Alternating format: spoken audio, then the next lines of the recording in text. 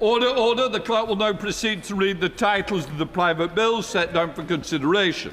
Cheltenham Borough Council Markets Bill, third reading. Now, Mr. Speaker. The question is that the bill now be read a third time. As many of that opinion say aye. Aye. The contrary no. I think the ayes have it. The ayes have it.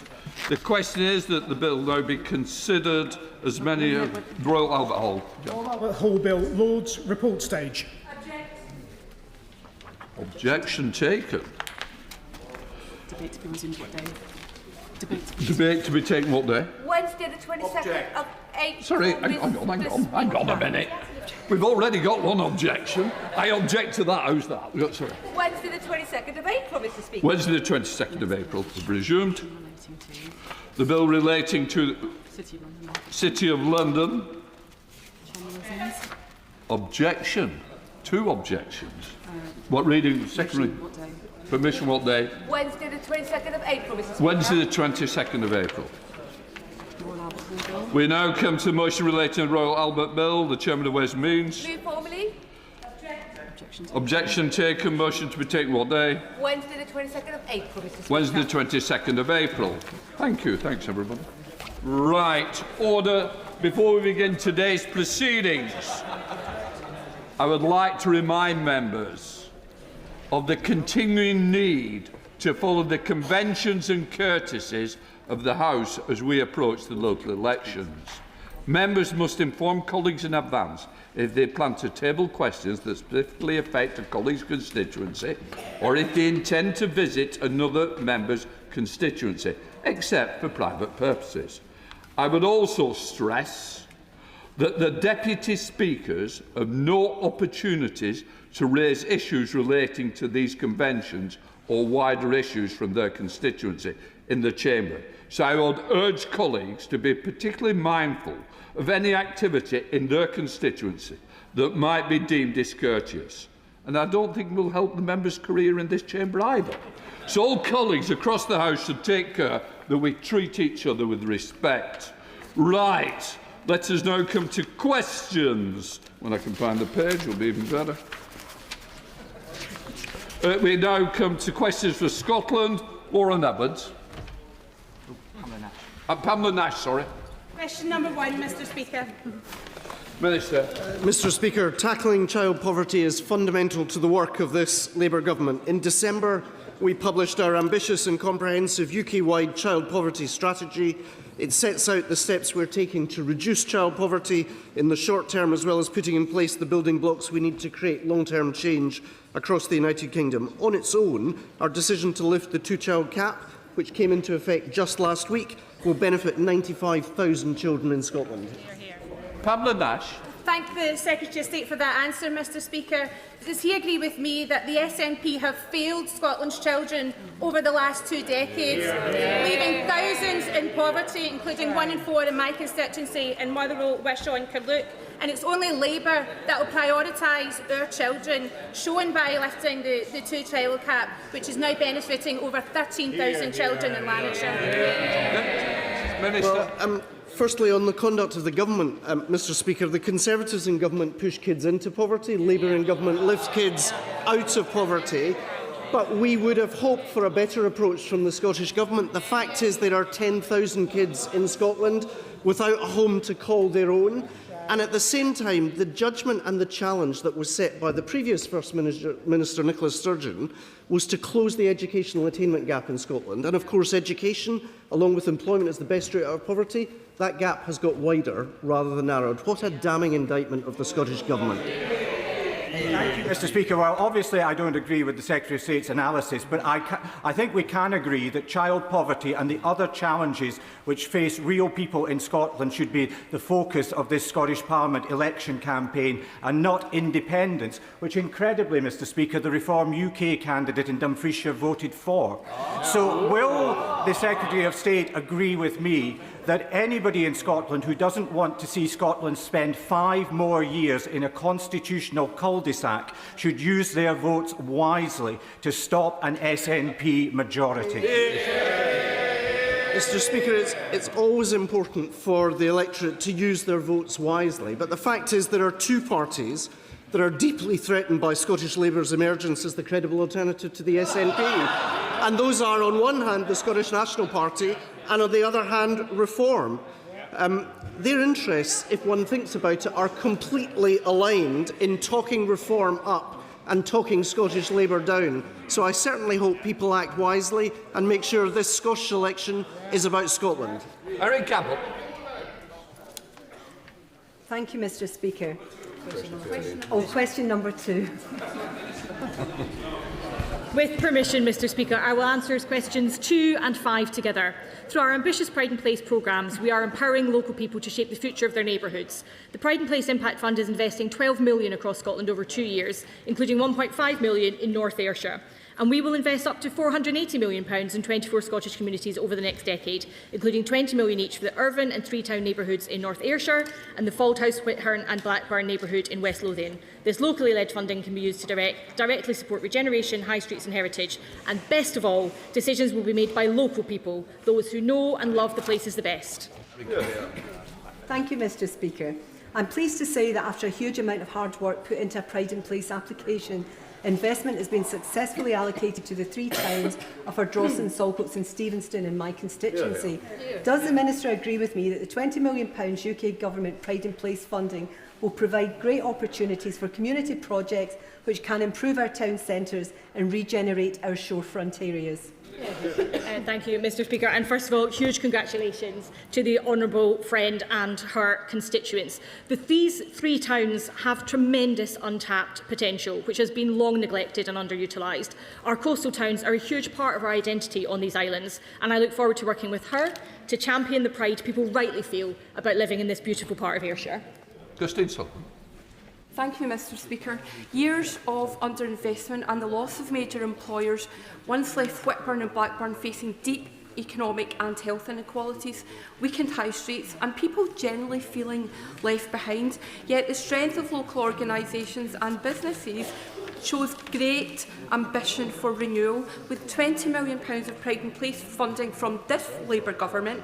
Finally, local people are at the heart of deciding local regeneration.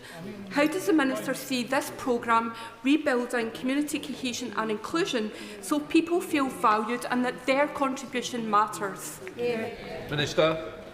The communities of Fauldhouse, Blackburn and Whitburn all face long-standing economic challenges. But as my honourable friend rightly says, there is so much pride and passion locally too, of which she is a great champion. Our Pride in Place programme is there to ensure that all local people have a stake and a say, and that they can work together for a future that is truly worthy of their ambitions for the place that they love. Jardine.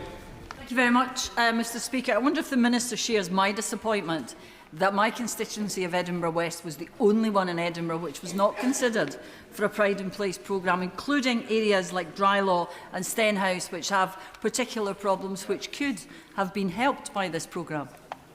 Minister. Thank you very much, Mr. Speaker, and the honourable member and I have had a chance to discuss this previously, and as I've indicated, these are Labour parties guided by Labour values. We have committed to targeting the funding at the places that need it most, on a double deprivation index in which I'm afraid her constituency simply didn't qualify. Alex Easton. Thank you, Mr. Speaker. Would the Minister accept that Pride in Place in Scotland is to mean anything else elsewhere in the UK? It must include targeted funding for high streets and town centres to turn long-term vacant premises back into productive use. Minister. Mr. Speaker, this is precisely one of the focuses of the Pride in Place programme. Our high streets have been neglected for far too long and they're the real heart of community pride, and I'm delighted that so many of the Pride in Place bids that have already come forward are focused on exactly that. Wendy Chamberlain. Agree, Mr. Speaker. Secretary of State. Mr. Speaker, the UK Government stands ready to provide the support that is needed for families in response to recent events in the Middle East. The Prime Minister has set out our plan to deal with the immediate impact of the conflict on the cost of living, which includes cutting energy bills by an average of £117 per household, extending the cut in fuel duty until September while closely monitoring prices at the pump, providing £4.6 million for low-income families in Scotland who heat their homes with oil to tackle surging prices, and of course continuing to push for de-escalation in the conflict itself. Wendy Chamberlain. Thank you, Mr Speaker. Now, I welcome what the Minister has said, but the challenge is that the Government has yet to correct the challenges from the Eco4 scheme, which in North East Fife has simply blighted houses with not only lack of installation, but poor installation of inappropriate heat pumps, etc. Can the Secretary of State advise me when the Government is going to start inspecting these properties and consider a compensation scheme for constituents such as mine? Secretary of State. Can I thank the honourable lady for her question? I see one of our designated ministers is here on the front bench with me. Let me write to her on exactly that matter.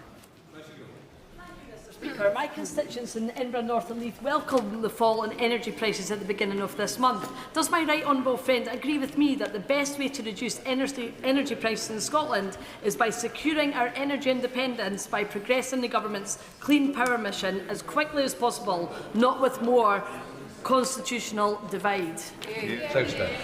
Mr Speaker, my honourable friend makes a powerful point. Global instability, including recent events in Iran, have exposed the risk of relying on fossil fuel markets that inevitably the United Kingdom does not control. We are delivering on our work to ensure our energy independence and so to bring down bills for the British people for good. What we absolutely do not need right now is the added distraction of political point scoring at the expense of our national security in what is a dangerous and troubled world. Andrew Bowie, Thank you very much, Mr Speaker. On this side of the House, Mr Speaker, we are very clear. We need to get Britain drilling and unlock the potential of our North Sea, cutting bills, saving Scottish jobs and making us more energy secure. Now, Mr Speaker, apparently the Scottish Secretary is running the election campaign for the leader of the Scottish Labour Party. So presumably he agrees with him when he said that the balanced approach we need to take is to support our oil and gas sector, which also presumably means he disagrees with the Secretary of State for Energy and the Prime Minister. So tell me, Secretary of State, who is right, the Prime Minister or the leader of the Scottish Labour Party? Because it can't be both. Secretary of State. Mr Speaker, the difficulty with the point that the Scottish Conservatives are making is that they are in denial of their record. We lost 70,000 jobs in the North Sea when he was in office. The fact is the challenge for the North Sea did not emerge in July 2024, but in fact reflected the complete absence of a plan by the previous government. The reality is oil and gas will be a central part of our energy mix for many years to come, and this is a government that recognises and understands that. Stephen Giffins. Mr Speaker, the Secretary of State will be aware that Scotland is energy rich, an exporter of electricity and energy, hydrocarbons and renewables. So why are so many Scots struggling to pay amongst the highest bills in Europe? Mr Speaker, the economic illiteracy is not limited to the benches of the House of Commons, but extends to the First Minister. Let's take the example of Berwick Bank, the largest offshore wind farm in Europe, paid for in no small measure due to the actions of a UK government. The fact is, when the First Minister and the honourable gentleman make their claims that somehow the affordability of renewables is determined by the Scottish taxpayer, they ignore the contribution being paid by UK bill payers. The reality is the level of investment we've seen in renewables in Scotland is a direct consequence of being part of the UK energy market. Stephen Giffins. Speaker, and right there, we're seeing the alignment of Labour and Reform. That's right. Because it's Labour's Brexit isolationism that's taken us away from Europe, away from our key markets. So why is it that independent Ireland, European Ireland, has announced $700 million in support package, yet a Scotland that has given $350 billion to the Treasury, yet in heating oil support got £35 per household? So what is it? As the fuel crisis spirals, we see little or no action from the Labour government. Will they turn their back on this alignment and towards the taxpayer? Mr Speaker, there they go again, talking up reform.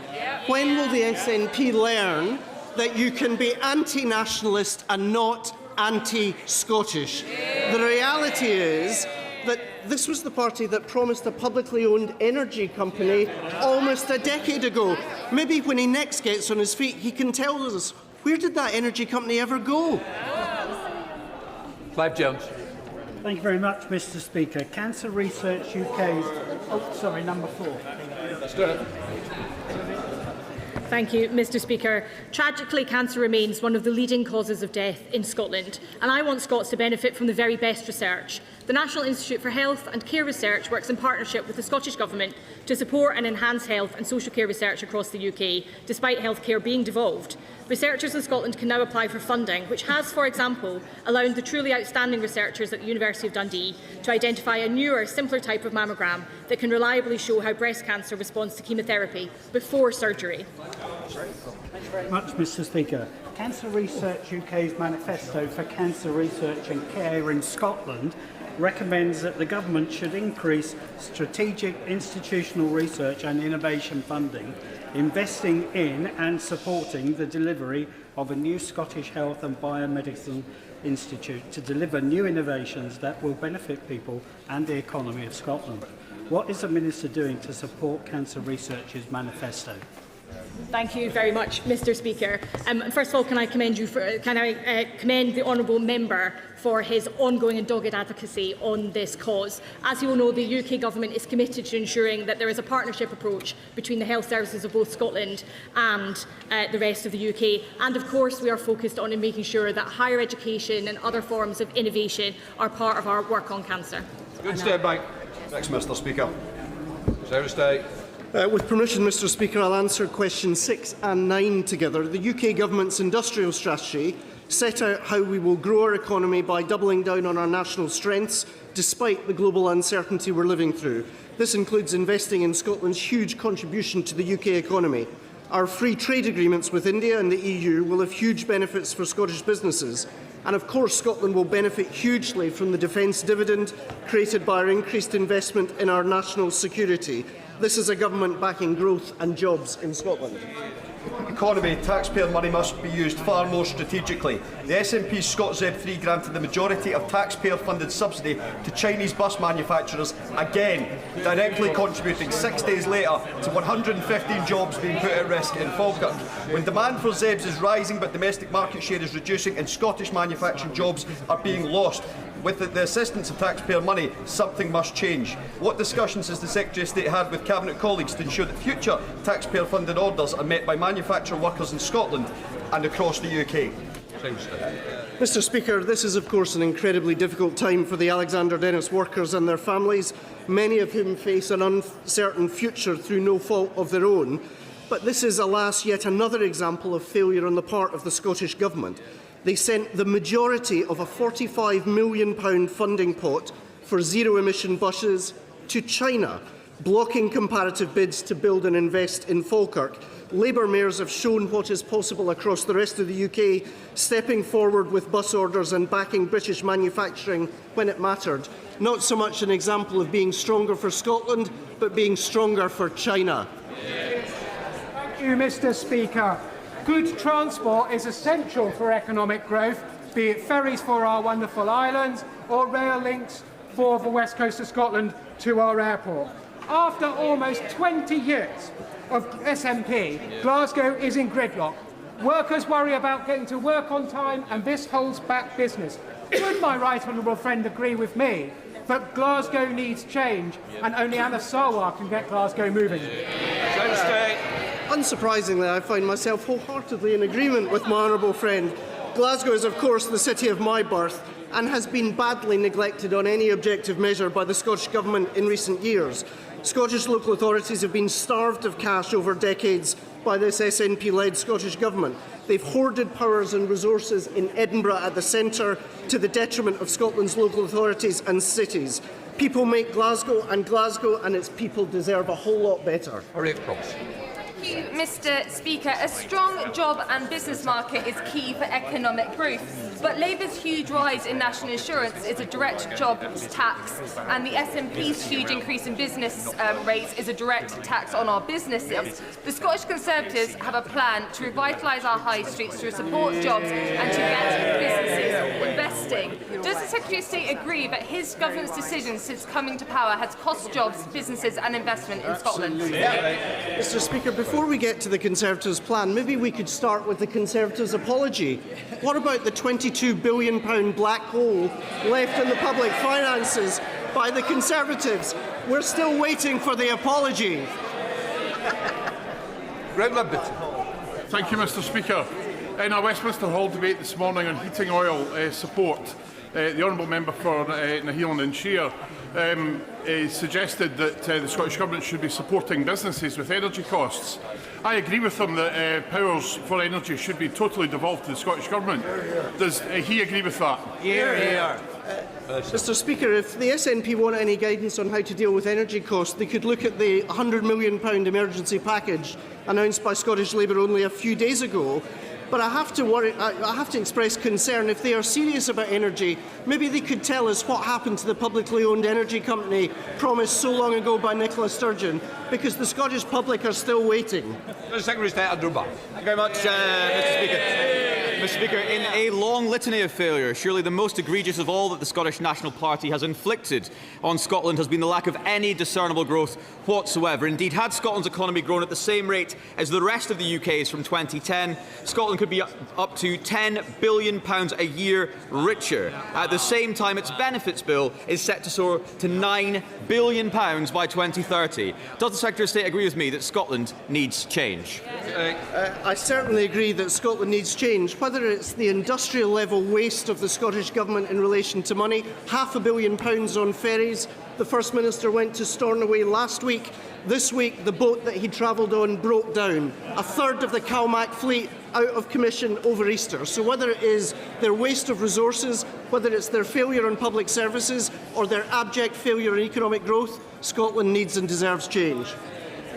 Mr. Speaker, I couldn't agree more, but change won't come from a weak and feeble Labour Party that over the last 5 years has nodded through and supported every single one of the SNP's madcap schemes, including, though they won't admit it now, the dangerous gender recognition reform stopped by us. The SNP has failed Scotland, but Scotland now has the worst of both worlds. Two economically illiterate socialist governments engage in a staggeringly depressing game of top trumps in a desperate race to the bottom. National insurance, family farm tax, the North Sea, business rates, Labour and the SNP strangling economic growth in Mr.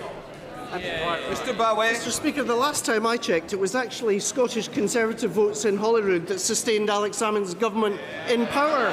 So we're not going to take any lectures from that party about somehow being the SNP's little helpers. The reality is Reform are the SNP's little helpers in this election, and after the comments last night, it's pretty clear the SNP are Reform's little helpers too. Liberal Democrat spokesperson Susan Murray. Thank you, Mr. Speaker.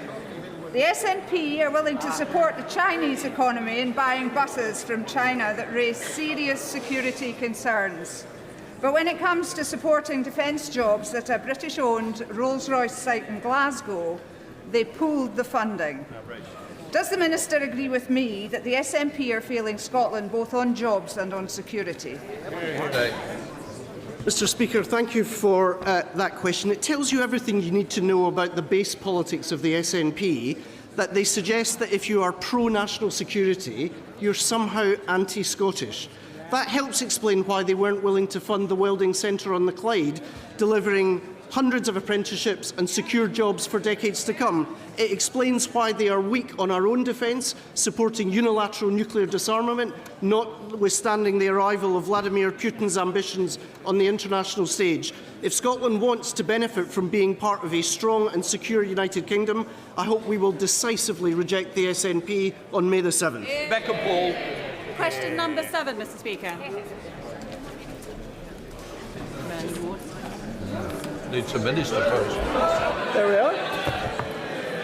I got there in the end. Mr. Speaker, last month, alongside the Chancellor, I met oil and gas industry leaders to discuss the impact of geopolitical volatility on energy prices.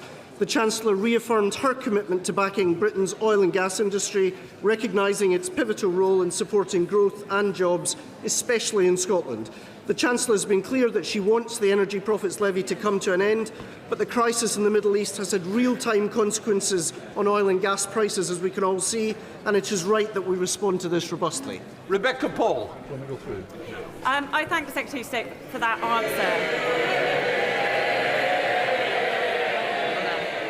And I welcome the warm welcome. Lovely. The oil and gas sector is a vital industry, not just in Scotland, but for the whole of the UK. Does the Secretary of State share the disappointment of this side of the House that the Chancellor deterred a reported £17.5 billion of private investment into the oil and gas sector by choosing to retain the energy profits levy last month? Money that would have supported thousands of Scottish jobs, delivering growth and energy security for the UK. Mr Speaker, I would respectfully point out it was actually the Conservative government who introduced EPL. Why did they introduce EPL? To deal with excess profits generated by a geopolitical crisis. What we are living through at the moment in the conflict in the Middle East makes the case for dealing with excess profits from some of the largest energy companies in the world.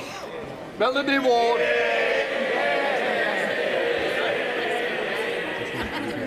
Thank you, Mr Speaker. The ExxonMobil plant at Mossmoran in my constituency has now ceased production after the company said last year that they've not made a profit for 5 years.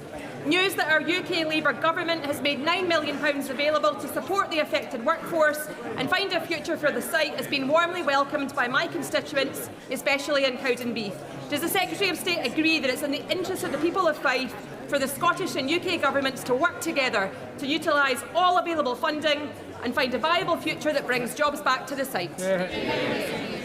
Mr Speaker, firstly, can I pay generous tribute to the tireless efforts of the Honourable Lady on behalf of her constituents in relation to the challenge faced by the Mossmoran workforce. She has been a powerful and consistent advocate for the workforce and the changes that we needed to see. That's why I'm proud that the UK Government has been actively marketing the site to potential investors and stands ready, as she says, to invest up to £9 million to secure a successful future for the site and to support the local economy.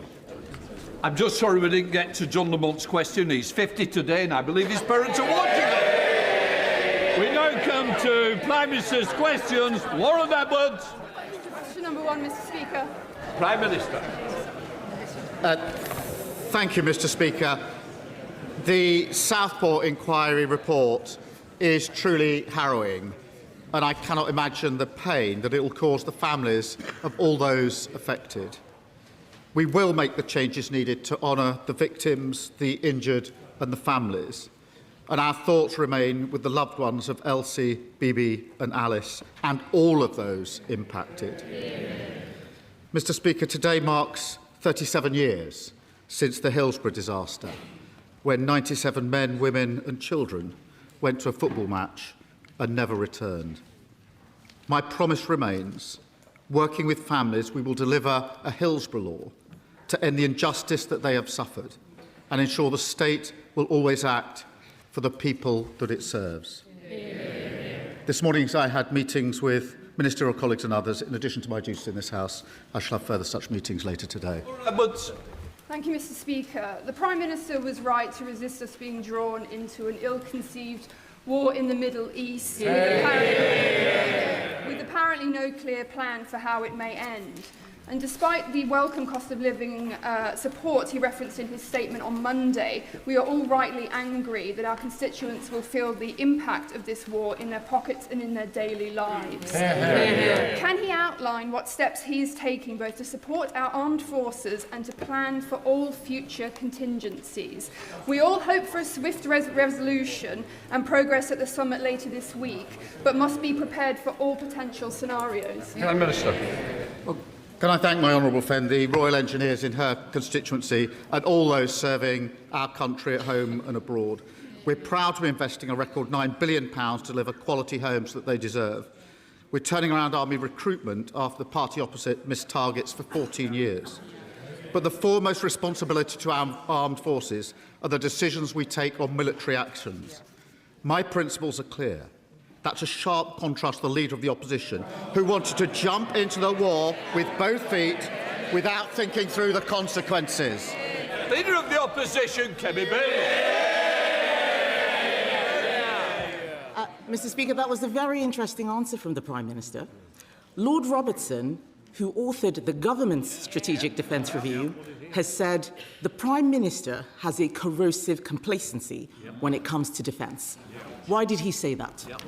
Minister. Mr Speaker, let me start by saying I respect Lord Robertson, and I thank him again. I thank him again for carrying out the strategic review. My responsibility is to keep the British people safe, and that is a duty I take seriously. That is why I don't agree with his comments. Last February, that was 7 months after taking office, I took the decision to increase defence spending from 2.3 to 2.6%, paid for by a difficult decision on overseas aid. Last June, at the Nato summit, I committed to raising core defence spending to 3.5%. Last November, Mr Speaker, the budget committed record funding to defence. I reaffirm those commitments now.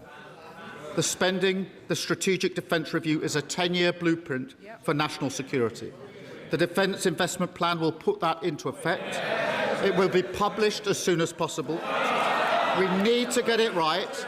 We inherited plans that were uncosted and undeliverable, and we're not going to repeat those mistakes.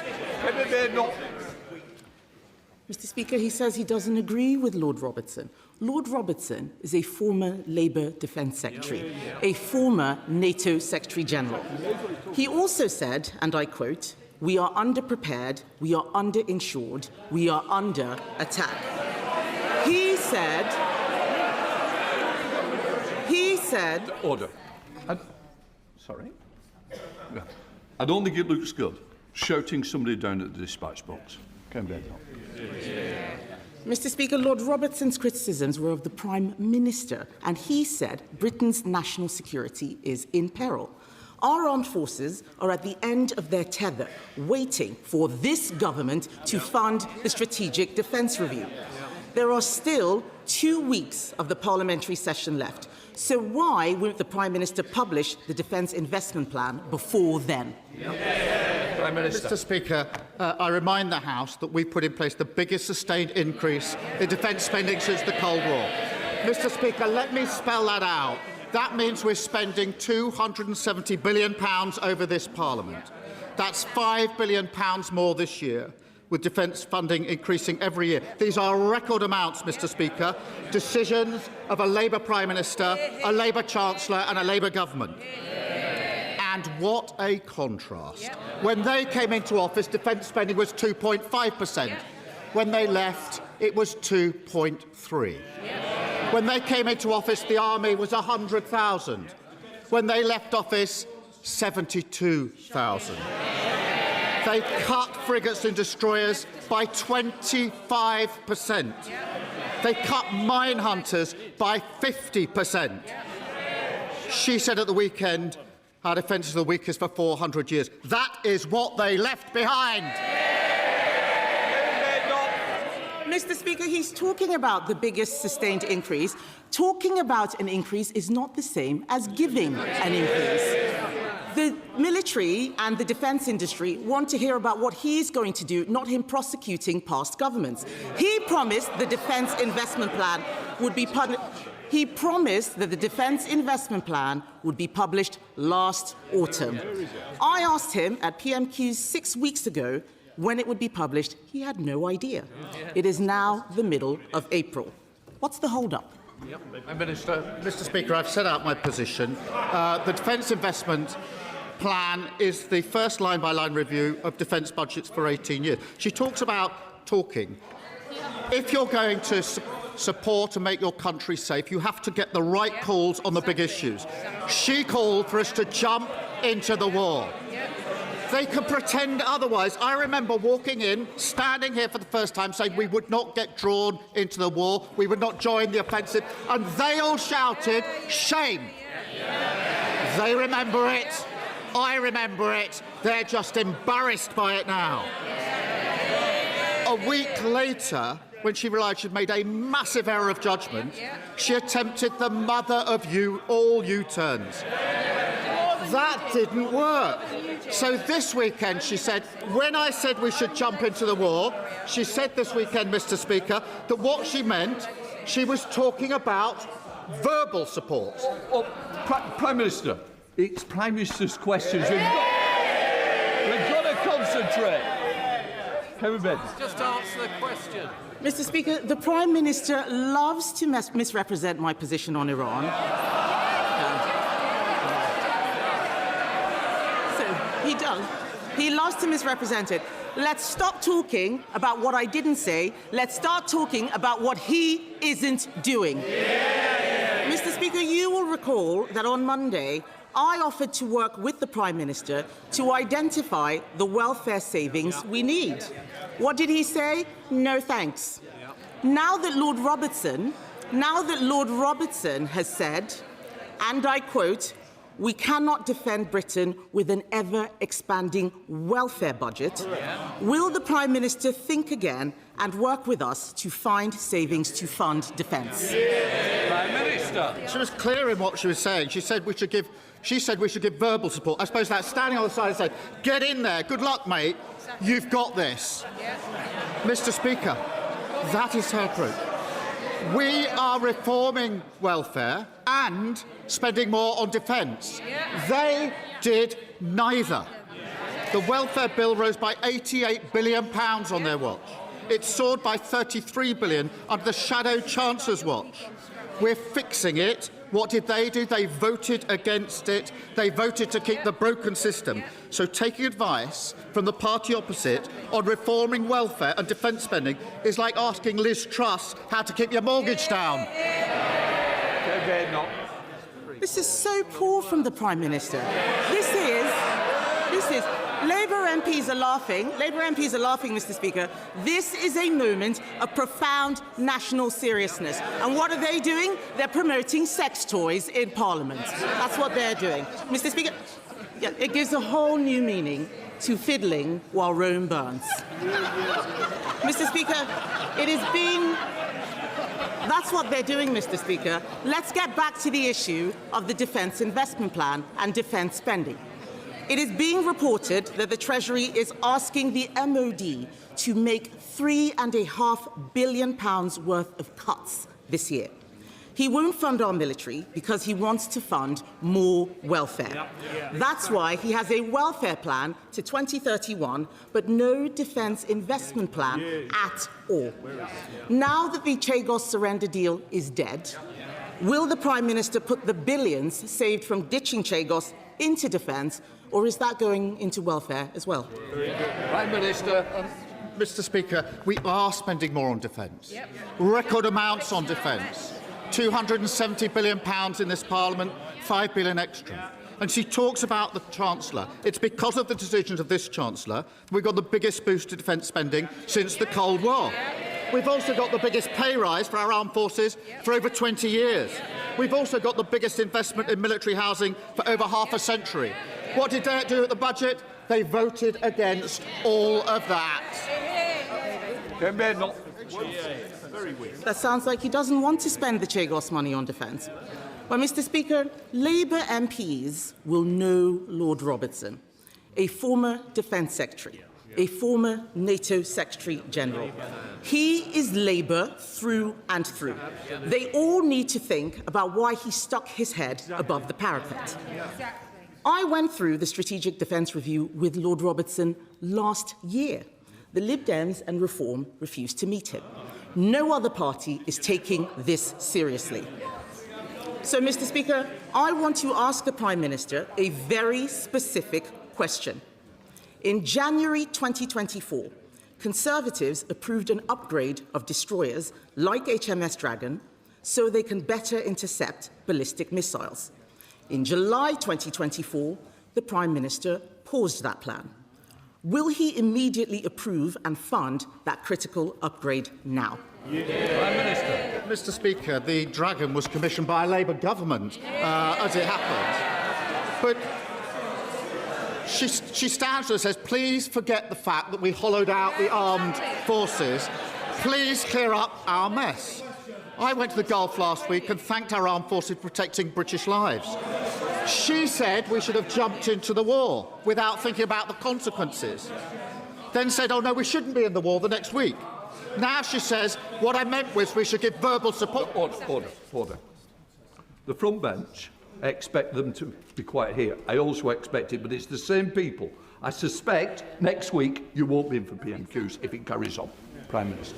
In addition to saying her position is we should just say to Americans, get in there, she insulted our armed forces, Mr. Speaker, saying they were just hanging around. These were pilots who within 2 hours of this conflict were up risking their lives, taking missiles out of the sky, and she insulted them, and she's never apologised for that. She said a few weeks ago that serious times call for serious people. She is not one of them. Ian Byrne. Thank you, Mr. Speaker.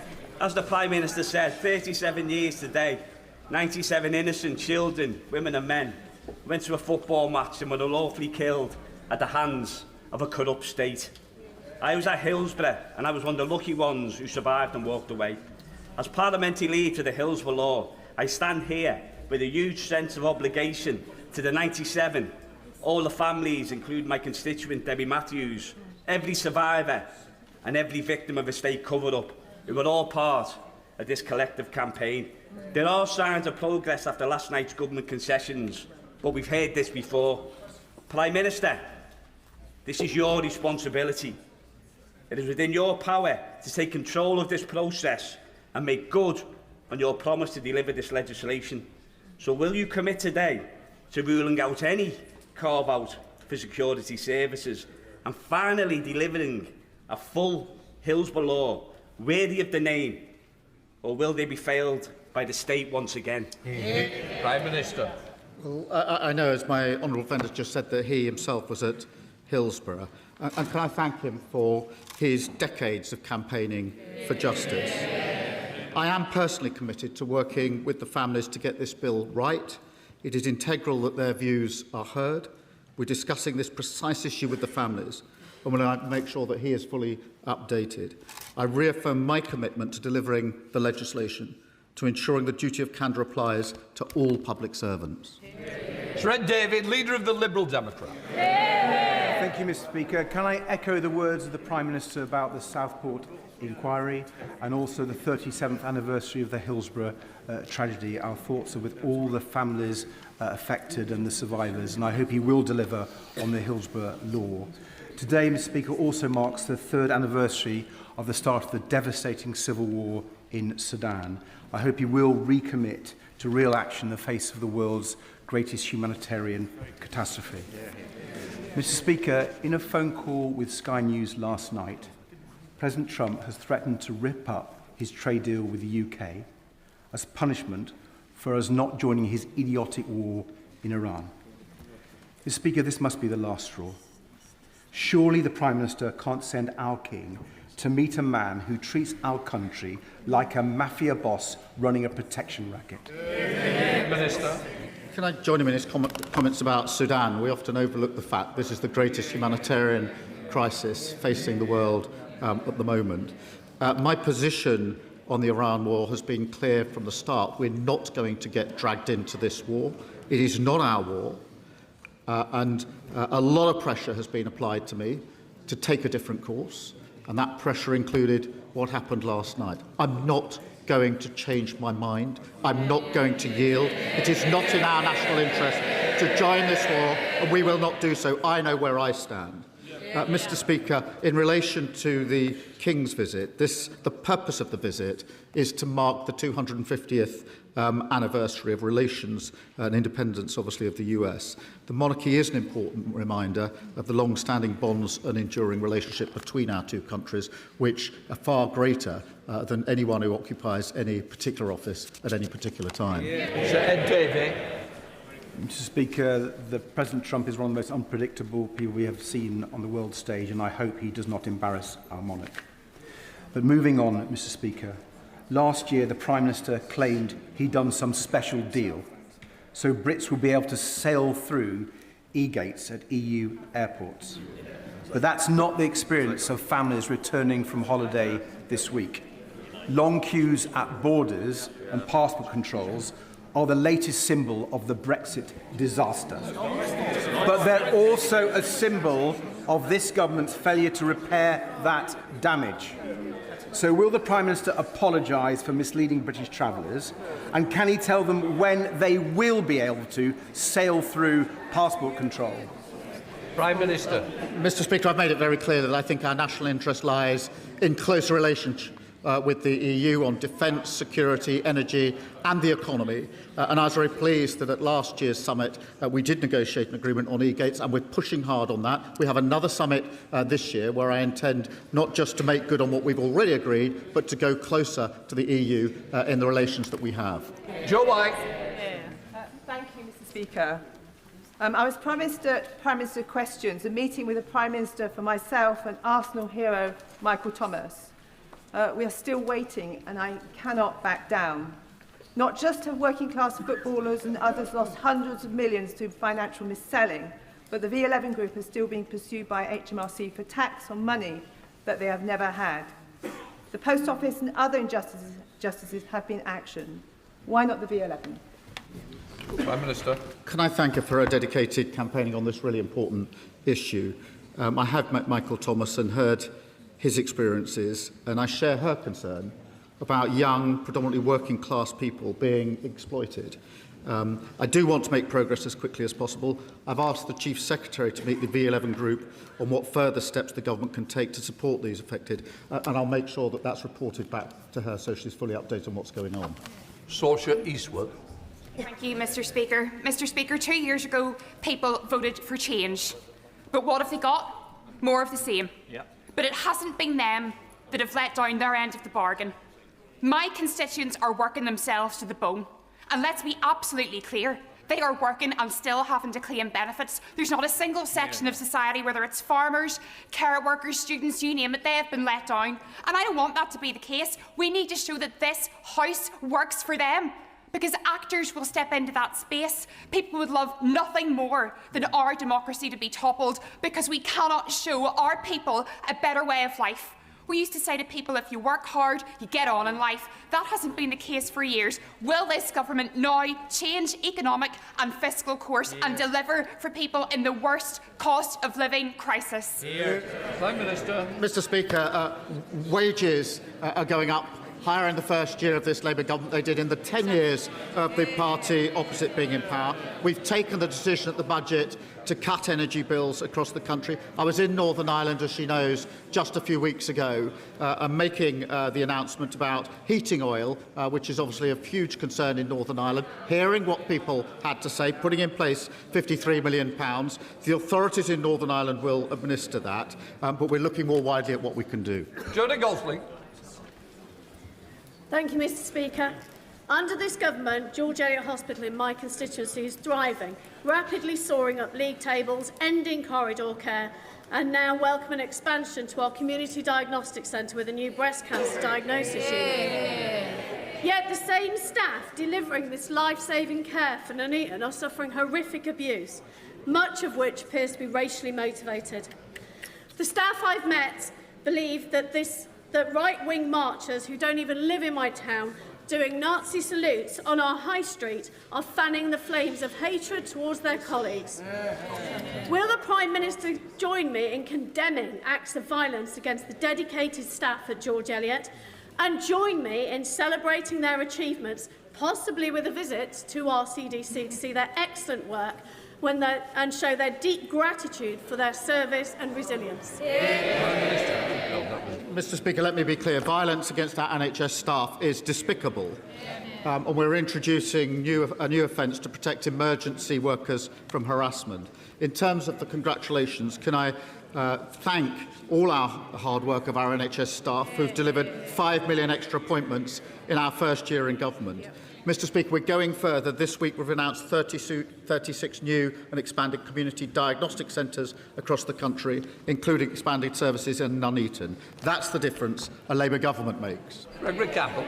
Thank you, Mr. Speaker. Prime Minister, there is severe hardship being experienced by businesses, consumers and families right across the United Kingdom. Not just normal cost of living costs, but fuel costs is exceptionally high and getting higher. There are protests being organised as we speak for next week. Prime Minister, we need action delivered as quickly as possible in order to ensure that these protests don't escalate out of control and people see that politics matters, governments listen and take action rather than just offer words. Can I thank him for his question? I know that his constituents and all of those in Northern Ireland are concerned about the impact that the war in Iran is having on them. I was in Northern Ireland just a few weeks ago where I spoke directly to party leaders and we announced what we're doing in that regard on heating oil. Obviously, fuel duty is frozen until September. Energy bills have been reduced. And we've also made it clear that we wouldn't tolerate profiteering or unfair practices, which was a particular concern raised with me when I was over in Northern Ireland. The most important thing we can do is to de-escalate the conflict and get the Straits of Hormuz open, and that's why I'm co-hosting the summit on Friday in order to make progress on both those fronts. Patrick Hurley. Thank you, Mr. Speaker. I'd like to thank the Prime Minister firstly for his words earlier in relation to the horrific attack in my constituency and also for the work that the government is now doing as a result. The families affected do not want their lives to be defined by the attack, and we must not allow my great town to be defined by it either. That's why I'm asking for the Prime Minister's help to ensure that my town's best days lie ahead of it. My council is helping to bring empty town centre properties back into residential use. It's a much-needed corrective after years of decline and neglect from the previous government. But more needs to be done. So does the Prime Minister agree with me that our town centres need place-based funding, and will he back me in my bid for Southport to be included in the next round of Pride in Place support? Prime Minister. Can I just say, having sat with him and the families of those impacted in Southport, in his constituency a number of times, can I just thank him for everything that he did and is continuing to do in response to that awful attack. And can I agree with him wholeheartedly that Southport cannot be defined by what happened in that awful, tragic incident. And therefore he is right to have the pride that he does have in his community. I'm delighted we're investing in reopening the iconic Southport Pier. We're investing, Mr. Speaker, £5.8 billion through our Pride in Place Fund to cut power and resources and put them into the hands of nearly 300 communities. And only a Labour government will deliver this kind of change. Ms. Cocking. Thank you. Thank you, Mr. Speaker. Welfare spending is set to rise by another £70 billion by 2030. And the last time I asked the Prime Minister about this, he said he was mending the system. Well, since then, Mr. Speaker, this disastrous Labour government have raised taxes on working people to give even more to those who don't. The people I speak to across Broxbourne think that this Labour government are taking them for mugs. So what does the Prime Minister say to working people across this United Kingdom who are being asked to pay more and are getting less? I'll tell them they were let down very badly by the last government for 14 years, and we're clearing up the mess. Julie Binns. Mr. Speaker, in the last week alone, 2 Scottish pensioners have been hospitalised following a collision with an illegal e-bike, and a 10-year-old boy in Grimsby was injured by another. The new Product and Regulation and Metrology Act gives government the power to define these bikes as unsafe and ban them from sale. Will the Prime Minister reassure my Carlisle constituents that the government will use these new powers to rid our streets of the menace of illegal e-bikes? My honourable friend is a tenacious campaigner on this issue, and I thank her for that. We launched a major programme of reform of the UK's product safety regulation. This will help tackle unsafe products being sold online, including non-compliant e-bikes and the batteries that power them. Mr. Speaker, we're also giving the police new powers to take unsafe e-bikes off the roads and destroy them without issuing a warning beforehand. Thank you, Mr. Speaker. Yates Station is at the heart of the town's industrial area and can be a gateway to the eastern end of the Western Innovation Arc. Local rail users tell me they want it improved. Businesses stress its importance for attracting a workforce, and in the wake of local manufacturing job losses, its redevelopment could be a catalyst for wider regeneration. There are already proposals in the town's master plan, so will the Prime Minister back jobs growth by supporting the redevelopment of Yates Station? Prime Minister. I can thank the honourable member. We're providing the West of England Combined Authority with over £750 million to invest in their priorities. That could include improving services and station facilities at Yate, and I know she'll make her voice heard in relation to that. I'm pleased construction is already underway at new stations at Charfield and North Filton. We've upgraded the Filton Bank line as well, enabling more frequent, reliable services in the region. Dr. Peter Prinsley. Thank you, Mr. Speaker. Can I first thank the nurses, the doctors, the radiographers and the receptionists who were not on strike when I tripped and broke my wrist last week. Now, after years of neglect, Labour is rebuilding our NHS, including the West Suffolk Hospital at Bury St Edmunds and the new dental school at the UEA. Now, does the Prime Minister share my genuine alarm, as a surgeon who's worked at the front line for more than 40 years, that the vague social insurance proposals of some of our opponents would be the end of our NHS and seriously threaten the health and well-being of millions of our fellow citizens? Prime Minister. Can I wish him a speedy recovery? He obviously speaks with great authority and experience on our NHS, and he's right to point out that waiting lists at the lowest for 3 years, A&E waiting times are the best for 4 years, and ambulance response times are faster for 5 years. That's because of the investment that we put in and they opposed. But I wonder how much my honourable friend would have been charged if he had arrived at a reform hospital under an insurance-based scheme. That would turn the clock back. The NHS is on the road to recovery. Don't risk it with reform. Nicky Slade. Thank you, Mr. Speaker. Will the Prime Minister join me in congratulating Dorset Wildlife Trust and the people of Dorset for their incredible efforts to secure Upton Heath for nature after part of this internationally designated site was put up for sale after decades-old planning consent was being used for mineral extraction? We've worked round the clock to raise hundreds of thousands secured just last night to buy the site. But the value was inflated by this permission from the 1950s, which should never have applied to a site of special scientific interest. Will the Prime Minister demonstrate his government's commitment to nature by committing to legislate to extinguish historic planning consents without compensation on sites that achieve international environmental designation? Minister. Can I thank the honourable member, and relevant ministers are happy to discuss with her the specific site that she mentions at greater depth, and reassure her we're committed to protecting our countryside. Our land use framework balances restoring nature with meeting demands of homes and energy. We've just announced £60 million. That's a record amount to support nature and threatened species. Rachel Hopkins. Thank you, Mr. Speaker. I'm greatly welcome the government's announcement to open up a youth hub in Luton to help bring together jobs, skills and wellbeing support in one place. So does the Prime Minister agree with me that after years of neglect under the previous Conservative government, it's this Labour government that's investing in the future of our young people? Can I start by congratulating Luton Town on winning at Wembley? Coached, of course, by Jack Wilshere, a great ex-Arsenal star. I'm delighted her constituency is benefiting from a new youth hub, one of the 80 additional hubs that we're launching across the country. That stark contrast to what we inherited. Over 1,000 youth centres were closed under the Tories. Spending on youth services was slashed by 73%. Labour's bringing youth clubs back, and we're proud to do so, building a better future for our young people. Thank you, Mr. Speaker. After 25 years on Prince's Risborough High Street, retailer Cato have said they are closing, citing hikes in business rates and the increases on taxation on employing people amongst their reasons.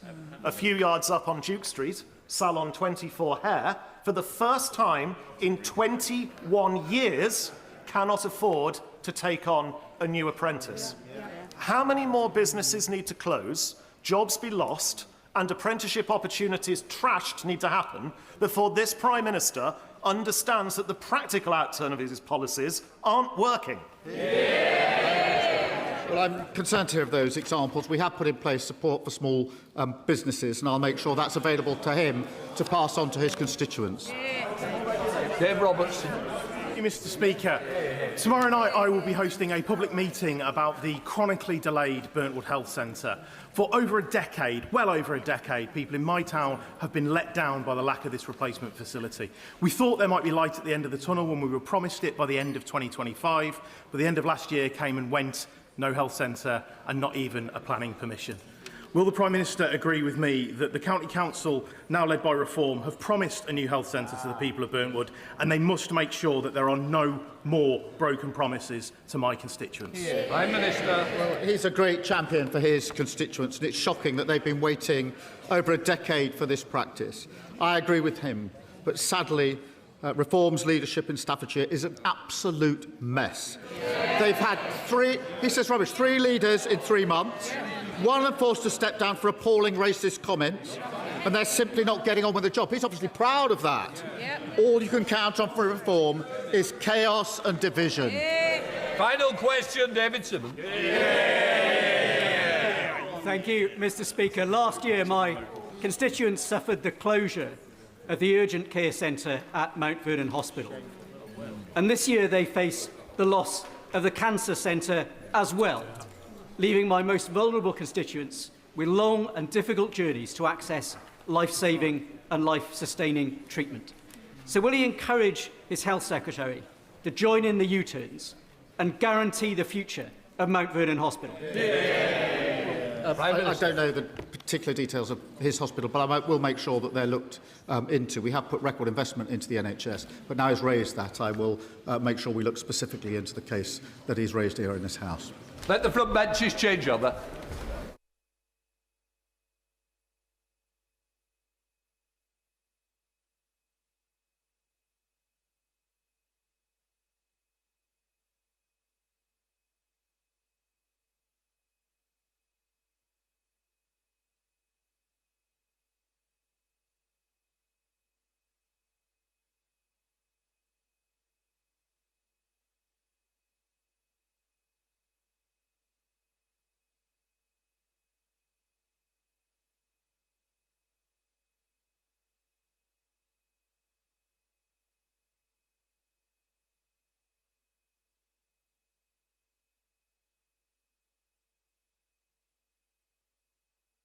Right, we now come to the urgent question. Mark Francois. Mr. Speaker, thank you for granting this urgent question. To ask the Secretary of State for Defence if he will make a statement on his plans to fund the recommendations of the Strategic Defence Review, the SDR. Minister. Thank you, Mr. Speaker. We are in a new era of threat and demands on defence are rising. The Strategic Defence Review sets out a vision to make Britain safer, secure at home and strong abroad. The Government has accepted all 62 recommendations that the review made, and its implementation has been delivered through a whole of UK Government effort. The DIP will deliver on the vision of the Strategic Defence Review and put right a programme that we inherited from the Conservatives that was overcommitted, underfunded and unsuited to the threats we face. It's a 10-year plan and we must get it right. But we're not waiting on the DIP to deliver. We've established the Defence Cyber Electromagnetic Command. We've launched military intelligence services and Defence Counter-Intelligence Unit, announced that the UK will purchase 12 new F-35A jets, and launched the UK Defence Innovation to streamline our innovation with a £400 million ring-fence budget. But this Labour government has done more. We've reasserted Britain's place in the world with the rebooted Lancaster House Treaty with France, signed the Lunar House Treaty with Norway and published the Defence Diplomacy Strategy. We've brought back defence exports into the MOD, with 2025 being the highest year of defence exports in 40 years, including landmark deals with Norway and Turkey. We've published the Defence Industrial Strategy with nearly £800 million to make defence an engine for growth in every corner of the United Kingdom, and we've unveiled the groundbreaking Atlantic Bastion programme to make Britain more secure from Russian undersea threats in the North Atlantic. And we've reversed that Tory privatisation that failed our armed forces, with our forces living in appalling accommodation. That's 40,000 forces families with a £9 billion programme that we can do upgrade 9 in 10 defence houses. This is a Labour government delivering for Britain and delivering for defence. Francois. Thank you, Mr. Speaker. Labour's Strategic Defence Review had 3 co-authors. I'd like to ask the Minister a question about each of them in turn. Does he agree with Dr. Fiona Hill that there is a bizarre lack of urgency in government defence planning? Does he agree with General Sir Richard Barrons, a co-author of the SDR, that there is an enormous gap between where we have to be to keep the country safe and where we actually are? Or does he agree with Lord Robertson, lead author of the SDR, former Labour Defence Secretary and distinguished former NATO Secretary-General, that the Prime Minister has shown a corrosive complacency towards defence? All of these strong words have been spoken in the past 48 hours. This is no coincidence. The authors obviously understand the principles of combined arms manoeuvre. The truth is, Labour's rhetoric on defence simply does not match the financial reality. We know that in the last financial year, the MOD was forced to make £2.6 billion of crippling in-year cuts. It's now been reported that in this financial year, they're being asked to find a further £3.5 billion on top. That would be catastrophic for our armed forces. Can the Minister categorically assure the House there will be no in-year savings exercise this year? Finally, Labour's SDR published last June promised us a comprehensive 10-year defence investment plan, which is still nowhere to be seen. One Labour peer told me prior to Easter that waiting for the dip was like waiting for Godot, except that Godot finally turned up. So can the Minister now tell the House in what month and what year Labour's much vaunted defence investment plan is actually going to be published? Or is Labour's Chancellor, who is adamantly refusing to sign it, still going to hold our armed forces to ransom? Isn't that why our Prime Minister, who resolutely refuses to overrule her, is all mouth and no trousers on defence? Minister. I see the armchair general is out in full force today. Deary me. Mr. Speaker, let me personally place on record again my thanks to Richard Barrons, George Robertson and Fiona Hill for the superb work they did in authoring the Strategic Defence Review. They know, more than many, the mess that his government left defence, hollowed out and underfunded defences. That's not my words, that's the words of a Tory Defence Secretary from this dispatch box admitting the failures they made with our armed forces. But look, in our first year, Labour has boosted defence spending by over £5 billion. We are now spending more on defence this year than any year under the previous Conservative government. Any year under the previous Conservative government. We will hit 2.6% in 2027, 3% in the next Parliament, and 3.5% in 2035. That's a level not seen under any one of the 14 years that him and his colleagues were in government. But let's compare to the party's record opposite. In their first 5 years of government, they cut defence spending by £12 billion. They did long-term damage to our military. They cut our number of warships by 25%, mine-hunting ships by half. They delayed the renewal of our nuclear deterrent. In the 14 years, they never hit once the 2.5% of GDP that we left them when we were last in power. And they cut troop numbers to the lowest level since Napoleon and drove down military morale with low pay and appalling military housing. We are working flat out to deliver the dip, and we will publish it when it is ready.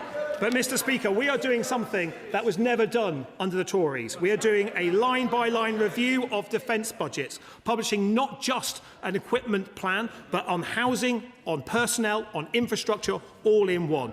This is a Labour government that is delivering for defence. Tom Singh, Deputy Chair of the Select Committee. Thank you very much, Mr. Speaker. Sobering is the public intervention by Lord Robertson, the former Defence Secretary and the former NATO Secretary-General, and that a man of his stature to make that assessment, I think, just shows the seriousness and the gravity of the situation. And indeed, he was the person who was tasked up by the government to head up the Strategic Defence Review.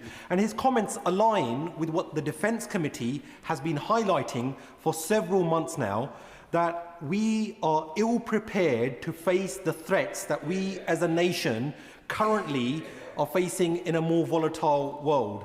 And that is why the government's rhetoric must align with reality, and we must ensure that we get to that 3% GDP spend on defence in this Parliament. We cannot afford to kick the can down the road to the next Parliament. Now, Minister, with regards to what the Prime Minister told me when he appeared in front of the Liaison Committee, he said that the Defence Investment Plan was on his desk and that it would be delivered very soon. Now, any further delay to the DIP would cause further damage to our defence industrial base, not to mention send the wrong signal to our allies and adversaries.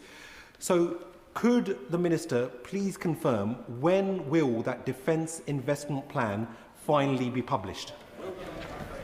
Minister. Can I thank my more friend for his questions? He does a superb job on the House of Commons Defence Select Committee, and he is right to be asking questions of defence. It is precisely because I share many of his views that we commissioned the Street Defence Review in the first place, why we adopted all 62 recommendations that recommended moving our nation's military to war-fighting readiness, ending the hollowing out and underfunding that we inherited from the party opposite. That's why there's £5 billion extra in our defence budget this year already. His government cut defence when they had their first budget. We increased defence funding. That's the difference between our two parties here. But look, we're not waiting for the Defence Investment Plan, and I entirely understand the seriousness in which the House of Commons Defence Select Committee Chair raises these issues. We're announcing defence contracts. Not a day goes by without me signing off a new one. Indeed, this morning, Mr Speaker, I was in Andover announcing the £879 million contract for maintenance of our Apache helicopters and our Chinook helicopters with Boeing, a 1,200-job contract that supports our efforts to make defence an engine for growth and give our fighting forces the very best equipment they can have. James McCleary, Liberal Democrat spokesperson. Thank you, Mr Speaker. It seems like every day a fresh revelation about the parlous state of our military spending comes to light. After yesterday's intervention from Lord Robertson, today reports that the Chancellor is unwilling to put any more than an extra £10 billion into defence over the next 4 years, and that the Ministry of Defence is seeking £3.5 billion in cuts. Just this morning, I met with a major defence prime who outlined again how the government's failure to publish the Defence Investment Plan is undermining investment in security in this country. Unpublished plans won't keep this country safe. As Trump tears up the global order and Putin continues to brutalise Ukraine, the government can no longer delay. So will the Minister immediately take forward Liberal Democrat plans for a £20 billion defence bonds programme, enabling a rapid cash injection into capital-intensive projects outlined in the SDR? And with even the Conservatives' leader now belatedly backing our call for cross-party talks, will the government finally stop dragging its feet and convene these as a priority to create consensus on how to reach 3% of GDP spending on defence?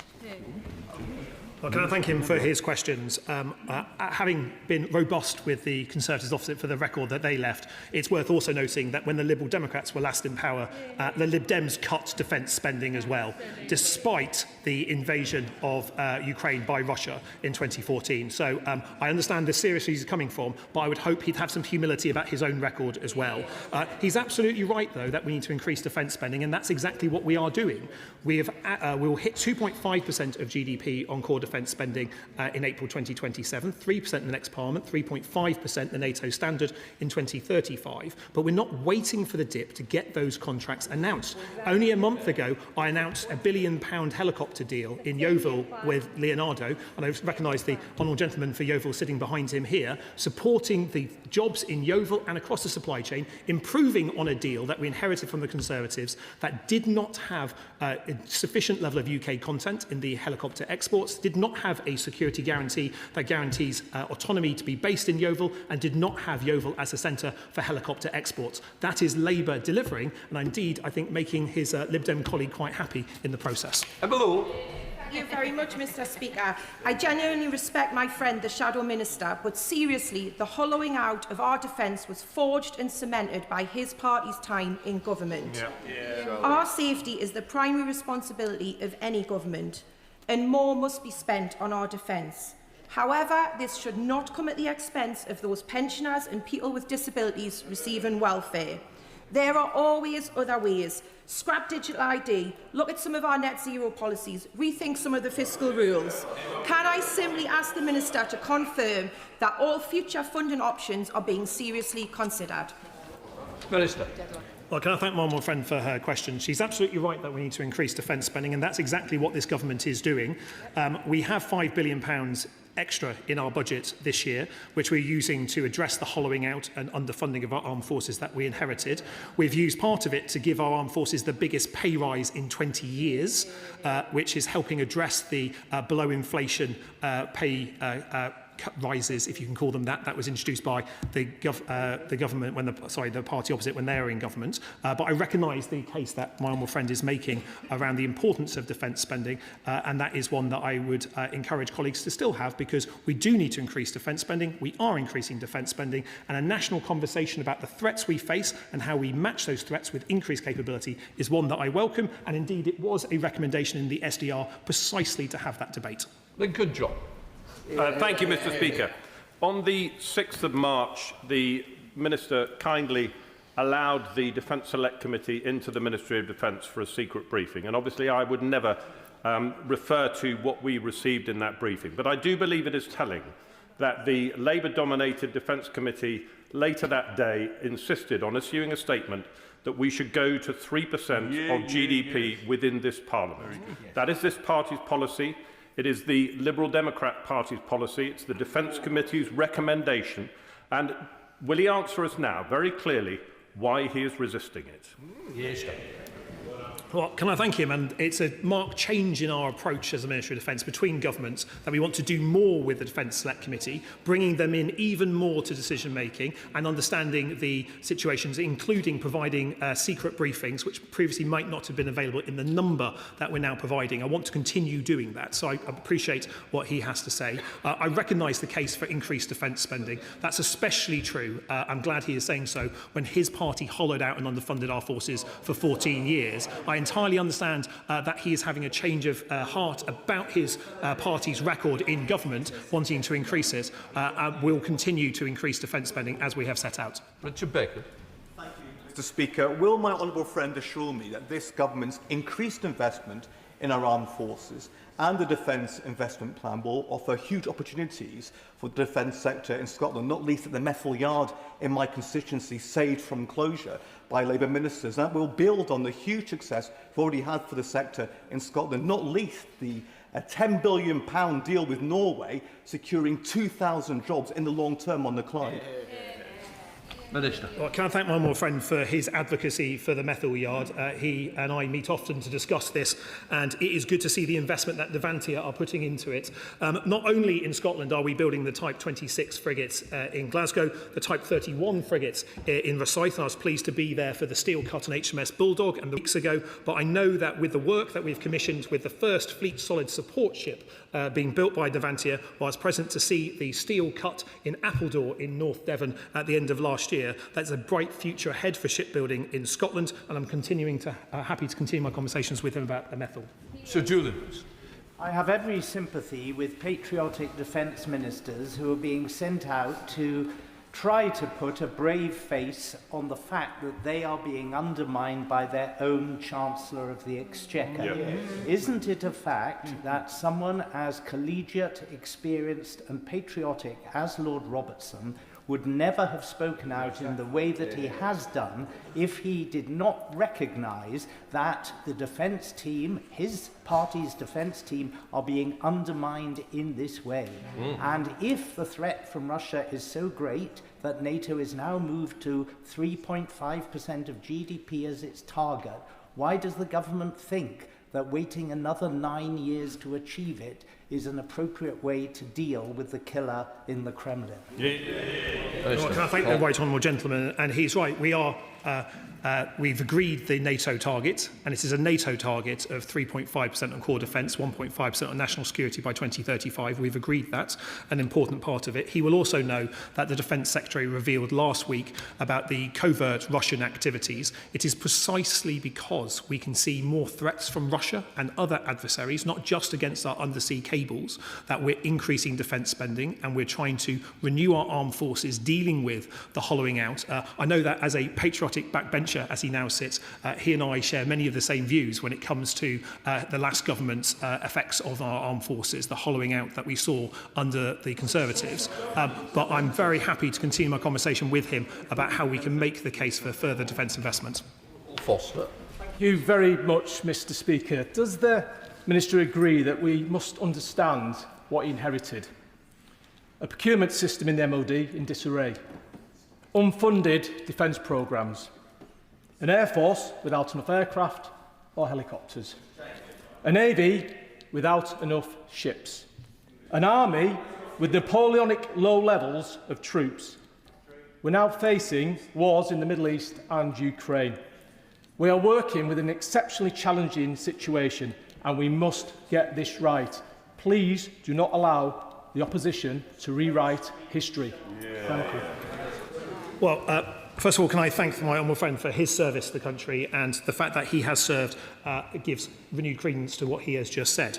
I'd certainly find it curious, Mr. Speaker, to see many of the people who delighted in cutting our armed forces over the last 14 years, now looking at saying that they want to increase defence spending without a hint of humility. I would find much more respect for the argument being made opposite if they stood up, first of all, to apologise for their cuts to our armed forces, and secondly, to apologise for their leader, who described our brave pilots in the Middle East as just hanging around. I think our forces deserve better than the Conservatives, and they have it with this Labour government. In room. Thank you, Mr. Speaker. In the words of Lord Robertson, we are underprepared, underinsured and under attack. We are not safe. Britain's national security and safety is in peril. I've asked over 6 times when the Defence Investment Plan will be published. I now know the answer. The answer is, we're working flat out. So could the Minister tell me in a time frame what and how long is working flat out? Can I thank him for, as a Devon neighbour, I know his passion for our armed forces as well, and it's good to see him wearing his Royal College of Defence Studies tie, an institution that I'm proud to be a graduate of as well. He knows that we're working flat out to deliver the Defence Investment Plan, and we'll publish it when it's ready. I would much prefer to get it right than to publish a document that is not right, and that is what we are doing. Manager. Thank you, Mr. Speaker. I remember defence investment under the last government. I was serving when our pay was cut, our defence housing was ruined, and equipment projects were cancelled and underfunded. In fact, it was under their government that our Navy warships were cut by 25%, our amphibious ships were mothballed, and our army fell to the smallest size for 200 years. Can the Minister tell us about the projects that we're doing to increase pay, to improve housing, and the effect that is having on recruitment and retention of our armed forces, so we can rebuild the numbers that were so hollowed out under the last government? Well, can I also thank my friend for his service to our country as well. And it's interesting he mentioned recruitment, because indeed the Shadow Minister, when he sat on these benches during the last Parliament, was scathing about his own government's record on recruitment, scathing about their performance, scathing about their lack of action against the contractor they brought in. Mr. Speaker, I'm pleased to report that inflow is up under a Labour government, outflow is down under a Labour government. We've replaced the contractor, and we are delivering not only the biggest pay rise for our armed forces for 20 years, a second above inflation pay rise. We've ended the privatisation and the scandal of military homes that we inherited, with 9 in 10 military homes being refitted in the next decade. And we are putting effort into valuing our people by legislating for a new Armed Forces Commissioner, so our forces and their families can raise concerns outside the chain of command with someone independent. This is a government that is delivering for those who serve in uniform. Tom Tugendar. Thank you, Mr. Speaker. May I say it's deeply unedifying to hear both the Minister and others playing political games with the matter of national security. Look, we can all look at the past. I can tell you about the body armour that I had to give over to somebody else for the invasion of Iraq because we didn't have enough in 2003. I can point to the underfunding of helicopters that meant that friends of mine were killed on operations in Afghanistan because they were underfunded under governments before his, but yes, wearing the same colour tie. We can all point to the past.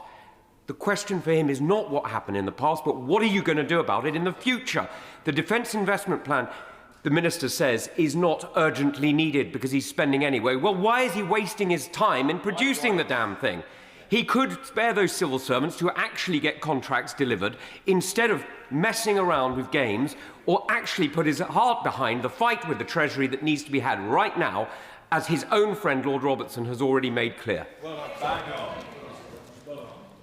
Well, I really like the right honourable gentleman. Actually, I think he's a very jovial chap, and he raises some good points. And let me say to him, the Defence Investment Plan is needed. It is being worked on by our department. We will be delivering it when it is ready, but we are not waiting for the Defence Investment Plan to make announcements. I've spoken about the £879 million contract I announced this morning in Andover for our Apaches and Chinook fleet, but I could also point to the announcement we made on Friday, a multi-million pound deal with the veteran-led startup Cambridge Aerospace to provide new missiles to intercept drones, not just for our forces, but for our allies in the Middle East. So when he says we're looking to the future, we are exactly looking to the future, and that is why the Defence Investment Plan will set out the kit and capabilities that we need and will buy for the next 10 years, but also the upgrades that we're making to the kit we have today to give our fighting forces the edge. But importantly, it also talks about how we value our people, something that I don't think has been spoken about enough in defence for far too long, something else we're addressing. Jane Kirk. Mr. Speaker, I'm sitting on the Armed Forces Bill Committee, and we've heard terrible testimony about the state of military housing, and we've heard how it's already improving. So does the Minister agree that that £9 billion investment that we're making into military housing to deal with that botched privatisation can only be a good thing and raise morale of our troops?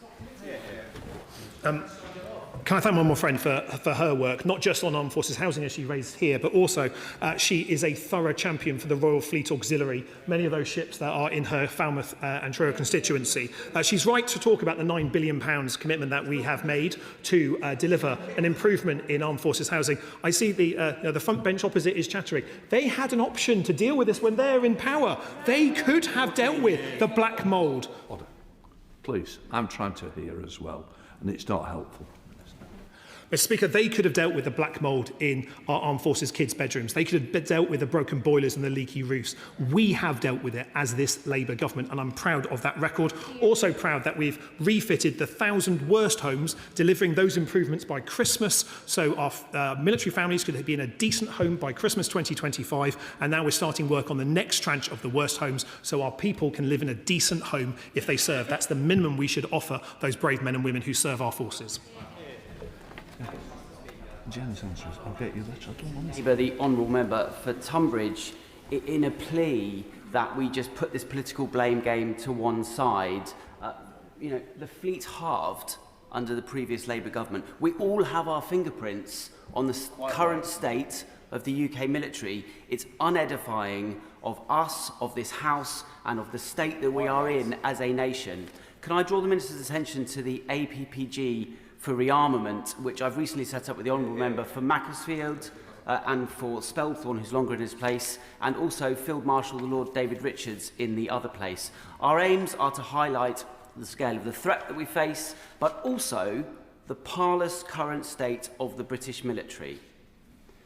Can I ask if he shares those aims with us? Because talking about both is necessary for this national conversation that was highlighted in the SDR that hasn't happened.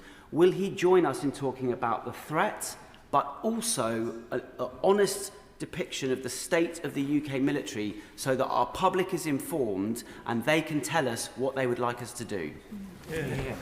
Thank him for his questions. I follow him on Twitter, so I'm very much keen to see the end of the political blame game of his tweets, and I look forward to seeing what he tweets next. That might be the embodiment of that spirit that we've just heard here. But he's right to talk about, especially munitions and the stockpiles that we inherited, far too low for the threat that we're facing. That's the reason why we have already made announcements about increasing the amount of munitions that we're buying for our armed forces. And he's also right to talk about the threat. The Defence Secretary from this dispatch box has spoken about the increasing threat that Russia in particular poses to the United Kingdom and our allies. We'll continue to do that. I'm very happy meeting him and his new all-party group to have that conversation, because I think it is an important one about how we address the underfunding and the hollowing out of our forces that we inherited, but also I'll be able to help him understand the progress that we are now making under this Labour government to restock and to rearm, which is a lot of work done, but a lot of work still to do. Lawrence Turner. Mr. Speaker. Will the Minister look at the sorry tale of Glenelg Castle mess in Longbridge, Birmingham? This is Armed Forces accommodation, not from decades ago, but opened just in 2017 at a cost to the taxpayer of £36 million. It was built with 95% flammable external cladding, and now the fire defects within the accommodation have been judged to be so severe that the facility is going to be closed for up to a year at further great cost to the taxpayer. This was hopelessly mismanaged by the previous government. The Armed Forces personnel who work at the Royal Centre for Defence Medicine in Birmingham do an essential job. They deserve better. I entirely agree with every word that my honourable friend has said there, and I know he's been assiduous in asking detailed parliamentary questions about the refurbishment and the refit of the Longbridge mess. I'm very happy meeting him to hear directly about the concerns of him and his constituents. Dr. Andrew Wells. Well-placed sources are suggesting that the number of Type 26 hulls on the order book may be reduced or transferred to our Norwegian allies. Now, I appreciate that Labour has a track record in reducing the number of frigate and destroyer hulls, but nevertheless, will the Minister confirm that there are no such plans and that we will proceed with a minimum of 8 Type 26 frigates, particularly given the increase in Russian submarine activity discussed by his colleague, the Honourable Member for Selyoke, on Monday? I can indeed, and he will know as a Defence Minister in the last government the state of the forces that he passed over to this government as well. But when it comes to frigates, which, Mr. Speaker, I could bore the House on because it is one of my favourite subjects, he will also know that the deal that we've signed with Norway, an incredible deal that sustains Type 26 production on the Clyde for many, many years to come, sees not only the 8 British Royal Navy Type 26s, but the 5 Norwegian ones. We're working with Norway on build slots currently, but that will create a combined force, a truly interoperable, interchangeable force. Indeed, the only things different between a Royal Navy and a Norwegian Type 26 will be the language on the signs. That is interchangeability. That is at the heart of the new defence agreement that we've signed with Norway, and part of an agreement about how we can work more closely with our JEF allies in Northern Europe, which I hope can be expanded to other nations as well as we look to sell the Type 31 frigates to more of our partners. Tim Rocker. Thank you, Mr. Speaker. The Minister will have recognised the strength of feeling on all sides of the House to see the Defence Investment Plan published as soon as possible, and I hope Treasury Ministers share that understanding as well. I do think history is important, actually.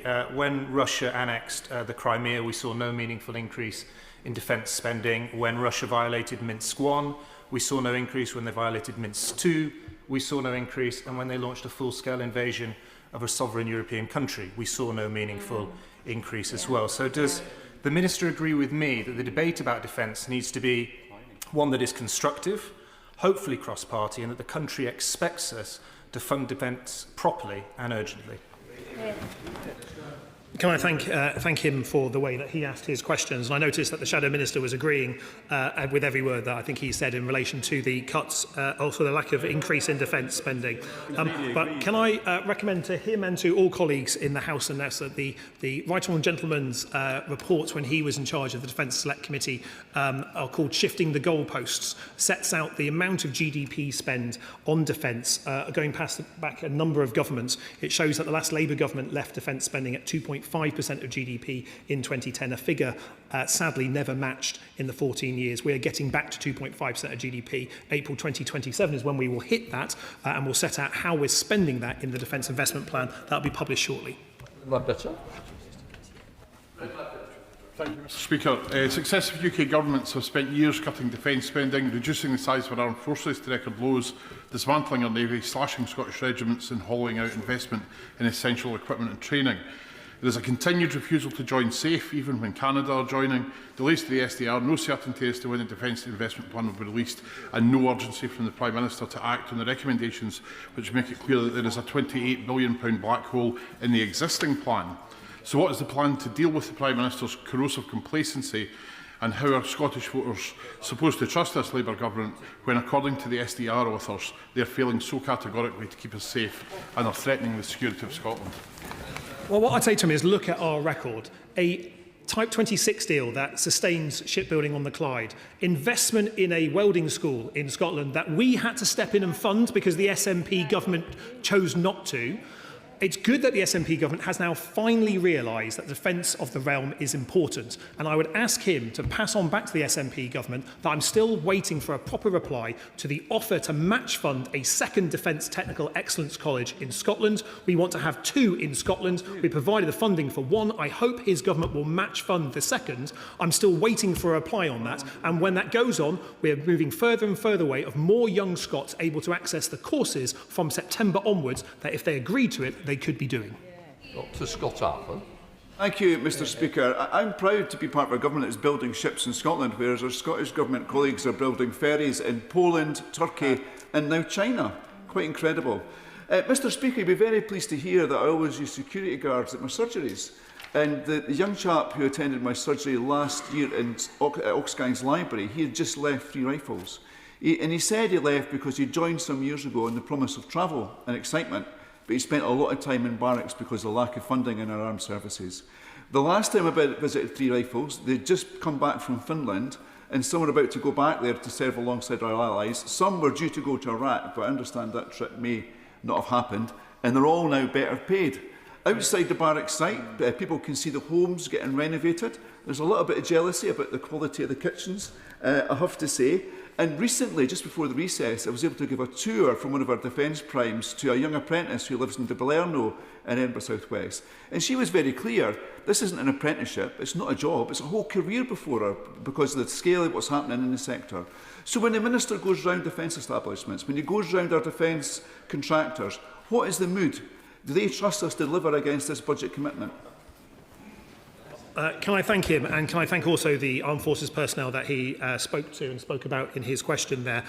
We have a British Army that is currently globally deployed. I'm incredibly proud of, as I imagine, the whole houses of our forces that are deployed in Estonia as part of our forward land force, those forces that are deployed in Cyprus and across the Middle East in support of our allies, and those that are training and have been in support of our High North allies on various exercises. I don't ask our forces to comment on party political matters because they're there to serve the government of the day. But I do know that having them and their families live in homes without damp, mould, leaky roofs or broken boilers greatly improves their mood. And that is precisely why this government's delivering an upgrade to 9 in 10 service family accommodation in the next 10 years. Bob Blackman. Thank you, Mr. Speaker. One of the challenges of tying defence expenditure to GDP is that the economy fluctuates. So when Labour crashed the economy in 2008, defence spending on GDP terms went up. So the reality is that as the economy fluctuates over the course of this Parliament and the next one, there could be a challenge in terms of actual defence spending. So as he looks at the defence investment plan, can he make sure that actually the level of expenditure continues to rise so that we actually get the investment in defence that we need? Or, Mr. Speaker, it's a Liz Truss Claxon moment, isn't it? His memory is so brief that he has forgotten about what Liz Truss and the Conservatives did to our economy only a few years ago. But look, I agree with him that we need to increase defence spending. And let me say to him very clearly, there's not a single person in uniform today, not an admiral, a general, or anyone of any rank who has served in the UK Armed Forces with a decade ahead of increasing defence spending. That is such a sizable change when it comes to our armed forces spending. I noticed the chuntering from the front bench again, being grumpy that it is a Labour government that's increasing defence spending when his cut defence spending, but I will continue happily working cross-party in support of our armed forces. Peter Swallow. Thank you, Mr. Speaker. When this government took office, it inherited an armed forces on its knees, and it responded to that challenge with the largest sustained increase in defence spending since the Cold War and a bold 10-year strategic defence review to make sure that we can have an armed forces that once again is able to protect our nation.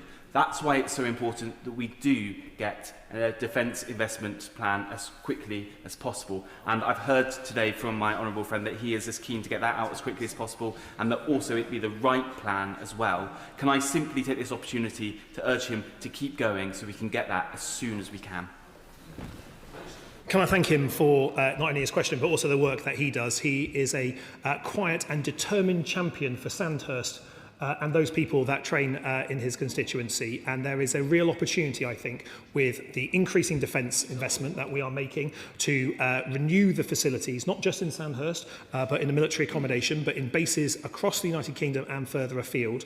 And it's not just about infrastructure that we're increasing. I'm especially proud that I'm part of a government and a ministerial team with the Defence Secretary that is increasing support for childcare for those people who serve, because it is about our people, not just our equipment, that we should focus on, and that is what the Defence Investment Plan will do.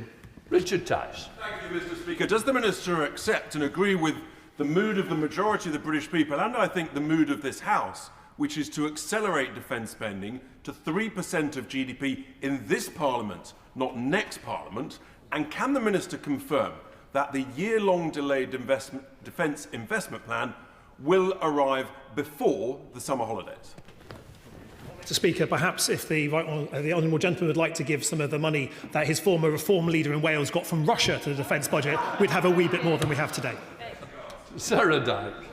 Mr. Speaker, Thales employs over 800 people, including 66 apprentices, on its site in Temple Combe in my constituency. Here they develop world-leading sonar systems for the Royal Navy's Astute and Dreadnought submarines, as well as delivering critical systems to enhance the UK security and defence. So given the training capability gap identified in the Strategic Defence Review, how will the Secretary of State increase funding for apprenticeships to ensure we address skills shortages?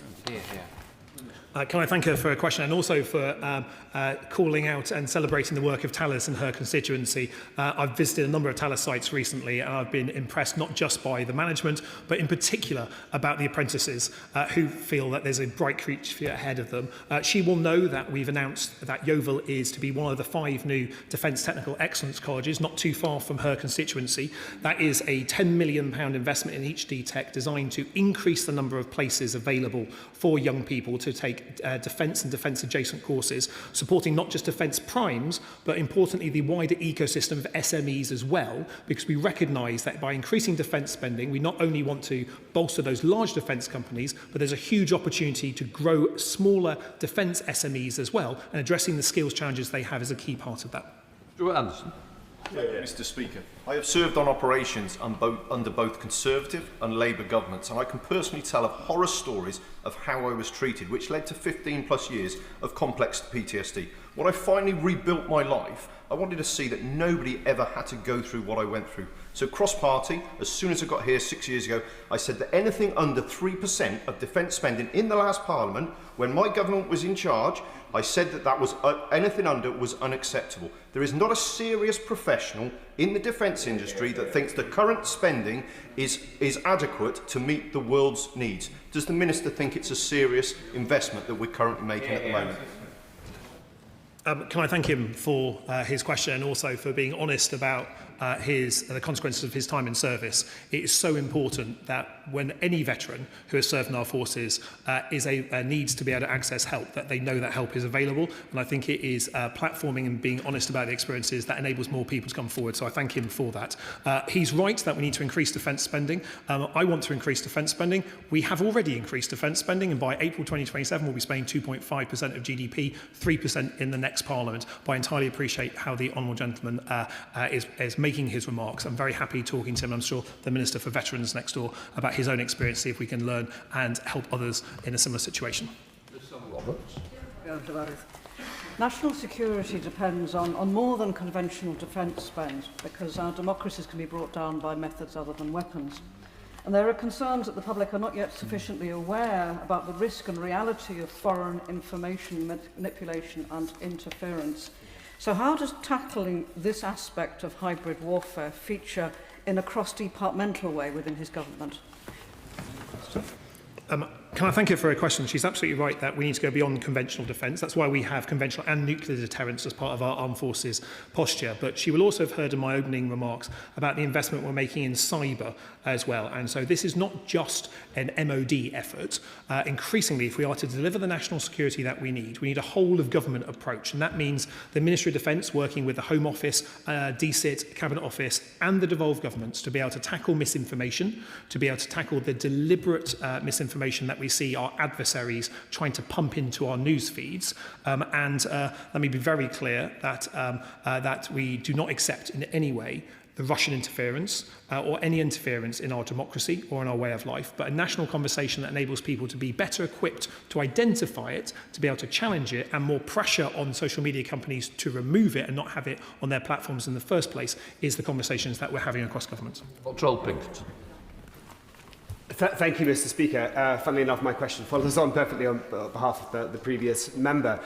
Lord Robertson said that we are ill prepared for the threats of today, never mind tomorrow, and while Britain may not be under a daily attack from missiles and tanks, not yet anyway, we are under daily assault by mis and disinformation from hostile actors who are targeting our institutions, our democracy and our social cohesion. The Minister has already referred to the investments and operational changes that have been put into cyber and indeed electromagnetic security.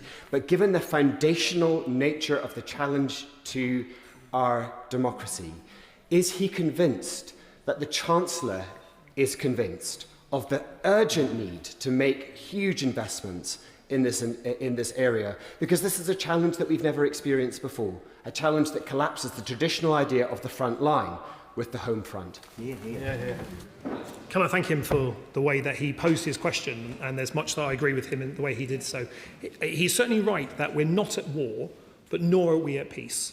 And certainly, if you look in a number of domains where we can see UK forces and UK infrastructure being attacked, the cyber domain being the most obvious of those. But as the Defence Secretary revealed only last week, the threats that we are seeing to our undersea infrastructure from the covert Russian activity, being able to call it out, being able to say to Putin, we see what you are doing, you will not have deniability.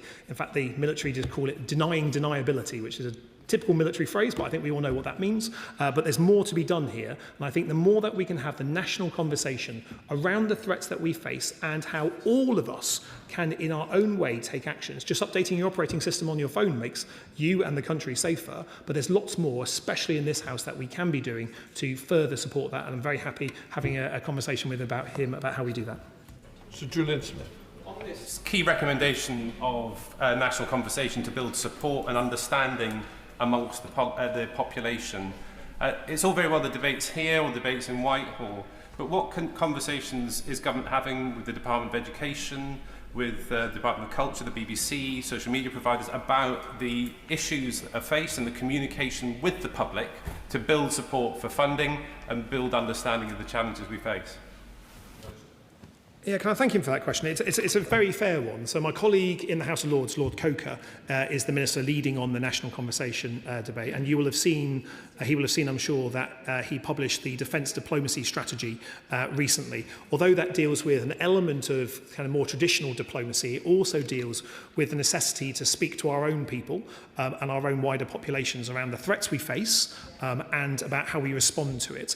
We're still at the early stages of forming the proposal for that formal national conversation. But again, that is one that has to be cross-government. That has to include the Cabinet Office. That has to include government departments that aren't just the Ministry of Defence, because how we defend our nation in the 21st century is not just about the brilliant men and women in uniform. It's about a whole of government and a whole of nation effort. And that's what we're trying to kickstart that conversation. But a debate around defence spending certainly contributes to that as well. Brian Matthews. Thank you, Mr. Speaker.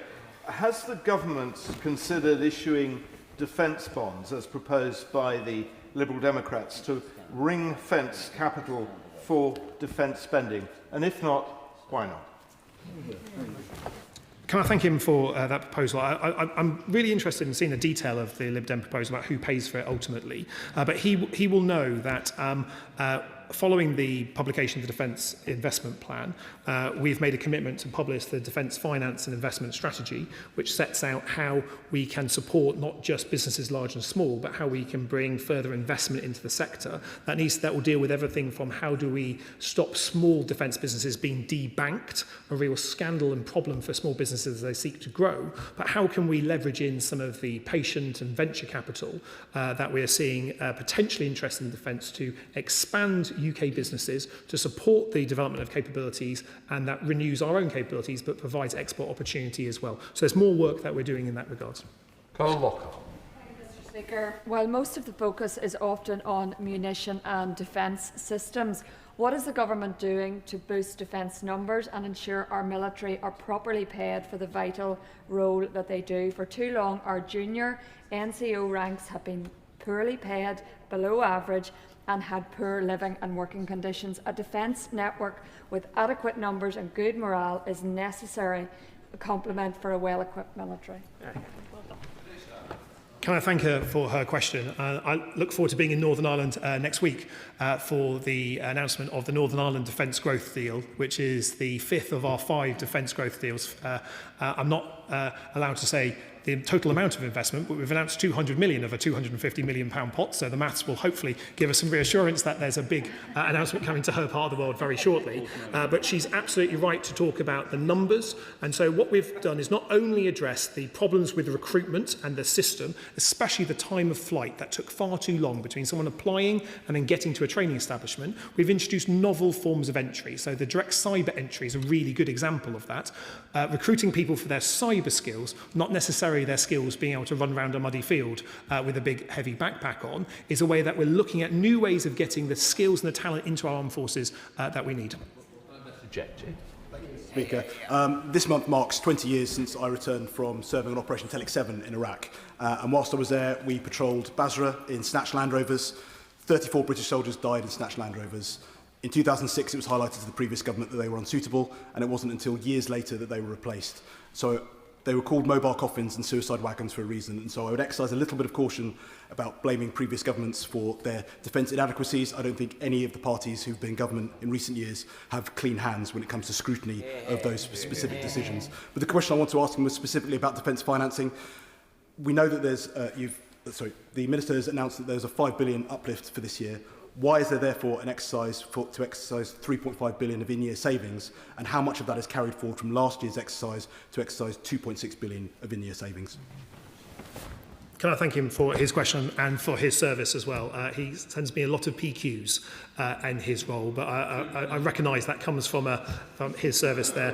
I can also very happy to confirm to the House that we are replacing our entire Land Rover fleet, and I was on Salisbury Plain only a few weeks ago making the announcement of the new replacement vehicle competition that I look forward to businesses coming in on.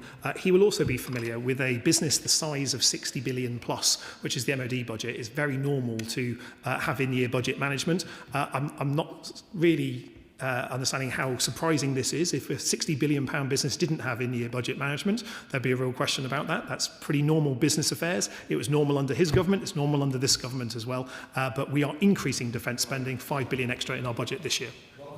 Jeremy Corbyn. Speaker, defence spending is rising rapidly in China, in Russia, all over Europe, this country and the USA. And in every country in the world, there is pressure on welfare budgets, and there is increasing levels of human and social inequality.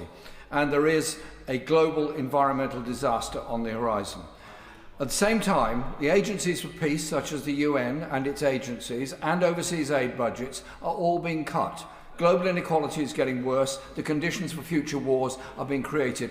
What plan does the government have to put some energy into a peace process led by the UN to try to bring a cessation to the dreadful conflicts that are going on around the world? Where is the investment for peace in the future? Or are we going to continue down the road of more on arms and less on the human needs of people? Well, I might spend more of my time in the Ministry of Defence without my mobile phone in secure rooms, but I do know that he spends a lot of time in this chamber hearing from Foreign Office ministers about the work that we are undertaking in calling for a lasting peace, not just in Gaza, but also in the wider Middle East. We continue to do that. We continue to invest in that. The world is a more dangerous place every single day, and that is why we're increasing defence spending to deter aggression. Because the point of our armed forces is to deter that aggression and then only then defeat it if necessary. But he's right to say that the consequences of conflict is frequently felt by the most vulnerable. That is precisely why we're continuing to call for peace, not just in Ukraine, to end Putin's illegal war against that free and independent sovereign nation, but also to bring a lasting peace with a two-state solution in the Middle East, in Gaza and Israel as well. Adam Downs. Deputy Speaker. Thanks to the tireless work by many in Leonardo, Yeovil, government and beyond, we got the new medium helicopter contract awarded and more investment in Yeovil, so thank you. But investment across the country is still held up without the Defence Industrial Plan. I know the Minister is working really hard to get the plan right, and I thank him for this. So can he set out what lessons have been learnt from the delays to the new medium helicopter and the DIP to make sure we fund defence procurement more effectively? Madam Deputy Speaker, I'm grateful for the honourable gentleman's intervention on this one here. He will, I know, have welcomed not just the signing of the new medium helicopter contract, but the improvements we secured in it. I think it was frankly shocking that the Conservative deal that we inherited only had 8% UK content in the exports. We've increased that. He will also know that we've awarded Yeovil a Defence Technical Excellence College to support the skills needs of not just Leonardo, but the wider ecosystem. And he will also know, because I texted him yesterday, that the announcement that we have made in relation to the Boeing deal today, the £849 million for Chinook and Apaches, also includes investment in and support for jobs in his own Yeovil constituency as well. So we're continuing to invest in defence and continuing to invest in Yeovil as well. Sir Ashley Fox. Thank you, Madam Deputy Speaker. Lord Robertson, the former Labour Defence Secretary, has said that we cannot defend Britain with an ever-expanding welfare budget. So will the Minister explain to my constituents why this government is able to set out its welfare spending plans until 2031, but can't publish its defence investment plan for 2026? I thank him for his question. I don't think Britain gets stronger by pushing kids into poverty. That is the fundamental difference, I see it, between the welfare policies of our two different parties. And so I'm absolutely clear that we should be addressing the high levels of child poverty that we inherited from the last government. That's exactly the right things we should do. And he will also know, because I've said it a number of times, that we're working flat out to deliver the Defence Investment Plan, and it will be published when it's ready. I think he, on hindsight, would much prefer a plan that is ready to be published rather than one that is not. And that is why we're working to deliver our Defence Investment Plan. That will set out spending for the next 10 years up until 2036 or so. Richard Ford. Mr. Speaker, I entered this House months after the full-scale invasion of Ukraine by Russia, and I was struck at the time that the debate on Ukraine was solemn, dutiful and not party political. And the contrast with the debate over defence spending is stark. The Leader of the Opposition has decided to use it as a foil for her party, while the Honourable Member for Hackney North was on the radio last night saying that the Labour Party is not going to be helped electorally by an increase in defence spending. With Trump making threats about US commitment to Nato, does the Minister share my view that we need to link armed forces capabilities to the external threat rather than indulge in this party political navel-gazing? I thank him for his question and also, in the spirit of my answers, for his service as well to the nation. He's absolutely right that NATO is at the cornerstone of our defence. It benefits not just the United Kingdom, it benefits every single NATO member state, including the United States.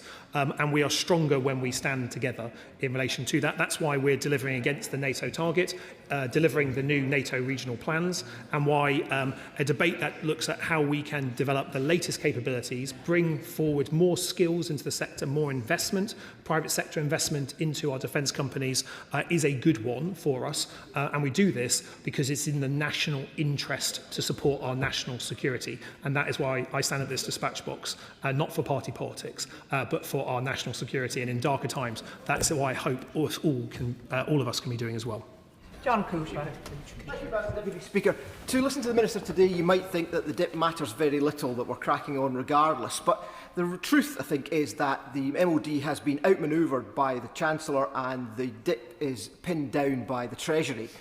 The dip matters a very great deal to industry because the demand signals that it will give allows industry to work up, whether it's from fighter jets to frigates, whether it's from bayonets to bullets. These items cannot just be pulled off the shelves. This dip matters rather more than I think the Minister is saying. Is that not the case? Bang on. I don't know where he's been for most of the question time, because I've been very clear, and he's trying to put words in my mouth, and I appreciate him giving it a good go, but he's not going to get away with that, I'm afraid, in relation to this. Look, we live in a new era of threat. I think he knows that as well. We are dealing with hollowed out and underfunded forces. I think privately he might not be able to put it in a soundbite, but he can concede that the state of the forces his government passed over to this Labour government isn't the one that I think perhaps in hindsight he would have liked.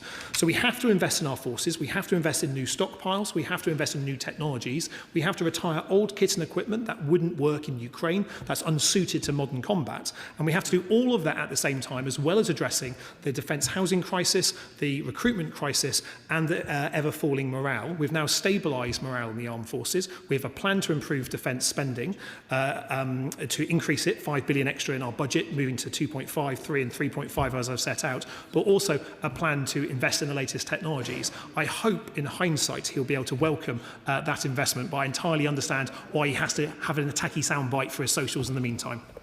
Jim Farron. Madam Deputy Speaker, nothing is more important to our national security than our nuclear deterrent. And we are massively proud in Westmoreland-in-Furness to provide the home for the Trident submarine programme. Not just massively proud, we recognise it is a grave responsibility, as it obviously is built in my honourable neighbour and friend's constituency.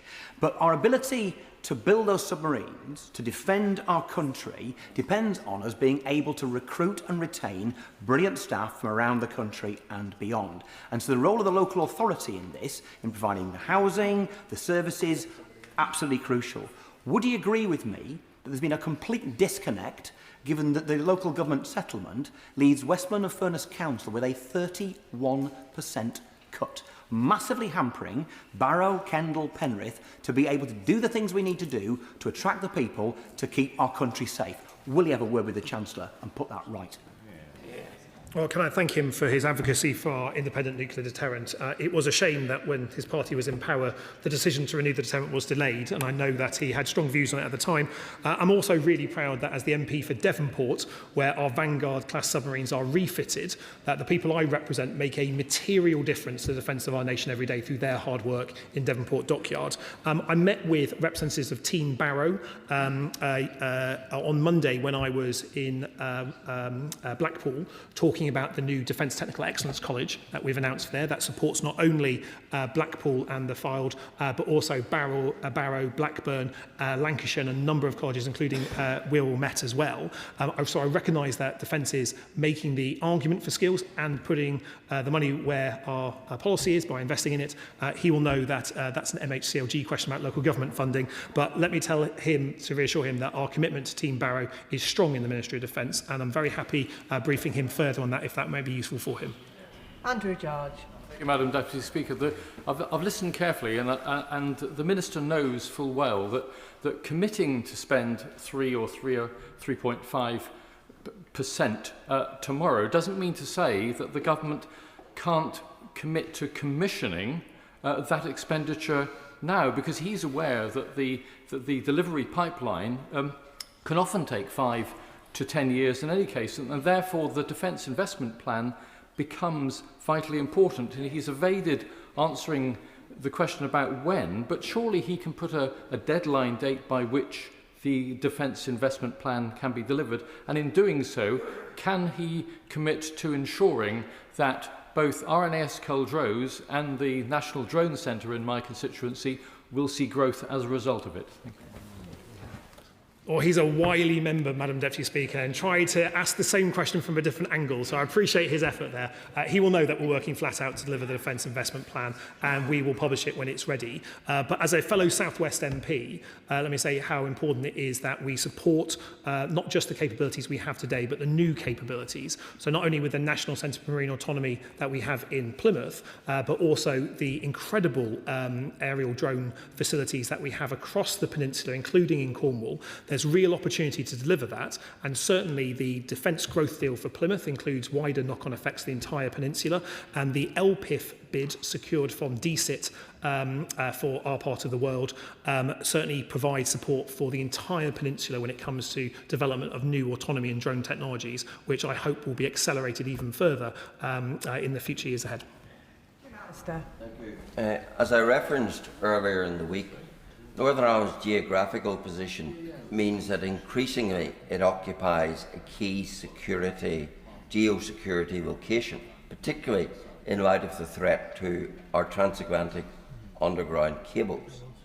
In that context, will the strategic review deal with the situation revealed in a parliamentary reply that there are only 5 Royal Navy personnel based in Northern Ireland and only 70 RAF personnel?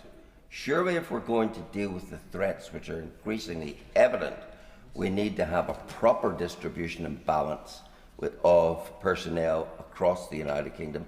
And when he comes to Northern Ireland next week, maybe he'll bring some news in that regard. Thank him for it. I noticed he didn't give the numbers out for the Army, which are considerably higher than the ones that he has suggested for the Navy and the Air Force. It's right that we distribute and allocate our force personnel against the mission taskings that they're given, but he's also right to talk about the key importance of protecting our undersea cables, including those that are in his part of the world. It is precisely for that reason that we're seeing more investment in those undersea, in the technologies that enable us to defend, monitor and protect those undersea cables much more. But as he will know, because we've met a number of times to talk about this, I want to see more investment in every single part of our United Kingdom, including in Northern Ireland, and I hope to bring him good news on that next week. And the final question on the statement, Jim Shannon. Thank you very much, Madam Deputy Speaker. Looking forward to the good news. Can I thank the Minister very much for his answers at the end, for his positive PB interview this morning, which encourages all, and as a pretext to this question today. Well, the Minister announced the next stage of the Defence Growth Fund. No one doubts the Minister's commitment or his interest with regular visits to Northern Ireland for the defence sectors.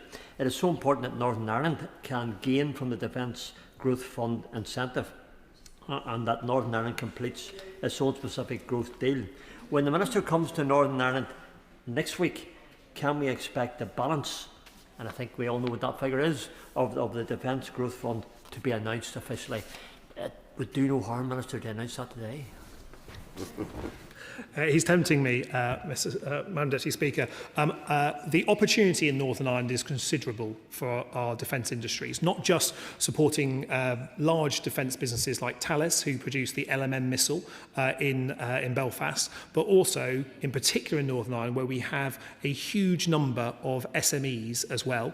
I was with Boeing this morning announcing the new helicopter maintenance contract, and indeed Boeing have made a large investment in Northern Ireland as well. And so I think there's a huge opportunity to make the case that a career in defence, whether it is in uniform or a civilian role backing our forces, is not just a good job, it's a good, well-paid, decent job that can provide an entire career of opportunities. And I think the more that we can make that positive case for investment in both core defence industries, but also those industries that sit alongside defence, such as digital technologies, where there could be defence applications for that, that keeps us all safe and provides young people with good opportunities. And I look forward to speaking to him and Northern Ireland colleagues about that opportunity more very soon. That concludes the statement. We now come to the presentation of bills. Presentation of Bill Freddie Van Mierlo. Water Industry Act 1991 Amendment Payment of Fines Bill.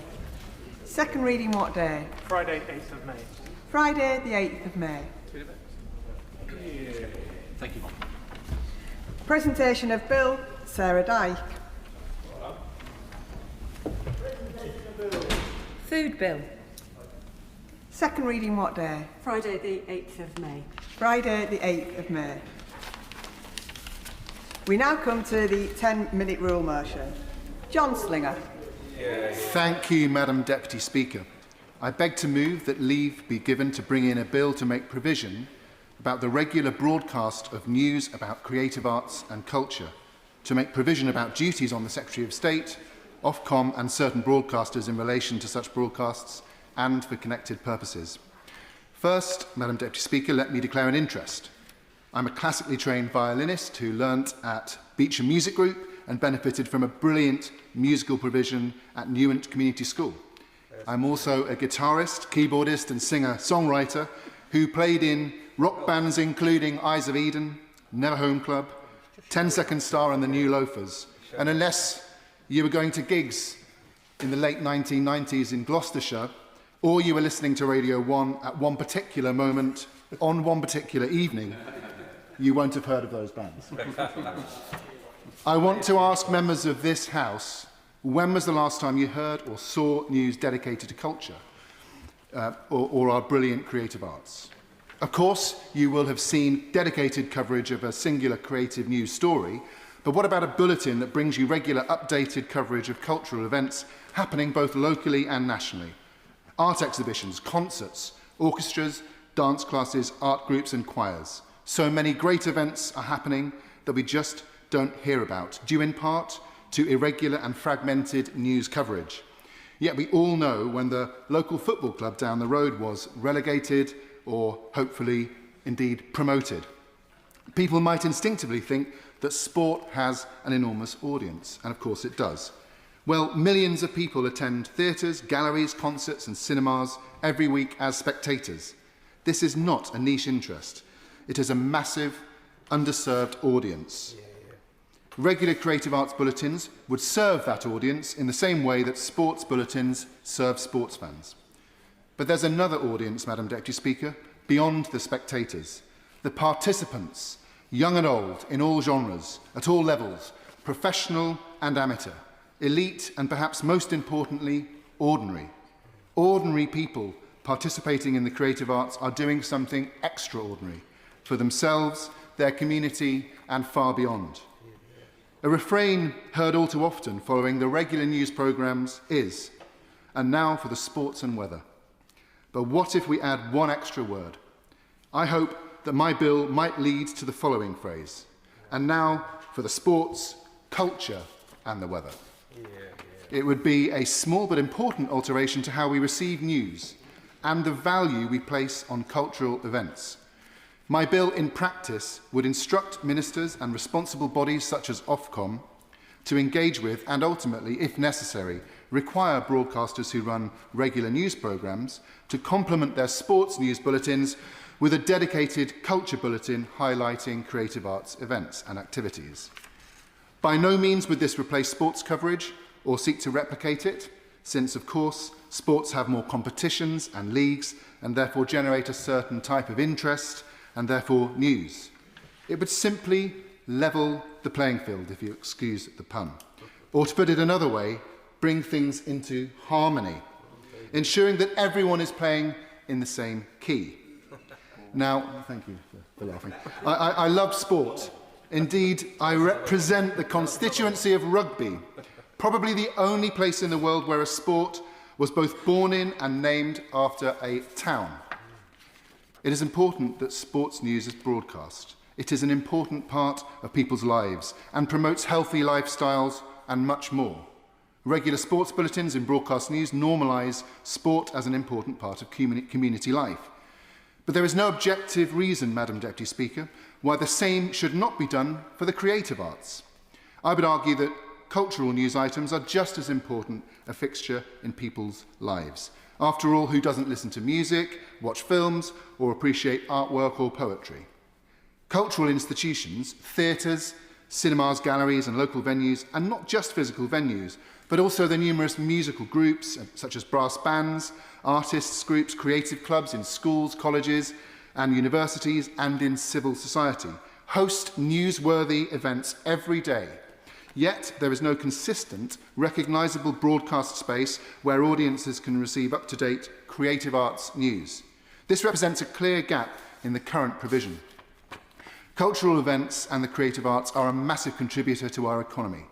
According to the House of Commons Library, in 2024, the latest year available, the creative industries generated £145.8 billion in gross value added, accounting for 5.5% of total UK GVA.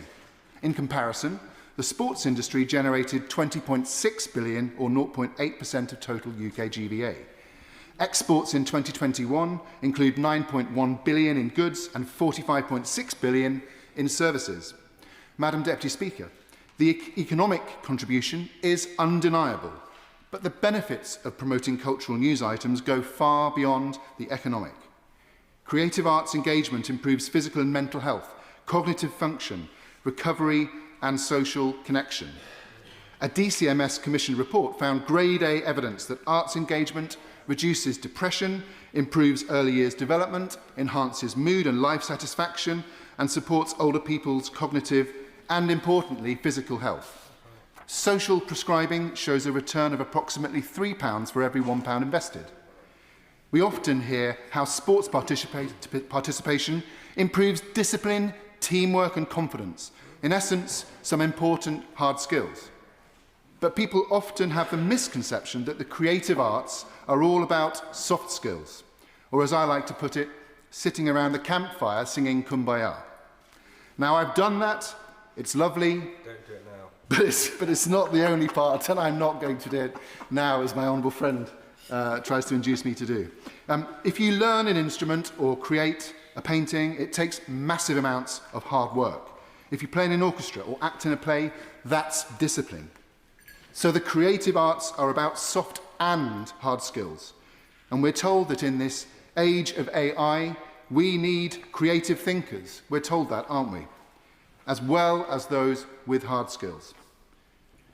Increasing the visibility of cultural news would stimulate interest among the public in becoming a spectator, participant, or both. It would inspire people, especially young people, to engage in the right kind of AI, actual involvement. It would broaden the reach of creative arts to new and more diverse audiences. It would help stimulate local high streets and local economies and drive job creation, particularly in a sector where it's often too hard for artists to make a living, despite their talent and hard work. It would help the creative arts to strengthen community cohesion. And how would this work in practice? Madam Deputy Speaker, my bill would legislate for a central pool of news items that organisations can submit to, from which regional and national broadcasters could source their stories. Ofcom would have a duty to amend the broadcasting code, and all public service broadcasters and others deemed by the Secretary of State to have a significant audience would be required to include regular cultural news bulletins. As part of my campaign, I have launched an online petition to gather support from the creative world, the creative industries and the general public. So don't just take my word for it. More than 250 organisations and individuals already back my idea. Creative arts bulletins featuring in all news broadcasts will elevate and normalise the creative arts, stimulate interest in schools, promote activities at both national and local levels, boost engagement and participation, and support town centre regeneration and economic growth. The bill does not require government spending. It does not subsidise the arts, although I obviously welcome more funding for the arts under this Labour government. It does not displace or denigrate sport. It simply ensures that creative arts and culture are given the visibility that they so deserve in our national conversation. We have the best creative arts in the world, Madam Deputy Speaker, and one of the most vibrant scenes at all levels of society, particularly in my constituency of Rugby. And the honourable members. It's time that more people heard about this, heard about what's going on nationally, regionally and locally. Madam Deputy Speaker, creative arts bulletins would help bring about the mind shift needed throughout society to normalise, celebrate and promote participation in the creative arts and help embed them ever more deeply in our national consciousness. The honourable member have leave to bring in the bill. As many as are of that opinion say aye. Of the contrary, no. I think the ayes have it. The ayes have it. Who will prepare and bring in the bill? Adam Jogi, Jess Brown-Fuller, Kat Eccles, Bambos Charlambus, Peter Princely, Dr Simon Ofer, Dr Becky Cooper, Jonathan Davies and myself, Madam Deputy Speaker.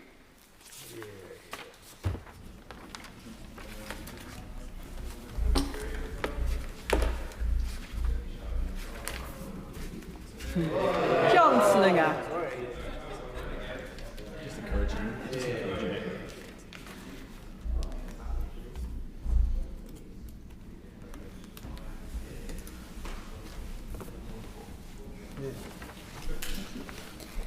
Creative Arts and Culture, Broadcasting Requirements Bill. Second reading what day? 5th of June, Madam Deputy Speaker. The 5th of June. 5th of June.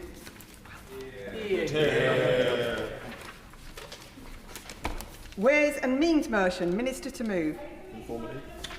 The question is as on the order paper.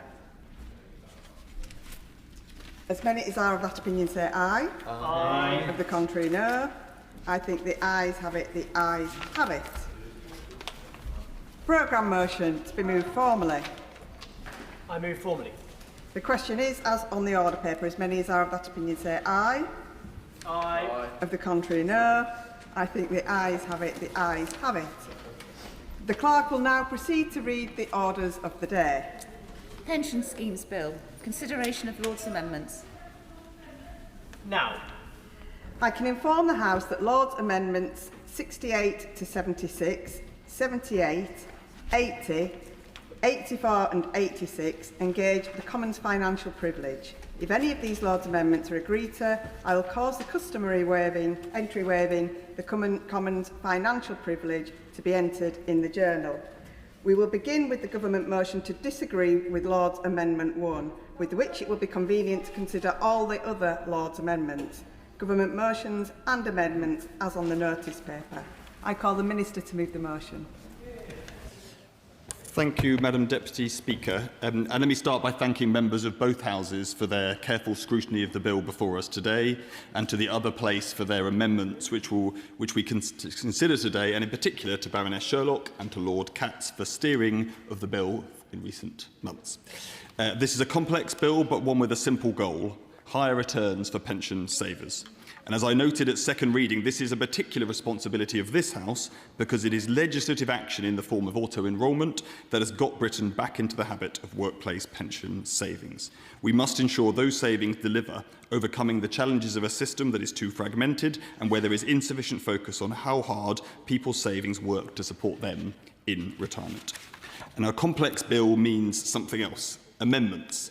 The Government itself has, as normal, brought forward changes in the other place that we today ask this House to endorse. The vast majority are technical, ensuring the legislation works as intended.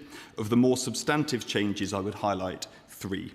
First, on super funds, the Government has tabled amendments in the other place that will help to ensure that super funds will not be forced to wind up when they still provide a high level of security to their members. Second, on the Atomic Weapons Establishment Pension Scheme, we are reflecting the reality that since 2021, AWE has been wholly owned by the Ministry of Defence. Its closely defined benefit pension scheme is backed by a Crown guarantee. Amendments therefore move it onto the same basis as other central government pension schemes. Members' accrued rights are, of course, fully protected. Finally, on value for money measures, amendments provide for provisions to be commenced via regulations to allow decisions about the introduction of elements of the VFM framework to reflect detailed design work and consultation. Madam Deputy Speaker, peers in the other place have, as always, provided useful scrutiny of the bill, so let me turn to doing justice to their amendments. First, the amendments to the Local Government Pension Scheme. Amendment 1 understandably tries to introduce an explicit prohibition on regulations about investment in specific assets or asset classes, or about the location of investments. This is duplicative, if you can say that, because a 2020 Supreme Court ruling effectively meant that LGPS regulations cannot provide such direction without a specific basis from Parliament, and there is no new provisions in the bill that would allow it to be provided. Amendments 5 and 6 relate to worries about excessive prudence in the valuation of the local government pension scheme, and I recognise the intent behind these amendments, given the importance of those valuations for decisions about contribution levels, and I can offer honourable members some reassurance on that front.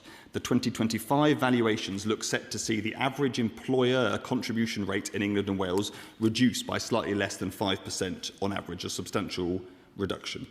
Amendment 5 would introduce specific benchmarks for the next valuation in 2028, but the right way to learn lessons from this valuation is via the statutory review by the Government Actuaries Department, which will begin shortly.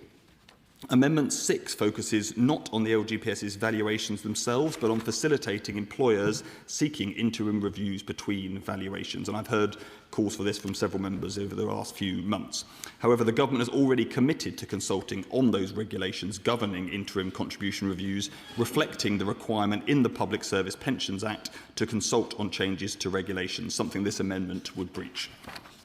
Turning to small pots, I'm pleased to see there remains a strong consensus on the need to act here, given the cost to individuals, but also to the pension system as a whole of the proliferation of small pots. This is an area where work was begun under the party opposite.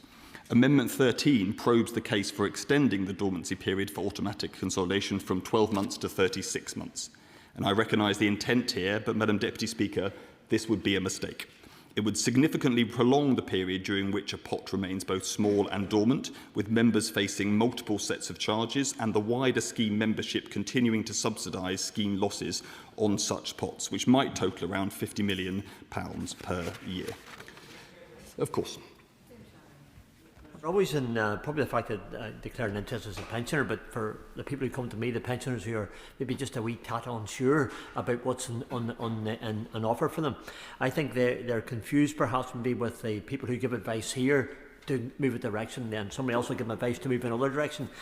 What would the Minister and Government do to give the correct support and advice to those people who are hesitant or unsure about what to do with their pension pots at a time that's really, really important? I think we see many scams. We hear much happening in relation to it. So just to make sure that the pensioners in particular have the opportunity to get the advice that they need very, very much. Thank you so much. Well, as always, the honourable member asks an excellent question. For people who are currently still working, I think it is important to keep the simple advice front of mind, which is people should be saving towards their pension. In almost all circumstances, not all, but in almost all circumstances, saving is the right thing to do. We have strong tax incentives in the system to encourage people to do that. So I think making sure that message is heard loud and clear, and I'm sure he does make that clear with his constituents. On the harder question, which is the advice for those reaching towards retirement and deciding how to use their pot, it is often right to take advice, and Money and Pensions Advice Service obviously exists to provide that to people, or some others choose to take it from other sources, not least from their providers themselves. But I think it is right that we are leaving currently too much pressure on individuals to manage those decisions alone, and that's why the default pensions parts of this bill, which again I think have cross-party support, are important in simplifying that journey for people. So yes, they can do what they want if they choose to do so, but they won't end up with a bad outcome just because they're faced with a kind of confusing situation in front of them. The onus will be on trustees and providers of pensions to navigate that for those individuals. But just coming back to small pots, I just want to make one specific point that was raised in the other place, which was worries about those who are taking career breaks, particularly for maternity leave, and maybe seeing a dormant pot for a period of time. And I want to reassure the House that paid maternity leave obviously does see contributions continue into pension pots rather than the pot becoming dormant, and there is the most important wider safeguard, which is the ability for anyone to opt out of their pot being consolidated exactly for this kind of eventuality, even if though that would be in a very small number of cases. Madam Deputy Speaker, I now turn to the bill's reserve power on asset allocation, a reserve power that has one purpose: supporting better outcomes for savers, and one use case, underpinning the industry's collective view that delivering those better outcomes for savers over time is supported by a more diverse asset allocation. So let me spell out this a bit more. Let me spell this out a bit more, as I'm being encouraged to do so by the front bench opposite. There is strong evidence, not least internationally, that pension savers' interests lie in greater investment diversification than we currently see in the UK DC market. This is why 17 of the UK's largest providers designed and signed the Mansion House Accord, committing to invest at least 10% of their default funds in private markets by 2030. Now, these schemes are not acting, they're not just talking, they are acting, building up the capacity to invest in a wider range of assets. But while the industry is making progress, they have also spelt out a well-recognised collective action problem. An industry dynamic that sees competitive pressure to win and retain employers driving a narrow focus on keeping headline costs as low as possible, not on what matters to the employees, the net returns on their savings, which I think is what we all want to see schemes doing. Now, this risks a pension provider that is building the diverse investment capability to deliver returns for savers being undercut by a competitor making a virtue of not doing so, even though they know that is not in savers' best interest. The industry itself raises this issue, so it is not an abstract risk, because it has already happened. Under the previous government, the Mansion House Compact saw a narrower agreement on the importance of private markets signed. It was signed, but it was not delivered. And the question is, why not? Given that we all agreed it would have been good, why was it not delivered? Well, the industry has now published their own progress update spelling out why it was not delivered. What was the single biggest barrier to delivering on their commitment? In their words, it was market dynamics continue to focus on minimising cost instead of maximising long-term value. And without intervention to shift that culture, too much focus on cost remains the key barrier. That is the collective action problem in a nutshell. Solving it, giving the industry certainty that they can do what is in savers' interests because the rest of the market will move too, is the only purpose of the reserve power. That is why we cannot support the Lord's amendments that seek to remove it. To do so would be to let savers down, to ignore the strong consensus about what is in savers' interests, and to disregard the barriers we all know is holding back delivering against that consensus. A view spelt out by the previous Chancellor of the party opposite. Now, I have been clear that this is the only reason the reserve power exists. To reinforce that point, our amendments in lieu today spell out the power can only be used to support the industry's view of what is in savers' interests, as laid out in the Mansion House Accord. They do this into that the majority of savers' contributions are held by schemes that are signed up to the Mansion House Accord. I've just explained to the honourable member why he should be worried. He's happy to carry on with the status quo. We are not. Now, we're going to set this out in two ways. Firstly, specifying on the face of the bill that regulations under the reserve power cannot require more than 10% of assets to be held in qualifying assets overall, or more than 5% in the UK, exactly matching the Mansion House commitments. Secondly, our amendments require any regulations to implement the reserve power to be entirely neutral as between asset classes, spelling out that a future government that took a different view to this one could not use the power to direct investments into hand-picked asset classes. Madam Deputy Speaker, the existing safeguards in the bill also remain: the time limit, reporting requirements, affirmative procedure, and most importantly, savers' interest tests that allow pension schemes not to deliver against the reserve power requirements where that is not in their interest, savers' interest, to do so, of course. I thank the Minister again for giving way. I've just been sent a request from a person back home, and I'll ask a question directly as it's put to me.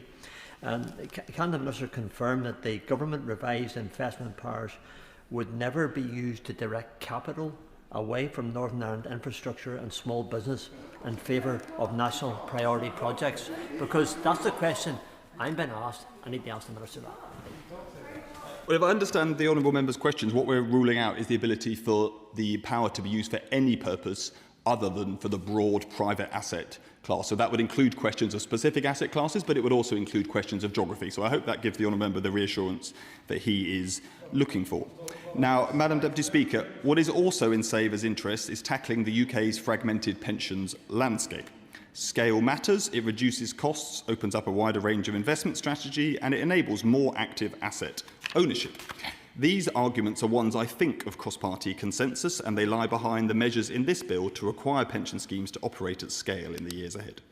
Unfortunately, that policy objective, motivated by ensuring savers get the best returns, would be undermined by Amendments 26 and 37, which seek to create more exemptions from the scale requirements for small schemes, and to do so in a way that would create ongoing uncertainty for years as schemes, regulators and likely courts debate whether the conditions for such exemptions have been met or not, a process that itself would impose significant costs on savers.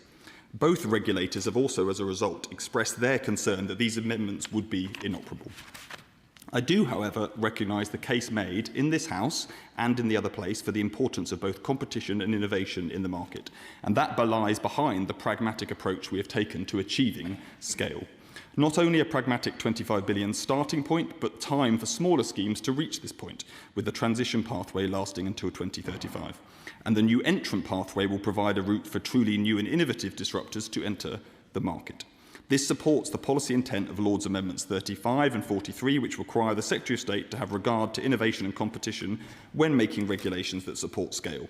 These amendments are, however, largely duplicative, given that the bill already sets out that regulations under the clauses in Chapter 4 must take into account the conclusions of the review of non-scale default arrangements, and that review will consider innovation and competition. Turning from private to public pension schemes, Amendments 77 and 85 seek a review of the long-term affordability of public service pension schemes, a matter I'm sure that many members are interested in. The content of the proposed review, however, almost entirely overlaps with existing mechanisms through which public service pension details are reported, not least the Office for Budget Responsibility, their reports and the whole of government accounts. Reflecting major reforms over recent years, those mechanisms provide important reassurance that the cost of public sector pensions are set to fall significantly as a share of GDP in the years ahead. Madam Deputy Speaker, Lord Amendments 78 and 86 turn to the Pension Protection Fund and the potential for them to discharge their existing liabilities to members through a lump sum payment. I understand the sentiments of those in the other place who brought forward this amendment in recognition of the absence of pre-97 increases on PPF compensation. But this amendment would not achieve its intended objective of changing the level of compensation members are entitled to. Instead, the government is acting to improve the PPF safety net, with this bill providing for prospective pre-97 indexation of compensation for members whose former schemes provided for those increases. Turning back to today's savers, we all want to see more engagement with pension savings. And I'm an optimist on this front. As DC pots grow, so will engagement with those savings. Lord's Amendment 79 seeks to support that engagement from the perspective of providers, instigating a review of marketing and member communication rules. But instead of another review, the government favours acting to make it easier for pension schemes to give high-quality support to their members. That is the purpose of a new targeted support regime, allowing schemes, for example, to suggest appropriate contribution and drawdown rates. In developing that policy, we have considered the interaction with the direct marketing rules contained in the Privacy and Electronic Communication regulations. As a result, the government has committed to take forward secondary legislation to amend those regulations. And we will also return to this issue as we develop default pension regulation through consultation later this year. Madam Deputy Speaker, let me just close by thanking peers for their scrutiny of the bill and for their discussions I've had with many of them about it. I've endeavoured to do justice to the amendments returned to us and particularly to the motivations for them. In aggregate, despite the divisions that the lobbies of the House and the other place exist to facilitate, we all want to see a flourishing pension system that delivers for savers, and this bill plays a major part in making that happen, supporting a landscape of bigger, better pension schemes focused on returns they deliver for members, and ultimately the comfortable and hopefully long retirements we all want to see our constituents enjoy. Thank you very much, Madam Deputy Speaker. The question is that this House disagrees with the Lords in their Amendment 1. I call Shadow Secretary of State Helen Whateley. Thank you, Madam Deputy Speaker. Who knew the Pension Schemes Bill would become so controversial? A bill about which there was so much consensus. A bill begun by one party in government now being continued by another. A bill that could have sailed through Parliament. But no, that was not to be, because the government had an idea. A bad idea. Labour saw £400 billion worth of pension funds, the savings built up through years of successful auto-enrolment, and they were tempted.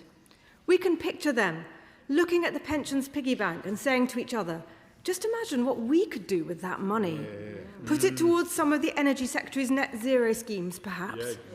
They have taxed the country to the hilt. They can't bring themselves to make savings on welfare. They've run the Treasury dry, so now they are coming for pensions. And they snuck in the power we talk about as mandation, under the auspices of a backstop to the voluntary Mansion House agreement. Well, well, well, it really did not have to be this way. If only the honourable gentleman opposite had been a little bit more receptive to suggestions from other parties, or in fact from the pension sector itself. It is hard to find anyone who supports his mandation policy. Pensions UK, Pensions Management Institute, the Association of British Insurers, Aviva, BlackRock, I could go on, but they are all against mandation. And then any number of economists and respected voices, from Paul Johnson to Dominic Lawson, even his former colleague Ed Balls. In the other place, noble lords in their droves have sought to expose this policy for what it is. He should have listened to their debate, as I did, but listening, maybe not something he likes to do. He even blocked one respected industry voice, Tom McPhail, on social media, when Tom simply called out mandation for what it is, a dangerous power grab by the government. Give way to my honourable friend. Thanks, my honourable friend, for giving way. Isn't the hallmark of every Labour government is that they will end up running out of other people's money? And when they do that, they end up borrowing. And when that runs dry, they end up eyeing up our pensions like Gordon Brown did. Now, my constituents and many people contact me are deeply concerned about the mandation powers in this bill and the impact that will have on their savings. Does my honourable friend agree that this is a real concern to us, and many people up and down the country are outraged at the powers that the government could do with their money? Exactly. My honourable friend is exactly right. And sometimes the Pensions Minister talks about this as all sort of technicalities. But the fact is, and the public can see it, this is about the government coming after people's hard-earned savings. They think it's a pension pot they can mess with. We know it's people's own savings, and they do not know best. So don't just listen to us. Listen to the noble lords in the other place. Because the Minister has returned to this House after suffering 12 defeats in the other place. 12 defeats. Madam Deputy Speaker, that is what happens when a government puts its fingers in its ears. This situation is entirely of the Pensions Minister's own making, because there is a great deal of common ground here. Across this House, we want pensions policy to move forwards. We have shared ambitions for our pension system, like boosting pension pots through increased pension scheme scale and a greater focus on returns rather than minimising costs, like greater transparency and consumer engagement in the size and performance of pension pots, and a system which works better for people with terminal illness. Despite all the consensus, his bill is still far from the finish line. Madam Deputy Speaker, returning to the First Lord's amendment, which the government is seeking to eject from this bill, the mandation powers, I can say to the honourable gentleman, I have no disagreement with the objectives of the voluntary Mansion House agreement. On the contrary, I want to see more investment in the UK and higher returns for savers in default pension schemes, and there's widespread support for those objectives. But even he should have realised he couldn't get away with saying, this is just a backstop to the Mansion House agreement, when the mandation power in his bill was so glaringly different. Back in December last year, I warned him that mandation wouldn't wash, but he didn't listen. And that's why I fought this every step of the way, along with the pension sector, along with my colleagues on the front bench behind me, and the noble lords across in their chamber who resoundingly rejected mandation. So the Minister is now back here with his tail between his legs, and has changed his tune from "it's all fine, nothing to see here" to the 3 amendments reluctantly tabled last week. Now, I recognise the direction the government is trying to move in, to rein in the power it is taking, and to make it look more aligned with the voluntary Mansion House Accord. But the fundamental problem remains unresolved, because at its core, this bill still gives the government the power to direct the investment of people's pension savings, and that, as a matter of principle, is wrong. Madam Deputy Speaker, pensions belong to savers, not the state. Pension fund trustees are not there to fulfil manifesto commitments or chase political pet projects. They are the custodians of people's life savings. The bill gives the government the power to force people's pension savings to be invested in so-called qualifying assets, irrespective of the judgment of pension fund trustees, irrespective of what this could mean for returns and therefore retirement incomes, and irrespective of whether it's in the interests of savers. Now, the Minister may now point to limiting figures, 10% in qualifying assets and 5% in the UK, and present this as progress from the previously unlimited, undefined power. And it's true, it is a little less bad. But let me be clear, if it is wrong in principle, it does not become right in small doses. And there is a further problem. Even on its own terms, the drafting of the amendment may well not do what the government intends. As currently written, the amendment refers to assets held in default funds of the scheme as a whole. This may sound technical, but it actually matters. The Mansion House Accord applies only to main default funds, and this wording goes further. That means the 10% requirement could apply to a much broader pool of assets, expanding the policy well beyond what the Minister says he intends. So, Madam Deputy Speaker, what do we have? We have a policy that is wrong in principle, unclear in practice, and broader than the voluntary agreement it claims to reflect. And that does go to the heart of the problem. The government is trying to turn a voluntary agreement into something it was never meant to be. And the differences between this bill and the voluntary accord are not minor, they are fundamental. The Mansion House Accord applied only to its signatories, but this mandation would apply across all default auto-enrolment funds. The accord was a two-way agreement, commitments from the sector matched by commitments from the government, but mandation applies regardless of where the government delivers on its side of the bargain. And most fundamentally, the accord was voluntary. Mandation is not. This will be the law.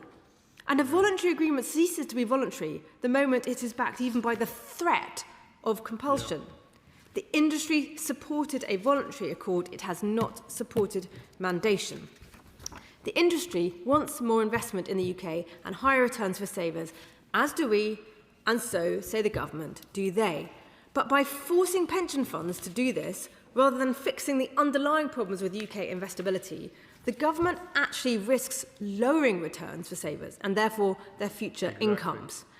Once the government has the power of mandation to force investment in the UK, does anyone think they will still be motivated to make the UK a better place to invest in and to do business in?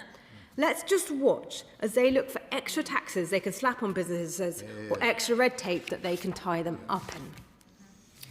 Now, the Minister has told the House that he has no intention of using mandation, that it is merely a backstop, a reserve. But the government's own briefing on this amendment, accompanying their amendments, tells a different story.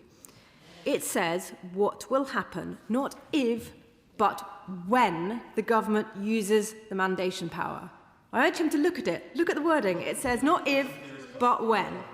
Madam Deputy Speaker, that is not the language of a government that intends to leave a power sitting quietly unused on the statute book. In fact, once this power over pensions rests in the hands of ministers, it will not sit idle. At every budget under this Labour government, as growth flounders, unemployment rises and public finances deteriorate, just watch the Chancellor reach for the mandation lever. The Rubicon will have been crossed. To be clear, if, and I say if, Labour succeed in forcing this through, when the Conservatives are back in government, we will repeal mandation because your pension belongs to you, not the Chancellor.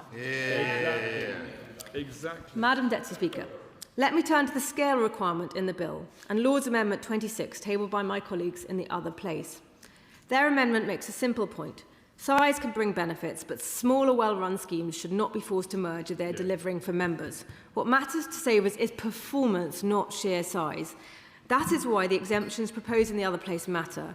They recognise that good governance, competition and innovation should not be squeezed out by a blunt rule. I will also turn briefly to Lord's Amendment 77, calling for a review into the cost and sustainability of public sector pension schemes. This is not about criticising public servants or taking away pensions that have already been earned, but we should also be honest about how these pensions are financed. Unlike most private sector pension schemes, public sector defined benefit pensions are largely paid from current taxation, not from investment funds built up over time.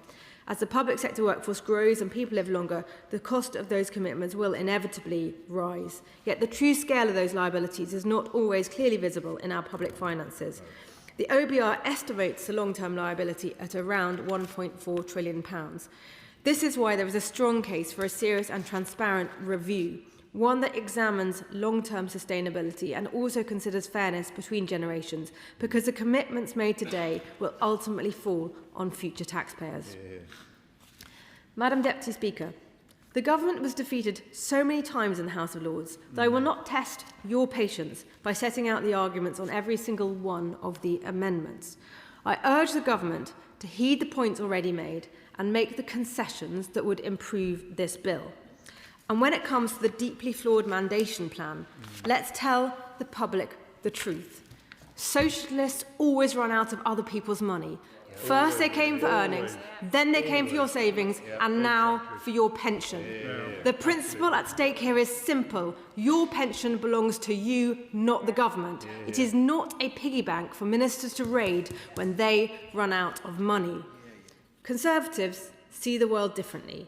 Your pension is your hard-earned and hard-saved money for your retirement. We want higher returns for pension savings. We want more investment in the UK. But the way to do that is not to force the hand of pension funds, but to make the UK a great place to invest in, back businesses and grow the economy. So I say again to the Minister, listen to the industry, listen to the other place, and listen to us. There is a strong consensus behind much of this bill. There is much like in it, and there is still time to fix it. Exactly. I'll now call Debbie Abrahams, followed by Steve Darling. Debbie Abrahams. Thank you, Madam Deputy Speaker. Well, I have to say I'm a little bit surprised by the opposition front bench's contribution. I understand that Pensions UK have agreed in relation to the asset allocation and have actually welcomed the change that has been announced in line with the amounts prescribed in the Mansion House Accord. So I really don't recognise what the Honourable lady has said. Some of the accusations, I have to say, about stealing pensioners' money, by the government stealing pensioners' money, are just scaremongering, which really, you've had, exactly. So, I mean, if my honourable friend would like to intervene on me, I'd be very happy if he wants to sort of say how ludicrous that is. But it can't not go. This is scaremongering. It's dangerous scaremongering. I have to say, given that the government presided over a doubling of pensioner poverty during their time, I think they should be quite ashamed of themselves, really. Could my honourable friend in his closing remarks, could he clarify in terms of where the UK stands in terms of current pension providers' investments in UK assets? As I understand it, we are quite low down the rankings. So in terms of, we are one of the countries that is in the 5% range, whereas I think we join Canada and Norway in that, compared to, for example, those like Sweden and Switzerland, who are investing 10% in their country's investable assets. They are, and then at the high end we've got Australia, Hong Kong, Japan, 20% or more. So if you see, I think it's my turn to speak. If you then compare how we are disadvantaged by that, then perhaps we could reflect on that. So I'll be supporting the government, but if you could clarify the points that have been made. I also, and you won't be surprised in that, just take a brief opportunity to mention about pre-1997 indexation. Now, I know it's not in the list that was selected, but it was part of the overall list, the amendments that were debated. I know he has done a huge amount already in terms of providing that indexation, but if I could put on the record that that members of the FAS scheme, the Financial Assistance Scheme, a very elderly group, and they were particularly disadvantaged by the changes that came in, and there are fewer and fewer of them. I know it's difficult, but given the appalling financial circumstances that this government inherited and the difficulties at an international level that we are facing, but when opportunities allow, I do hope he will do the right thing by those members. Thank you, Madam Deputy Speaker. I now call the Liberal Democrat spokesperson, Steve Darling.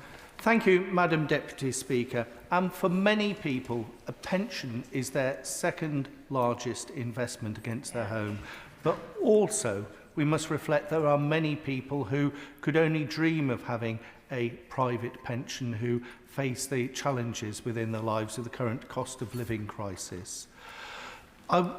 For us, as Liberal Democrats, we want to make sure that pensions work effectively for those who invest in them, and there is much to be welcome within this bill. And I would like to share with the Chamber a personal reflection, because I know my father, he feared poverty in his pensionable age, and he saved massively because he saw this poverty with his own father. My father was a lorry driver. But sadly, he wasn't as financially literate as maybe some other people, and he kept his savings in shares. And then the stock market crashed in 2008, and his money was virtually wiped out of his savings for his pension. There are greater safeguards now around this, so perhaps that wouldn't have happened, the mis-selling that he felt he had at that time and that poor advice that he received from advisors. But this makes significant steps in the right direction for that. However, as Liberal Democrats, we want to see our economy working well, and a well-working economy is a lack of state interference in direction of investment. It's right that we should, as a state, be encouraging investors of where to go and have appropriate schemes to guide them, but that idea of direction is anathema to us. We have seen almost a nervous twitch from this government repeatedly, whether it is the fraud, error and recovery bill, or whether it is facial ID on our streets, of giving more and more powers to ministers, and that disturbs us. We would like, as Liberal Democrats, we are planning to vote against the government amendments in respect of Amendment 1 and 15, particularly around mandation. Because mandation is the dead hand of government on growth for people's pensions particularly, and it goes against our free economy approach. We would also highlight that whilst the minister may be a reasonable individual, who knows? This clock is ticking. We spent many hours.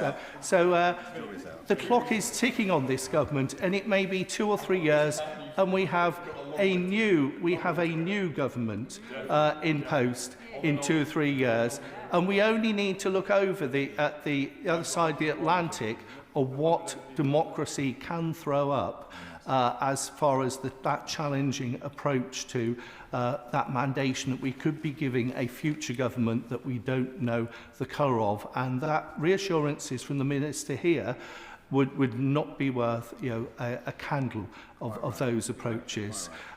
We fear that going ahead with this would be feckless and dangerous for our pensioners.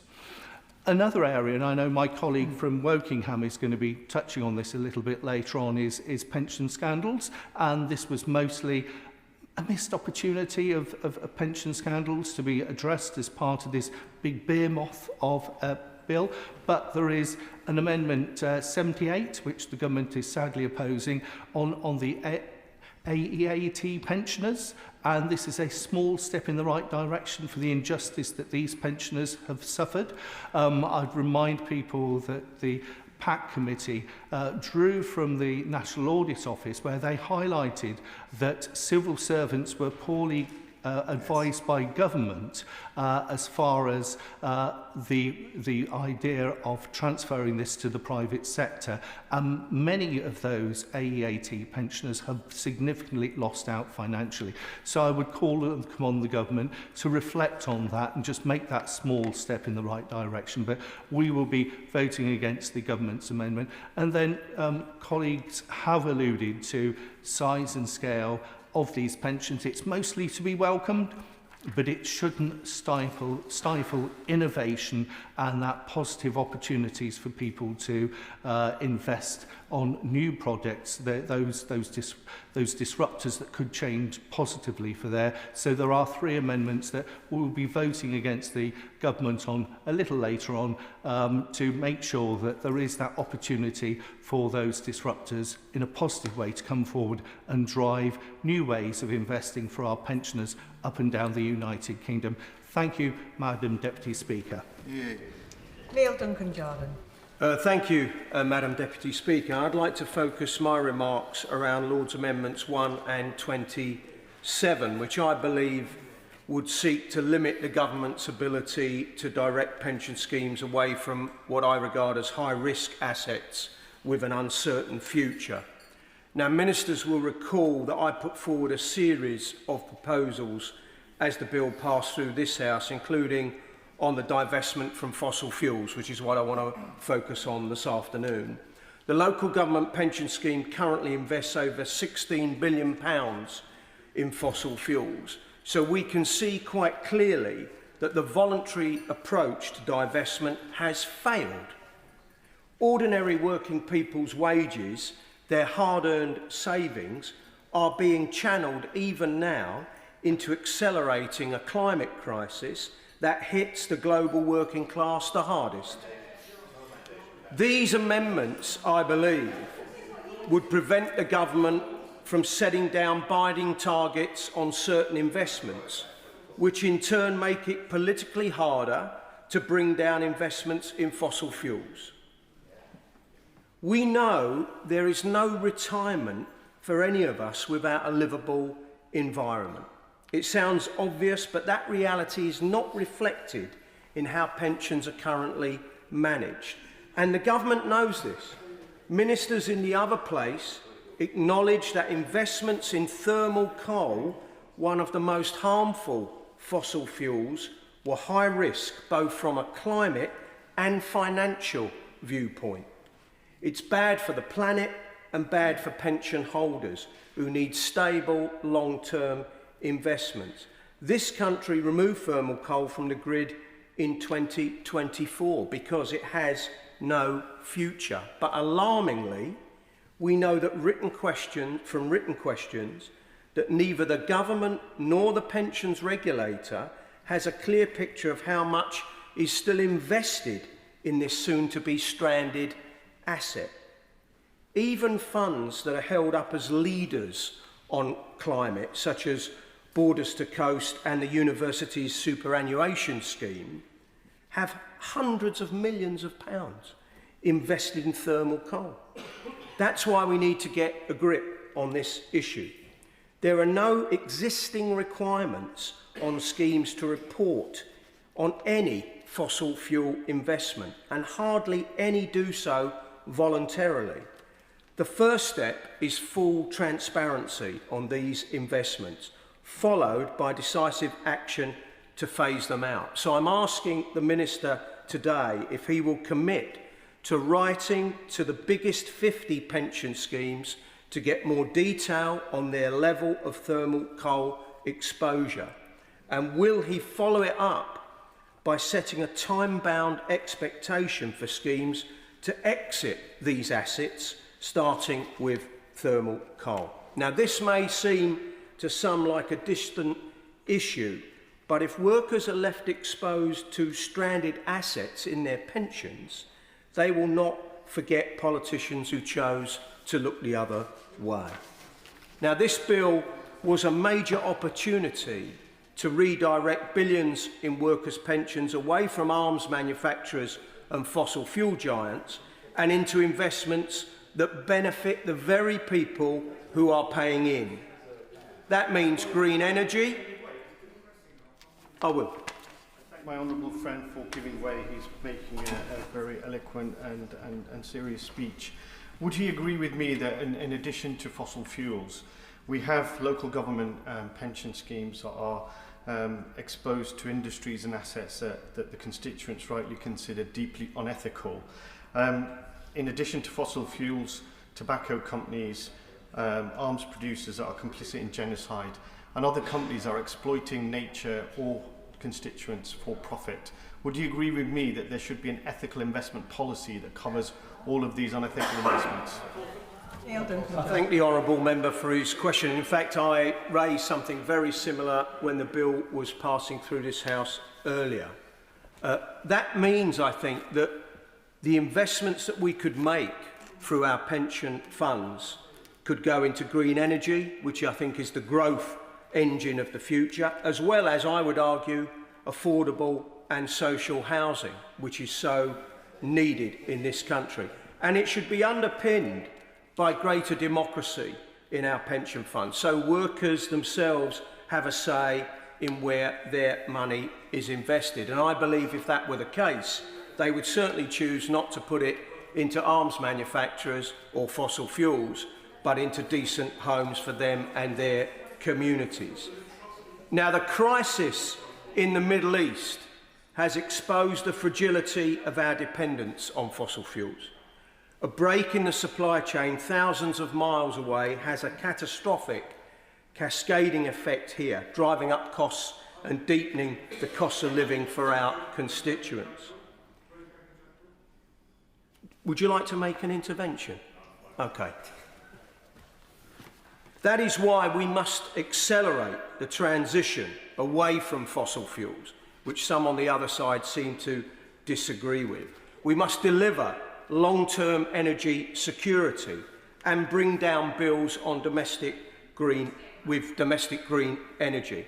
But not only that, in this moment of deep crisis, the government must pull every lever it can to lift the weight of the cost of living crisis, and that must include gearing our pension funds towards a fairer, more prosperous future. Thank you.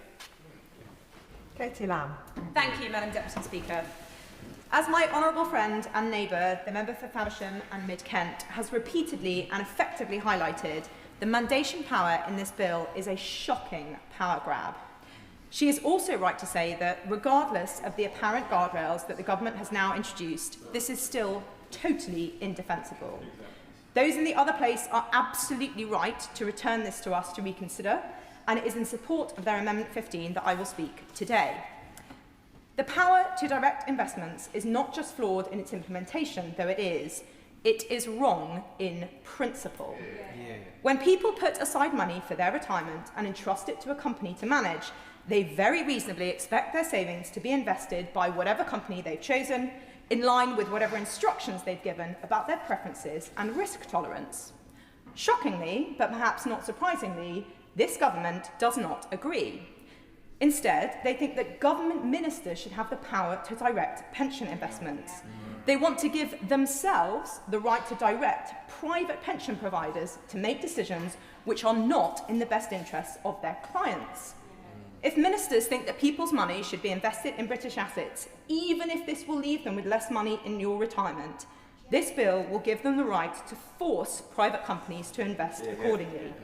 You can work hard for a lifetime, save a little at the end of every month, and at the stroke of a pen, ministers will be able to decide where that money goes, even if that means that you will end up with less. The government is right to identify that British assets are not always the most attractive investments. But the solution is not to just force people to invest in them anyway. It is to make the British economy a better place to operate and grow, to allow people to take risks and to allow businesses to do what they're good at, so that people choose of their own free will to invest here. The money that people earn belongs to them. It is theirs to do with as they wish. It is not simply a tool that this government or any government can use to achieve their ideological aims. That should be true of every pound that people earn.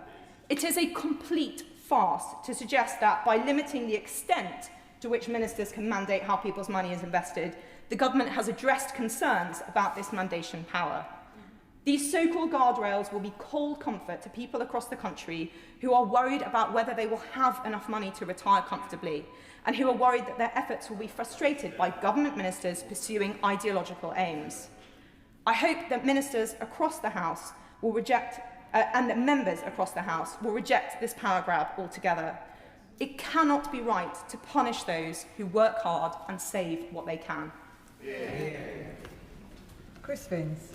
Thank you, Madam Deputy Speaker, and I thank the Minister and Shadow Minister for opening this debate, a debate which I wasn't expecting to be quite so lively. So I'll try and add a bit of animation to what was initially going to be quite a dry speech from me, Madam Deputy Speaker. And I should say, I know, hard to believe, I know, but I promise you I will mention pensions in Harlow at least half a dozen times to make up for it.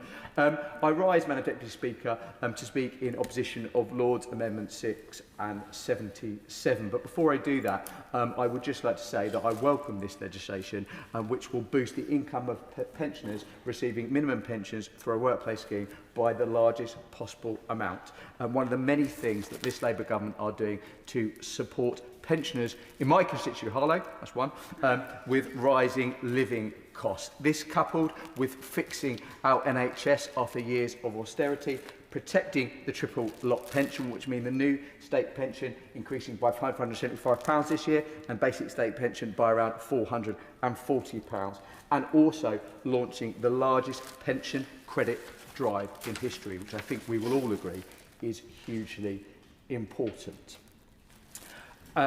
With regard Lord's Amendment 6, this Lord's Amendment, which I'm sure is absolutely well-intentioned, requires the government to carry out an interim review of employers' contribution rates and for the Secretary of State to publish guidance. However, as the Minister said in his opening statement, this Lord's Amendment is redundant because this is something that this government will have already committed to and will do so later in the year. I'm going to make the next bit a little bit more racy just to entertain people and speak in relation to Lord's Amendment 77.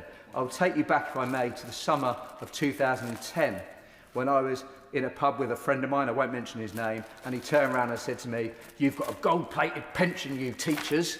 And it always frustrates me when there is, and I'm not saying this is necessarily the intention of this amendment, but I think this is what this amendment absolutely could do, create a divide between those people receiving public sector pensions and those people receiving private sector pensions. And I would say that actually those public sector workers, including teachers, I did used to be a teacher, there's the next, the Chris Finch bingo card is on the way, is going well today, work incredibly hard and actually contribute a huge amount to their pensions. Now, it doesn't mean, of course, that it absolutely isn't right to review public sector pensions. We have to do that as a government. That's the right and proper thing to do. But I think it's also worth bearing in mind, going back to what I said about Lord's Amendment 6, that we already do that. So I'm sure there is some well-intentionedness about Lord's Amendment 77. However, once again, it is redundant, and I would really just generally say to people who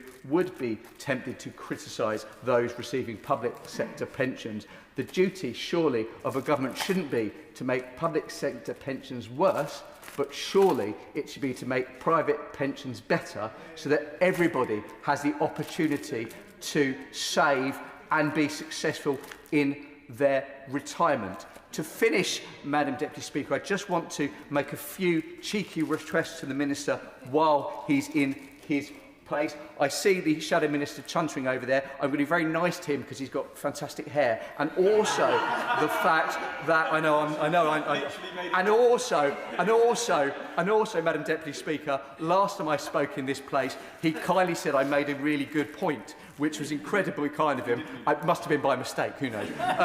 But my two requests of the Minister are just really to continue to work with the Secretary of State for Health, because actually the number one thing that pensioners in my constituency of Harlow, I think I've only mentioned twice in this speech, talk to me about is the importance of our NHS. And when we talk about Princess Alexandra Hospital in Harlow and the wait times that pensioners have had to face, I'm delighted that we are seeing those wait times coming down, because actually we not only want our pensioners to be able to save, to be financially stable in their retirement, but also to be healthy again. And finally, Madam Deputy Speaker, the other thing I mention quite often when we talk, and particularly we spoke in this House, and apparently I made a really good point about final salary pensions. I think it's really important, and actually a point that the Liberal Democrat spokesperson made, that we have so many people in Harlow who are unable to save for pensions. We all know about the cost of living crisis. I'm not getting into a blame game, but we recognise there are challenges in terms of the cost of living, huge challenges for constituents in Harlow, and actually they are living day to day. They can't even begin to think about saving for a pension. So my big request to the government would be to consider how we can ensure that those people who aren't able to save a pension are able to do so. Because what we don't want to be a situation, I've seen this myself working for a homeless charity in Harlow, people who didn't save for their pension and having real challenges in later life. Thank you, Madam Deputy Speaker. Tom Tugendhat. Thank you, Madam Deputy Speaker. I'm very grateful for being called to this debate, and it sadly reflects the interest of the House that there are so few of us here in what is actually a debate about one of the most important elements that's going to affect our constituents, our friends, our neighbours, in fact, even our own futures. Because pensions are rather more than just a saving scheme. They are actually that thread that binds generations. They are the remarkable invention of our ancestors who found a way of making sure that the energy and the innovation and the force of the young could be tied to the assets and the education and the experience of the old. And it's that bond between generations that makes pension saving so special.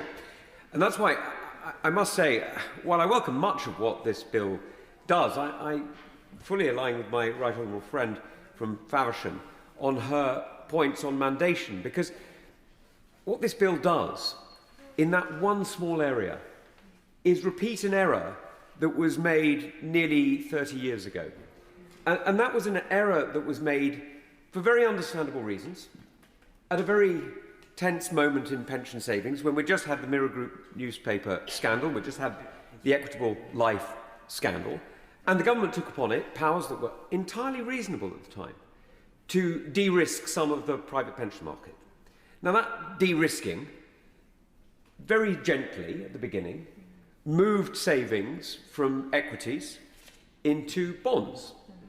Now, right in the early days, it didn't make much of a difference. It took it from 19.1 to 19.3 and so on as a percentage of bonds in an investment portfolio.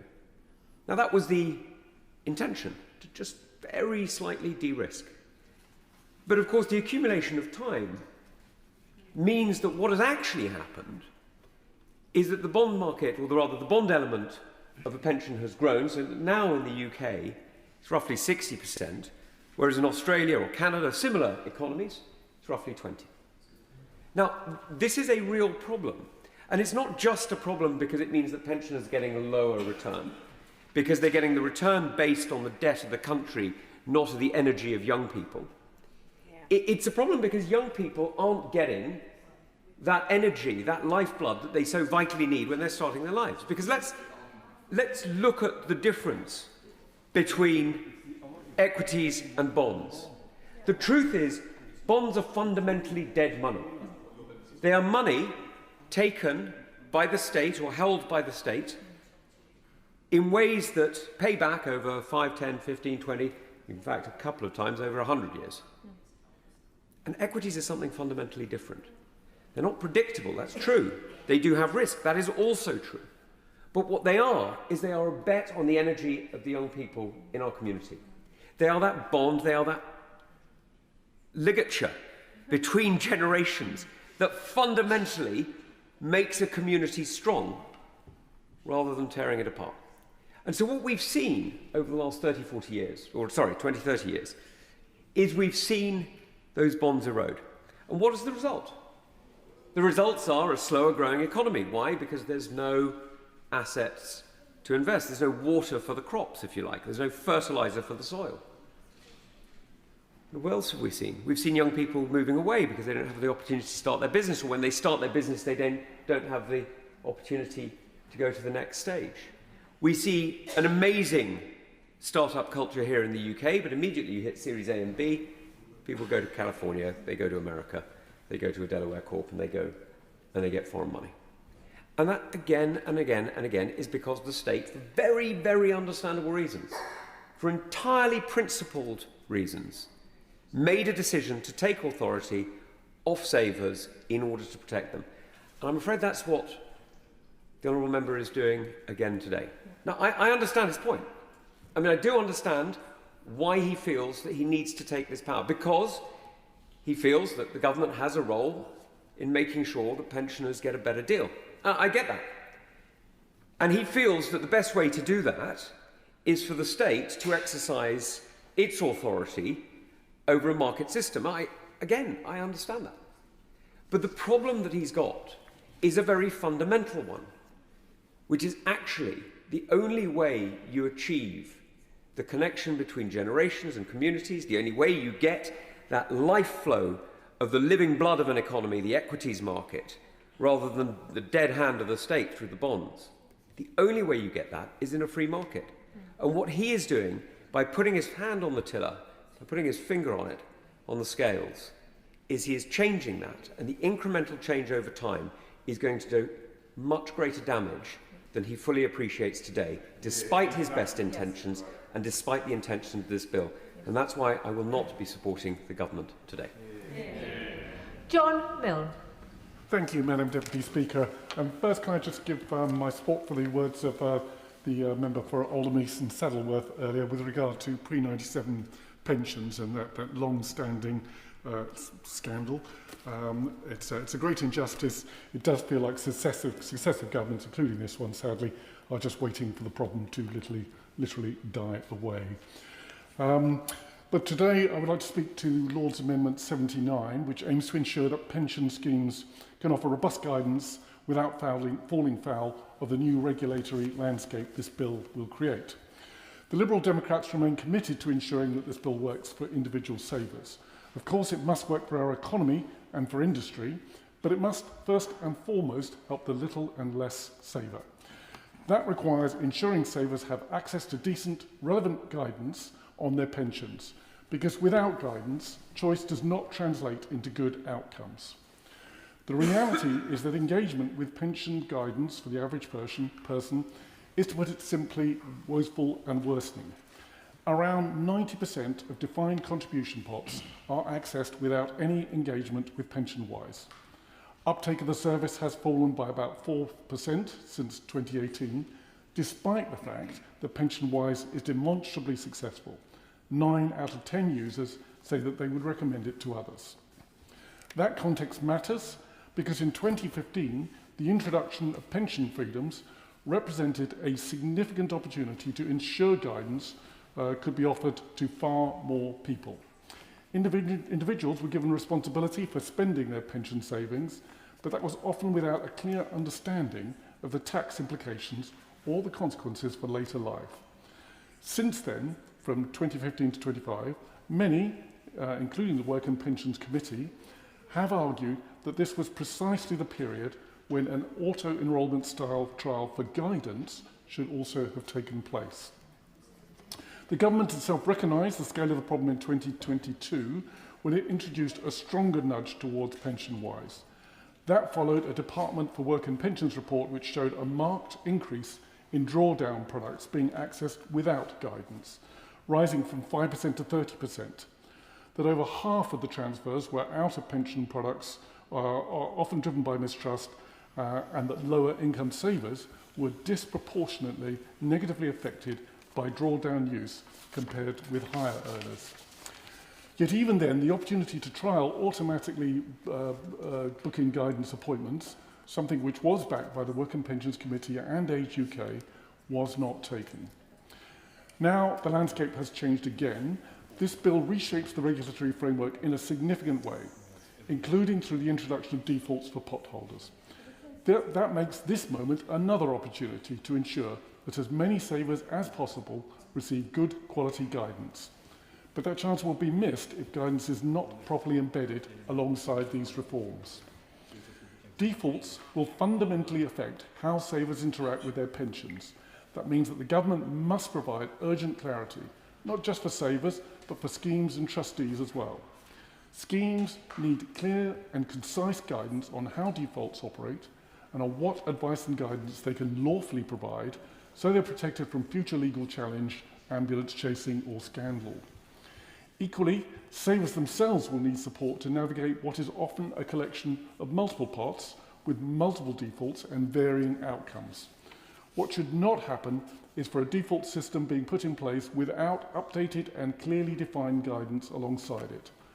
That would risk encouraging passive defaulting while alternatives are not properly explained or understood, which might act to supercharge the existing problem of disengagement rather than solving it. At the very least, we must ensure people are given the opportunity to engage. And while the dashboard's imminent introduction might address some of these problems, it is not a silver bullet. The Department for Work and Pensions and the Minister have set out a roadmap for reform. But the big glaring hole in that roadmap is access to guidance. So I ask the government to ensure that guidance is explicitly part of the plan, to set out clearly what role the Money and Pensions Advice Service and free, impartial guidance will play for savers who want it, and to consider whether alongside the necessary secondary legislation, that the Department could publish a clear statement on the role of guidance in both the default and savings journey of pension savers. Thank you. Clive Jones. Thank you very much, Madam Deputy Speaker. I wish to speak to Lord's amendments on mandation, Lord's Amendment 15, and ultimately what they still fail to address, the long-standing injustice faced by almost 1 million pensioners. The Chancellor's decision last year diverted attention with her announcement of the restoration of indexation to 250,000 pensioners in some of the schemes in the PPF, while 250,000 now have their indexation back, 90,000 in the PPF do not. In addition to the 90,000 who have lost out, there are 139,000 in the financial assistance scheme. Some of these pensioners were once part of the civil service where functions were privatised. I specifically refer to members of the AEA Technology and Carillion PSPS scheme who were promised that their civil service pensions would be honoured after privatisation. Imagine being legally cheated out of your pension by your country's government and then ignored when you plead your case. And finally, 750,000 in private defined benefit schemes, the pre-1997 pensioners who have also lost out. We're talking about 979,000 people, almost 1 million pensioners who have lost out on regular increase for the whole part of their pension, or part of their pension. The Pension Schemes Bill is trying to paper over an enormous crack in our national pension framework. Ministers themselves have acknowledged a problem for pre-97 pensioners. Most recently, the Minister confirmed that around 17% of defined benefit pensioners have not received discretionary increases. I would add, in some cases, for nearly 30 years. It is not a minor anomaly. Many have lost more than half of the real value of the pensions that they have earned. Many will not live long enough to see any redress, but their survivors will receive a fraction of the pension at a time when food costs are projected to go up by 9% this year alone. And who knows what's going to happen with energy costs. What is particularly difficult to justify is the piecemeal nature and inconsistency of the government's approach. The government has been entirely willing to mandate how defined contribution schemes invest, yet remains unwilling to mandate even basic fairness for the 17% of defined benefit pensioners whose sponsoring companies are following the law and avoiding doing the right thing. The Lord's amendments return us to a bill that makes it easier to extract surpluses from defined benefit schemes. The Minister tells us that the trustees will be in the driving seat. But for the pre-97 pensioners, trustees have never been in the driving seat. In most cases, trustees cannot compel discretionary increases. They cannot even advocate effectively for those who have already lost out, and they cannot override employer decisions. The imbalance is clear. Employers decide, trustees administer. Trustees are told that it is not their role to seek to change benefits for pre-97 pensioners. So what's the value of a trustee? Surely give sufficient protection for pensioners in terms of governance of trustees and equitable distribution of any surplus from defined benefit schemes. Clive Jones. Thank you very much for your intervention. For the pre-1997 pensioners in companies like Hewlett-Packard and many others, the trustees are not able to act on behalf of the pensioners because a board, usually in the USA, says, no, we're not going to give you a pension increase. Even though the trustee are saying you should have it, the board, often in the States, says no. Now, I'll try and find where I was on So what's the value of trustees? Surely not just to be a rubber stamp for boards of directors usually based in the USA. To ease surplus extraction without first addressing this injustice risks locking it in permanently. It's the wrong thing to do. Once surplus is removed, there may be no realistic prospect of restoring the value lost by pre-97 pensions. There won't be any spare cash available to restore their pensions. The spare cash will have gone to the company with the Minister's blessing. The Minister said during the adjournment debate on the 19th of March that there was a need to build the evidence base, but decades have already passed. Why has this not been done before? Pensioners are dying every week at a rate of 15 per week. Delay at this point is not neutral. It is a choice to delay, deny, wait until they die. These pensioners have families. What message does a pension failure send to young people about the security of pensions? If this House can legislate in detail on how pensions are invested, it can legislate to ensure that surplus extraction does not come at the expense of those who have already borne nearly 30 years of erosion. So I end with a direct question for the Minister. Will the Minister commit to ensuring that secondary legislation requires that each scheme seeking surplus extraction must have an independent professional examination of the effect of pre-97 pension erosion, and that funds will be withheld to ensure restoration of full pension value for pre-97 pensioners? Thank you. Alison Griffith. Yeah. Thank you, Madam Deputy Speaker. There is a simple question running through what we're debating today.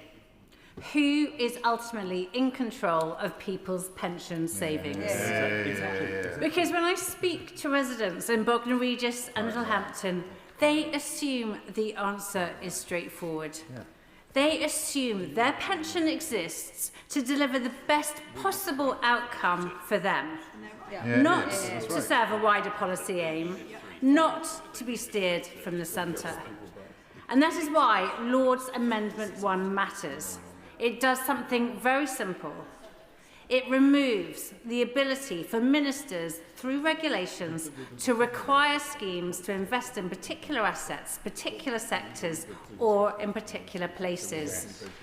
It sets a clear boundary. It says those decisions sit with trustees, acting in the best interests of savers. If the government believe in the strength of their growth agenda, they should make the case for it. They should create the conditions for investment. But they should not need a reserve power to lean on pension funds if that case does not land. That same concern sits at the heart of Lord's amendments to Clause 40. Those amendments strip out what is known as the asset allocation requirement. In plain terms, they remove the mechanism in the bill that would allow ministers to set conditions on how pension schemes invest their assets as part of the approval framework. We are told that these are only backstop powers, powers that may never be used. But if that is true, why fight so hard to keep them? Why remove amendments that simply take that power off the table? The government has, in effect, acknowledged the issue by proposing limits in lieu, caps on how far they might go. For now. But that does not answer the underlying question. It just manages it. Because this isn't about whether the number is 5% or 10%. It is about whether that power should exist at all. And there is a broader point here. Bigger schemes and consolidation can bring benefits, but only if they improve outcomes. Not if they are driven by a single model applied from the top down. Not if well-performing schemes are pushed into structures that do not suit them. Finally, I want to turn to Lord's Amendment 77. This requires the government to publish a full review of public service pension schemes within 12 months. Not just their cost, but their long-term affordability, their sustainability, and whether they are fair across generations, a point made so well by my right honourable friend, the member for Tunbridge. This is not a controversial ask. It is basic due diligence. People in my constituency are thinking about their own retirement, about what they can afford to save, and about the pressures on public finances. They expect us to be doing the same at national level.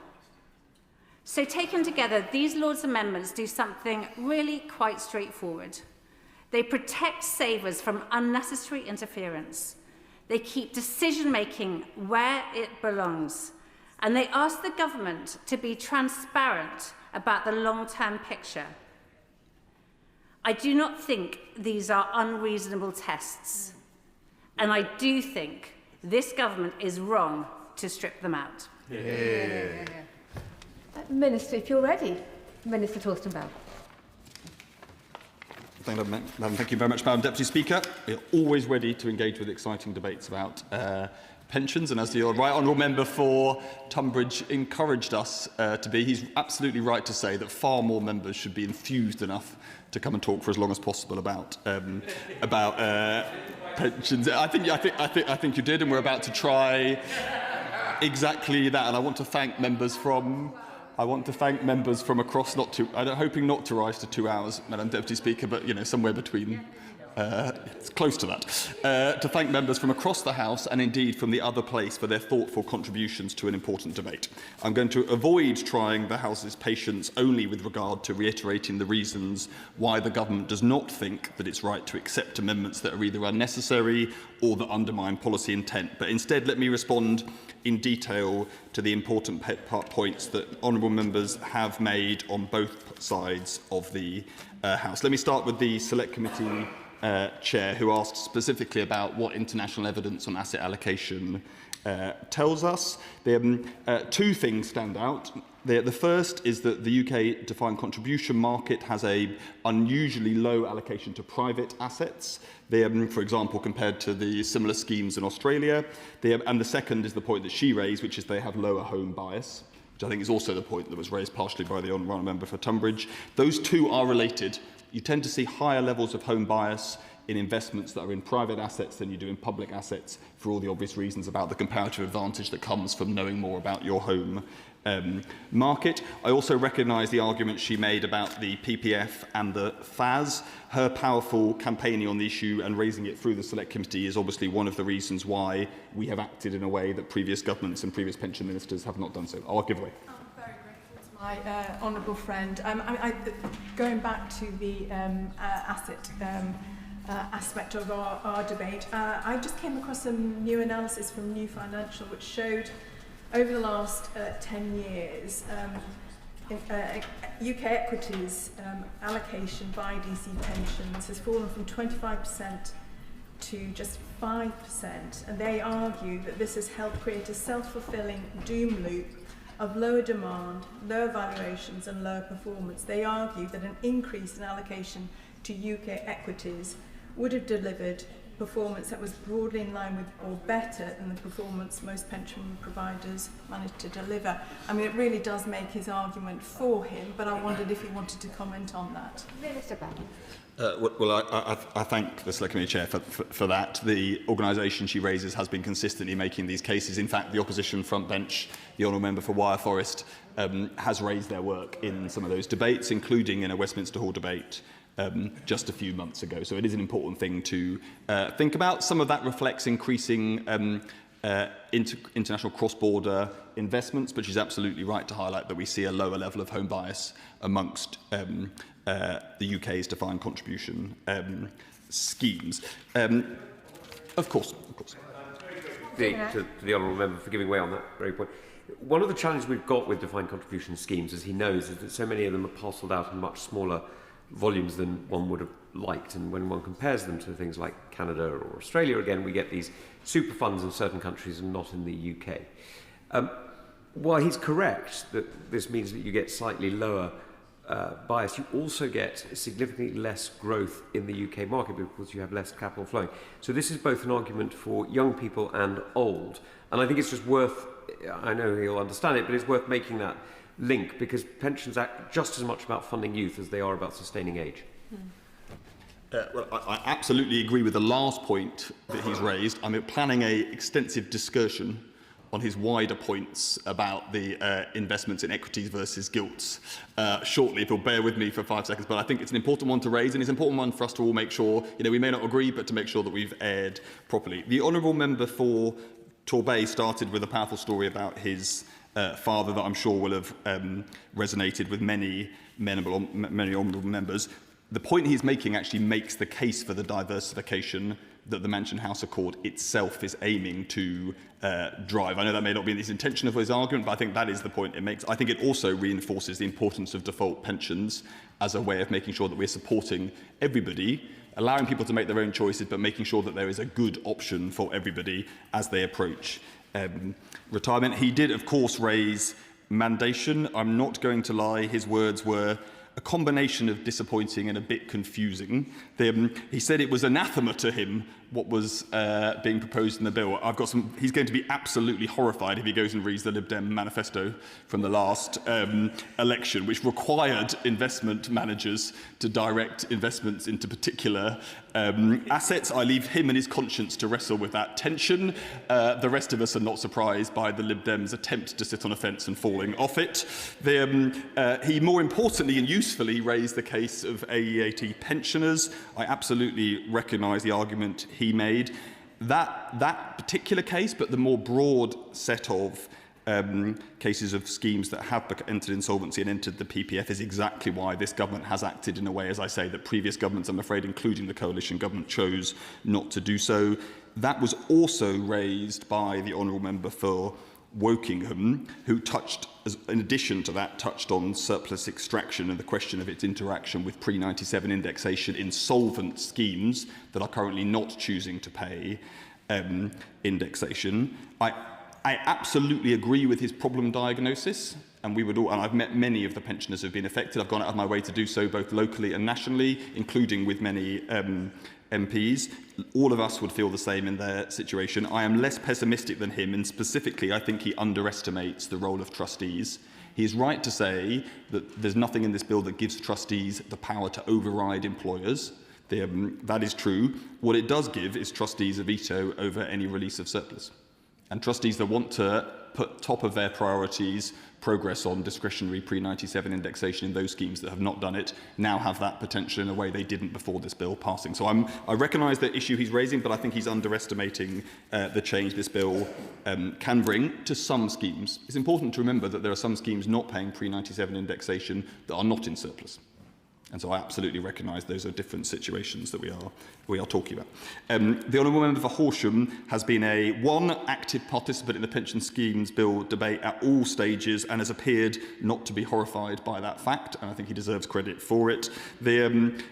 He has consistently raised the issues of engagement and guidance, and I'm glad to hear him welcome the default pensions progress on the basis of that. He's absolutely right to raise the importance of getting that right, and that's exactly why we'll be consulting on the regulations, and I'll be happy to hear from him when we come round to do that over the course of this year. And we will also be updating the pensions work programme to set out the timeline for all these regulations to come through and the consultations on them in the near future, including this important one.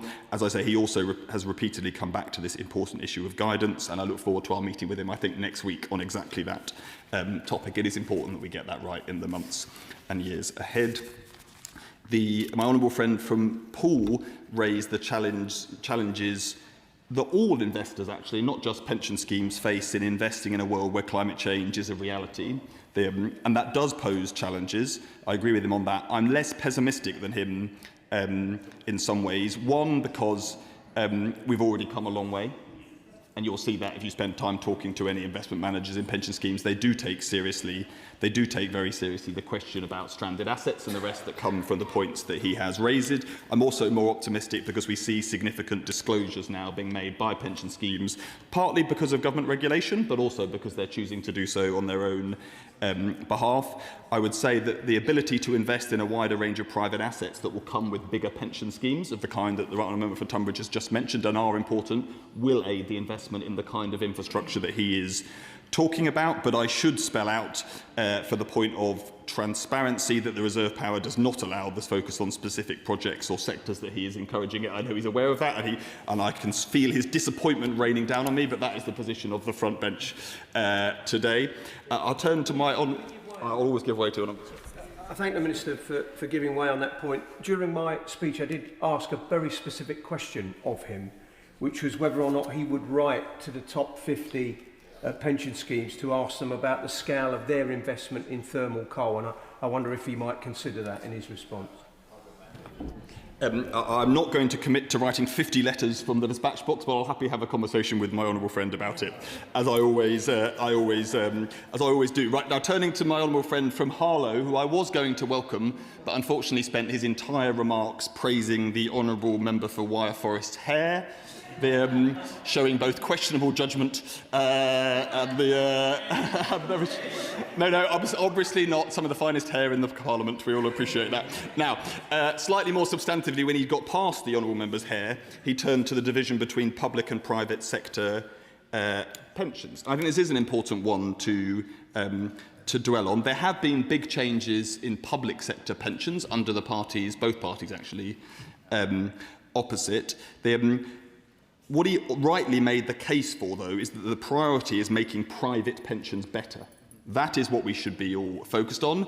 That is what we need to see. That is what the honourable member for Bognor Regis didn't quite touch on. We're focusing on levelling down pensions, whereas our ability is to level up to make sure that the younger generations, who are the ones that are invested in our defined contribution system, can be confident that it's delivering a comfortable retirement. I think we all agree about that. That's why we have the Pension Schemes Bill increasing the returns that are available within the defined contribution system, but it's also why we have the Pensions Commission, which again I think is a party of cross-party consensus, to look at the adequacy that leaves us with into the middle of this century and to return to the question of how we secure that adequacy, particularly for low and middle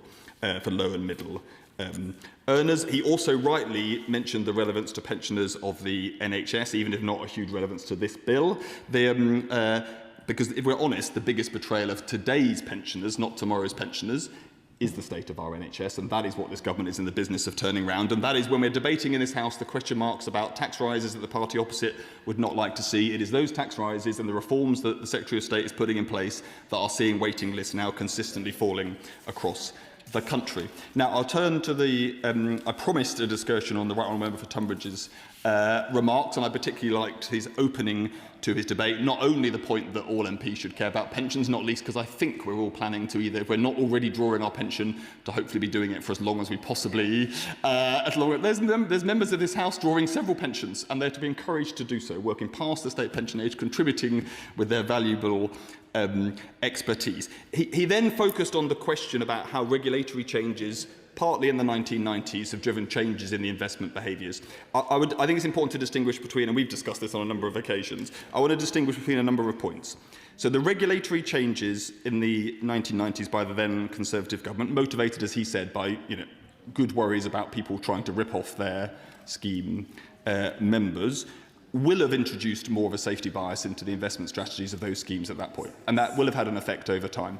I think it is, when we're looking at the defined benefit market, which is the biggest by asset class, asset values at the moment, I do think it is important to recognise that that is not what's driving it today. What's driving it today is the maturity of the defined benefit schemes, the fact that the vast majority of them are closed, and therefore they are investing in a different way, and they wouldn't want to be as exposed to equities as I'm sure he is. So the question is about the defined contribution market, which is the future, not of the entirety of our pension system, but the majority of our pension system. And there the story is not the same. None of the regulations that flow from the 1990s acts relate to the defined contribution system today. And that's why it is important to have the debates that, until some of the kind of slightly over-the-top support views of the front bench until recently, we've been able to have about what would be the right thing in savers' interest. Because he's absolutely right. This is about what is the right investment strategy for savers' interest for the longer term. And that is exactly the debate. So I completely endorse what he said on that. I very much will give way. And I'm very grateful for his words. It seems that we rather agree, and I do agree with him that the problem with the defined benefits is that it's addressing an ageing demographic, let's be frank. There is, however, a challenge, which is that because of those changes and because of the influence that it's had on defined benefits, it's also had some, I wouldn't overstate it, but some influence in the culture that's affected defined contributions, and therefore over bond asset heavy, if you see what I mean, on defined contributions in comparison to Australian and Canadian markets. Not to the degree that I was saying earlier of 6%, that's different. But it does mean that what we've got is a pensions economy that is more geared to an ageing demographic and then over-geared in other areas, again, to follow the lead of the defined benefits, which means that you're then seeing that strangling, if you like, that removing of live money and turning live money into dead money that is a net burden on the whole economy. So I appreciate that it's not quite as black and white as I'm painting it, but it is a challenge, and it's a challenge that's affecting the entire economy. I absolutely agree about the focus he's putting on the generational challenges. I think I have a slightly different view on what the biggest one is. The biggest issue for younger generations is if they don't have faith in a pension system because they don't believe it will deliver adequate retirement incomes. That is the most important thing, and that is why this bill will aid the higher returns on those savings through a whole range of measures, but also why the Pension Commission is so important, to show those younger generations that we are looking ahead to their futures, and I think that will help with some of the issues he is raising. On the defined contribution side, again, I agree a bit less. There, what stands out in the defined contribution market is less the difference between bonds and equities, because you see a much wider range, you see a much larger share of asset allocation to equities in defined contribution systems. It's the exposure to private assets versus public assets. But I think there is a question about if you don't have in place what we're trying to put in place with default pensions, you do see some people in defined contribution pensions lifestyling down, which means moving cash from equities into bonds. Becoming a debate in this chamber, which is so rare. He is, of course, absolutely right, but the reason why I link the two is because the nature of the defined benefit removing assets from the UK equity markets has led to a much slower growth in the UK stock exchange, which means that the levels of return for UK equities is lower. So defined contribution trustees don't invest so heavily into shares, which means that you then have the knock-on when pensions need to have UK asset allocations because they want to have their savings in pounds for understandable reasons. They are then forced into a situation where they don't get the return off the FTSE 100 or 250, and so they end up being tied into government bonds. So you get that draw in a slightly different way. Basically, yes, I recognise the risks that he's raising. Now, I think I should now turn to the Shadow Secretary of State, because well, it's not that I was confused; it's that I was worried. Because she used to be a calm and reasonable person, but something weird has happened. I fear that she has been infected by the existential angst of the modern Conservative Party, and a leader whose entire political strategy is to focus on being rude rather than being right. And this infection has left the Shadow Secretary of State desperately trying to tell anyone that will listen, and it's not many, that pensions are being raided and that there's a war on savers. Wow, those are strong words. There's just two problems with them. First, it's nonsense on stilts designed to scaremonger good savers. I'm afraid the honourable member has confused a conspiracy theory with a pensions policy, and that is disappointing. But there's a second problem, which is the lack of consistency and self-respect. Because if you really, really thought this bill was as dangerous as we've been told today, you would have fought it in the trenches. You would have opposed it every single step of the way. Oh, wait and see, you haven't. I'm on my feet, Minister. Very passionate speech, but you mentioned you, and I don't think I was involved in fighting with you in any trenches at any point, just for the record. Shame. As a point of principle, I never fight with the Madam Deputy Speaker. It ends well badly for everyone. I would lose every single time. So the party opposite would have opposed it every step of the way. They would have been not just on the barricades, they would have built them, which is the exact opposite of what she did.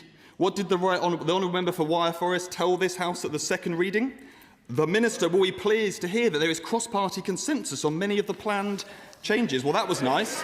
That was nice. Well, no, we got some more. And that was before the Conservative front bench, then in a less bonkers phase of life, nodded the bill through. Nodded the bill through that they now claim is some kind of end-of-days Armageddon. But let's be reasonable. Maybe let's be. I'm going to finish now. I'm going to finish now. Maybe let's be reasonable. I'm going to make some progress. Maybe they just needed some time to think about it. So what happened at third reading? Because then we had a pleasure of the Shadow Secretary of State on that occasion. Hadn't quite got to the frothing phase of her development. She said then at the third reading, there is a lot in it we welcome. It will help people manage their pension savings and get better returns. And she went on, so we will not be voting against this, we're now told, Armageddon bill. No, I'm going to finish. I'm going to finish now. Now, Madam Deputy Speaker, the Shadow Secretary of State was right then, and she's ludicrously over the top now. This bill puts savers' interests first, as she well knows. And she knows something else that makes this faux crusading all the more embarrassing. Who are the politicians that have lobbied me to actually mandate pension scheme investment decisions? Tories, mainly in private, so I'll share their blushes, but one ventured out into the open. The leader of the opposition's own PPS, the Right Honourable Member for Salisbury, called me and others to the Westminster Hall just a few months ago. Why? Because he was worried about what he called my effort to hold back mandation. What was he worried about? That we weren't doing enough to push pension savers into UK investments. That is the truth behind all the froth today. The truth is, Madam Deputy Speaker, this is a bill that supports savers, that focuses on driving up the returns on their savings, and even the most overexcited members opposite know it is the right thing to do. And the Minister gave a very passionate speech, but when one mentions colleagues in the chamber, one is meant to give prior notice. I assume that has taken place. I apologise, Madam Deputy Speaker. I shall contact him. It is on the record, the comments in the Westminster Hall. The appropriate thing to do is drop a note very quickly. The question is that this House disagrees with the Lords in their Amendment 1. As many of that opinion say aye? Aye. Of contrary, no? No! Clear the lobby.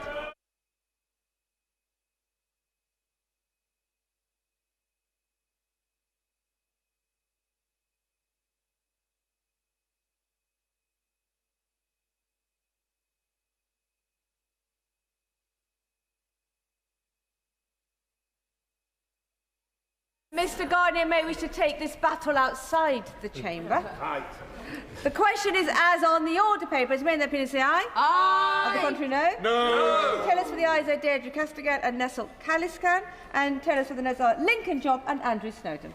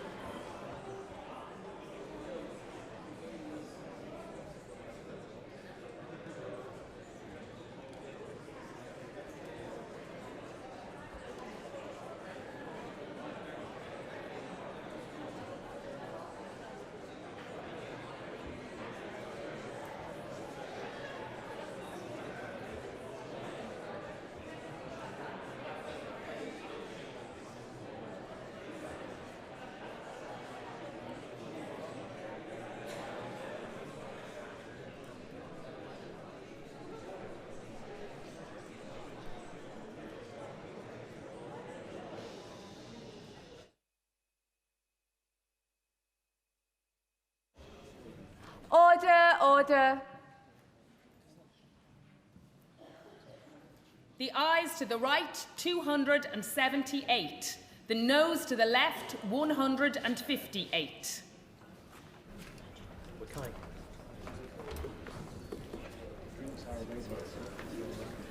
The ayes to the right, 278.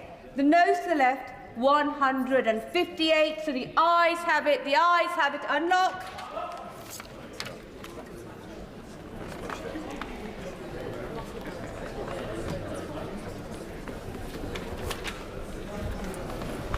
We now come to the motion to disagree with Lord's Amendment 5. I'll call the Minister to move the motion.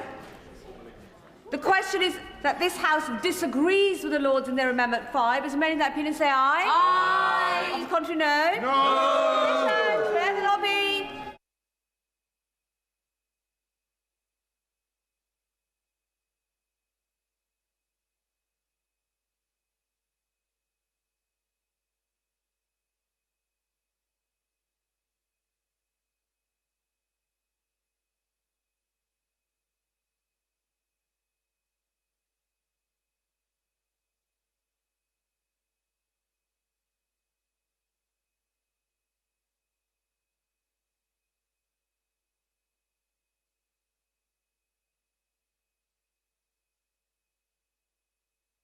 Observing the chamber, Miss Leadbeater. The question is, as on the order papers, may in that opinion say aye? Aye. On the contrary, no? No. Okay. Tell us for the ayes are Deirdre Castigan and Nessel Caliscan, and tell us for the noes are Lincoln Jopp and Andrew Snowden.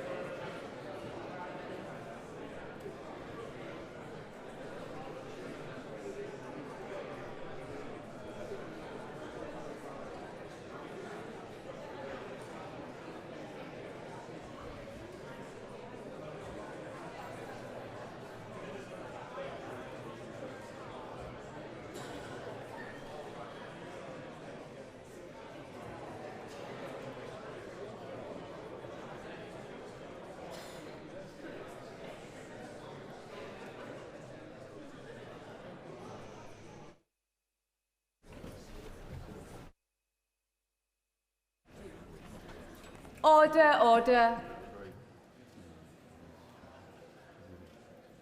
The ayes to the right, 269. The noes to the left, 103.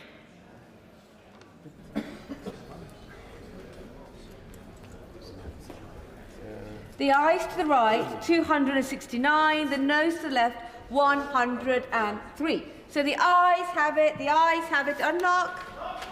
You must be worried when those votes slipping away. We now come to the motion to disagree with Lord's Amendment 6. I call the Minister to move the motion. The question is that this House disagrees with the Lords in their Amendment 6. As many in that opinion say aye. Aye. On the contrary, no. The ayes have it, the ayes have it. We now come to motion to disagree with Lord's Amendment 13. I call the Minister to move the motion. The question is that this House disagrees with the Lords in their Amendment 13. As many in that opinion say aye. Aye. On the contrary, no. The ayes have it, the ayes have it. We now come to the motion to disagree with Lord's Amendment 15. I call the Minister to move the motion. Move formally. The question is that this House disagrees with the Lords in their Amendment 15. As many in that opinion say aye. Aye. On the contrary, no. No. Opposition, clear the lobby.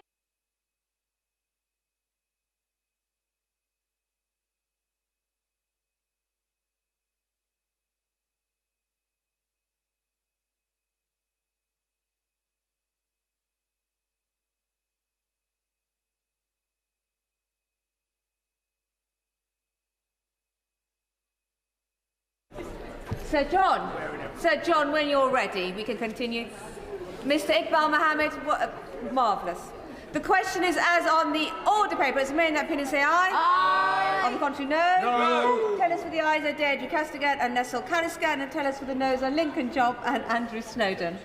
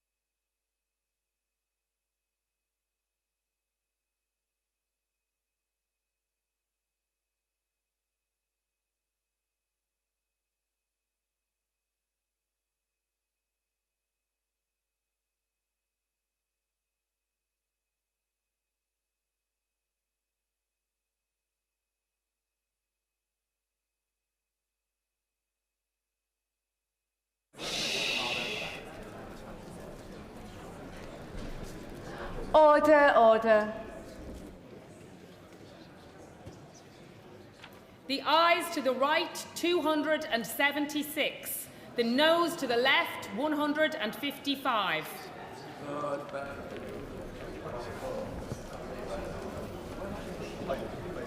The ayes to the right, 276. The noes to the left, 155. So the ayes have it, and not.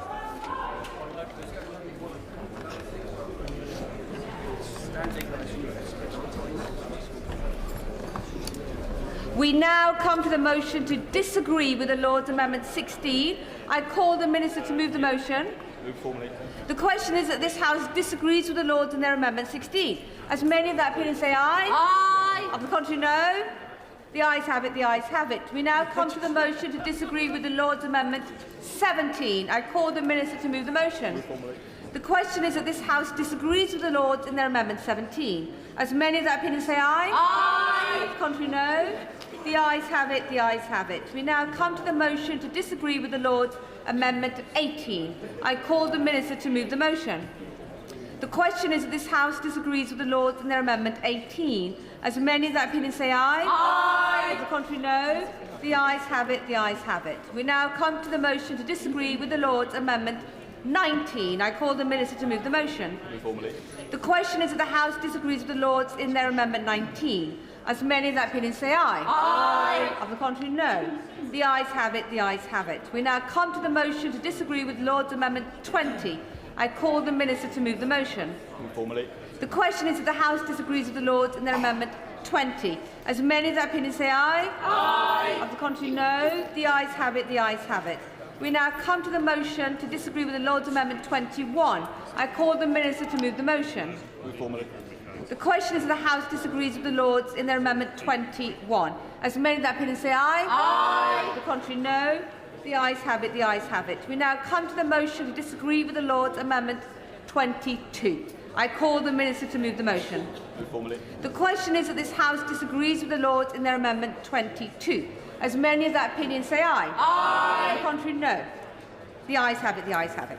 We now come to the motion to disagree with the Lords Amendment 23. I call the Minister to move the motion. Move formally. The question is that this House disagrees with the Lords in their Amendment 23. As many of that opinion say aye. Aye. The contrary, no. The ayes have it, the ayes have it. We now come to the motion to disagree with the Lords Amendment 24. I call the Minister to move the motion. Move formally. The question is that this House disagrees with the Lords in their Amendment 24. As many of that opinion say aye. Aye. The contrary, no. The ayes have it, the ayes have it. We now come to the motion to disagree with Lord's Amendment 26. I call the Minister to move the motion. Move formally. The question is that this House disagrees with the Lords in their Amendment 26. As many of that opinion say aye. Aye. The contrary, no. No. Clear the lobby.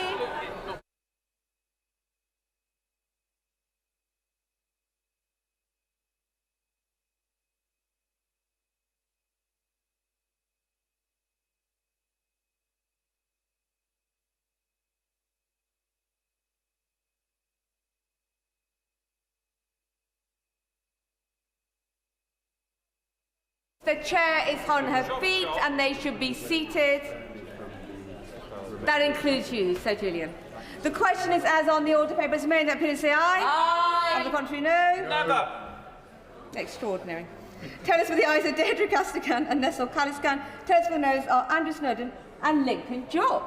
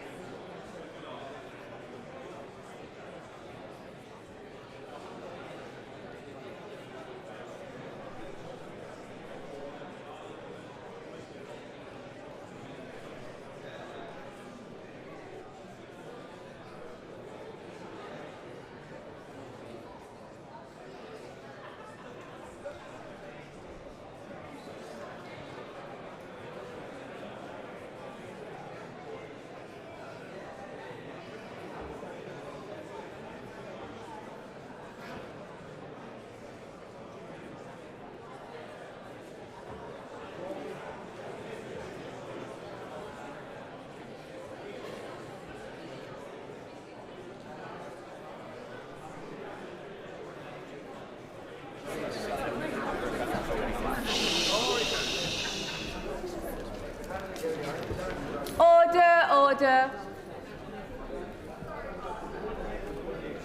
The ayes to the right, 269.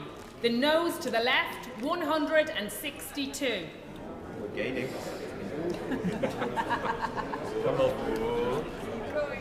The ayes to the right, 269. The noes to the left, 162. So the ayes have it, unlock.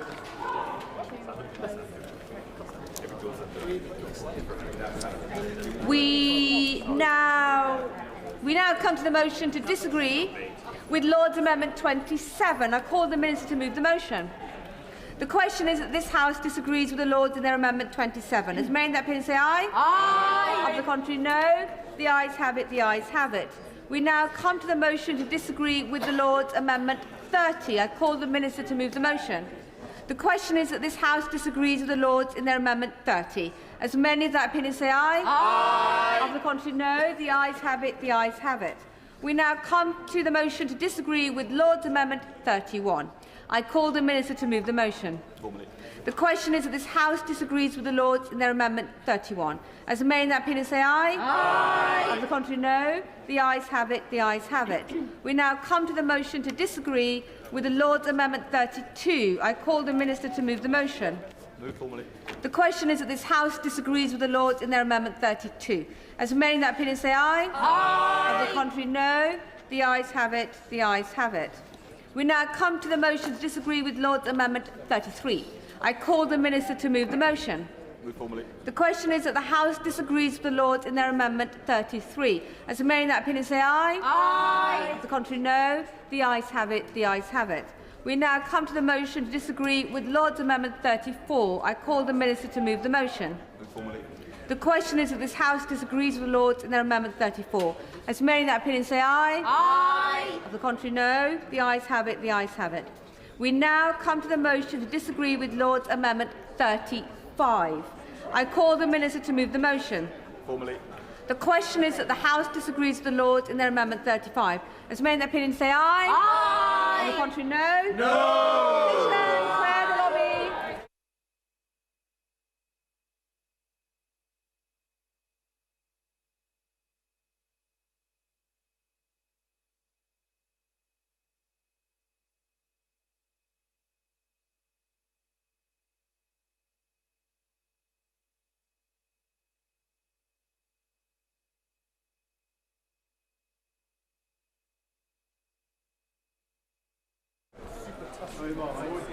Colleagues paying attention will notice that the chair is on her feet. The question is as on the order paper. As many in that opinion say aye. Aye. Of the contrary, no. No. Tenants for the ayes are Deirdre Castigan and Nessel Calliscan. Tenants for the noes are David Simmons and Paul Holmes.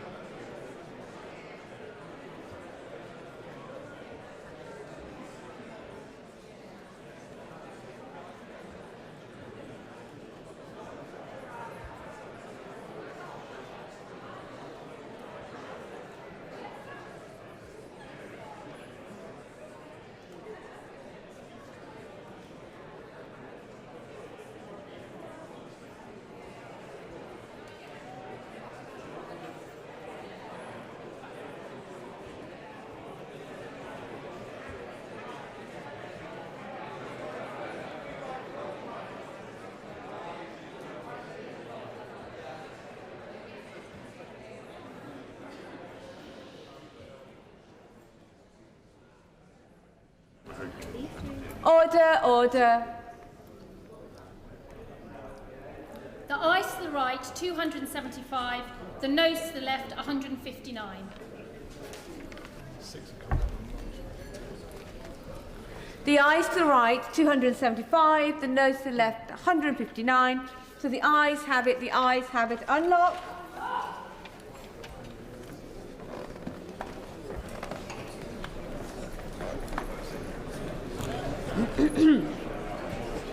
We now come to the motion to disagree with the Lord's Amendment 36. I call the Minister to move the motion. Formally. The question is that this House disagrees with the Lords in their Amendment 36. As many in that opinion say aye. Aye. On the contrary, no. The ayes have it, the ayes have it. We now come to the motion to disagree with Lord's Amendment 37. I call the Minister to move the motion. Formally. The question is that this House disagrees with the Lords in their Amendment 37. As many in that opinion say aye. Aye. Of the contrary, no. The ayes have it, the ayes have it. We now come to the motion to disagree with the Lord's Amendment 38. I call the Minister to move the motion. Move formally. The question is that the House disagrees with the Lords in their Amendment 38. As many in that opinion say aye. Aye. Of the contrary, no. The ayes have it, the ayes have it. We now come to the motion to disagree with the Lord's Amendment 39. I call the Minister to move the motion. Move formally. The question is that this House disagrees with the Lords in their Amendment 39. As many in that opinion say aye. Aye. Of the contrary, no. The ayes have it, the ayes have it. We now come to the motion to disagree with the Lord's Amendment 40. I call the Minister to move the motion. Move formally. The question is that this House disagrees with the Lords in their Amendment 40. As many in that opinion say aye. Aye. Of the contrary, no. The ayes have it, the ayes have it. We now come to the motion to disagree with Lord's Amendment 41. I call the Minister to move the motion. Move formally. The question is that this House disagrees with the Lords in their Amendment 41. As many in that opinion say aye. Aye. Contrary, no. The ayes have it, the ayes have it. We now come to the motion to disagree with Lord's Amendment 42. I call the Minister to move the motion. Move formally. The question is that this House disagrees with the Lords in their Amendment 42. As many in that opinion say aye. Aye. On the contrary, no. The ayes have it, the ayes have it. We now come to the motion to disagree with the Lord's Amendment 43. I call the Minister to move the motion. Move formally. The question is that this House disagrees with the Lords in their Amendment 43. As many in that opinion say aye. Aye. On the contrary, no. No. Position. Clear the lobby.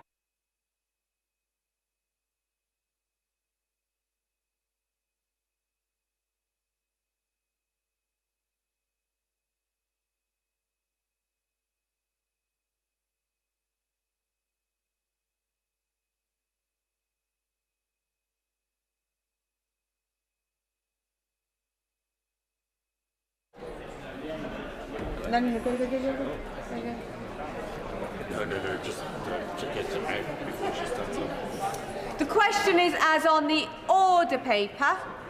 As many of that opinion say aye. Aye. On the contrary, no. No. Tenants for the ayes are Deirdre Castigat and Nessel Calliscan. Tenants for the noes are David Simmons and Paul Holmes.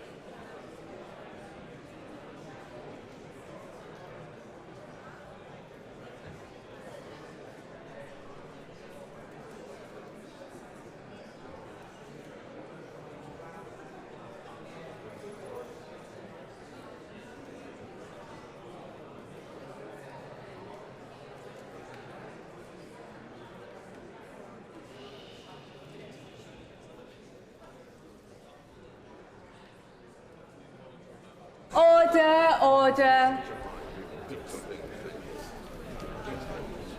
The ayes to the right, 273. The noes to the left, 159.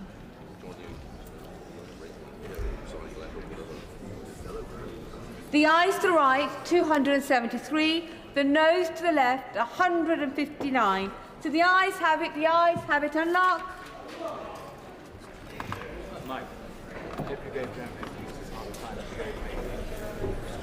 We now come to the motion to disagree with the Lord's Amendment 77. I call the Minister to move the motion.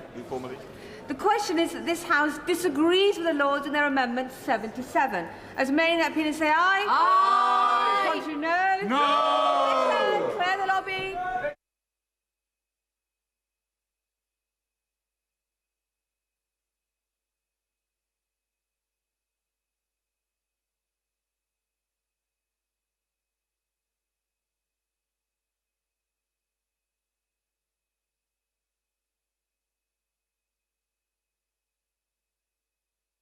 Colleagues should be seated.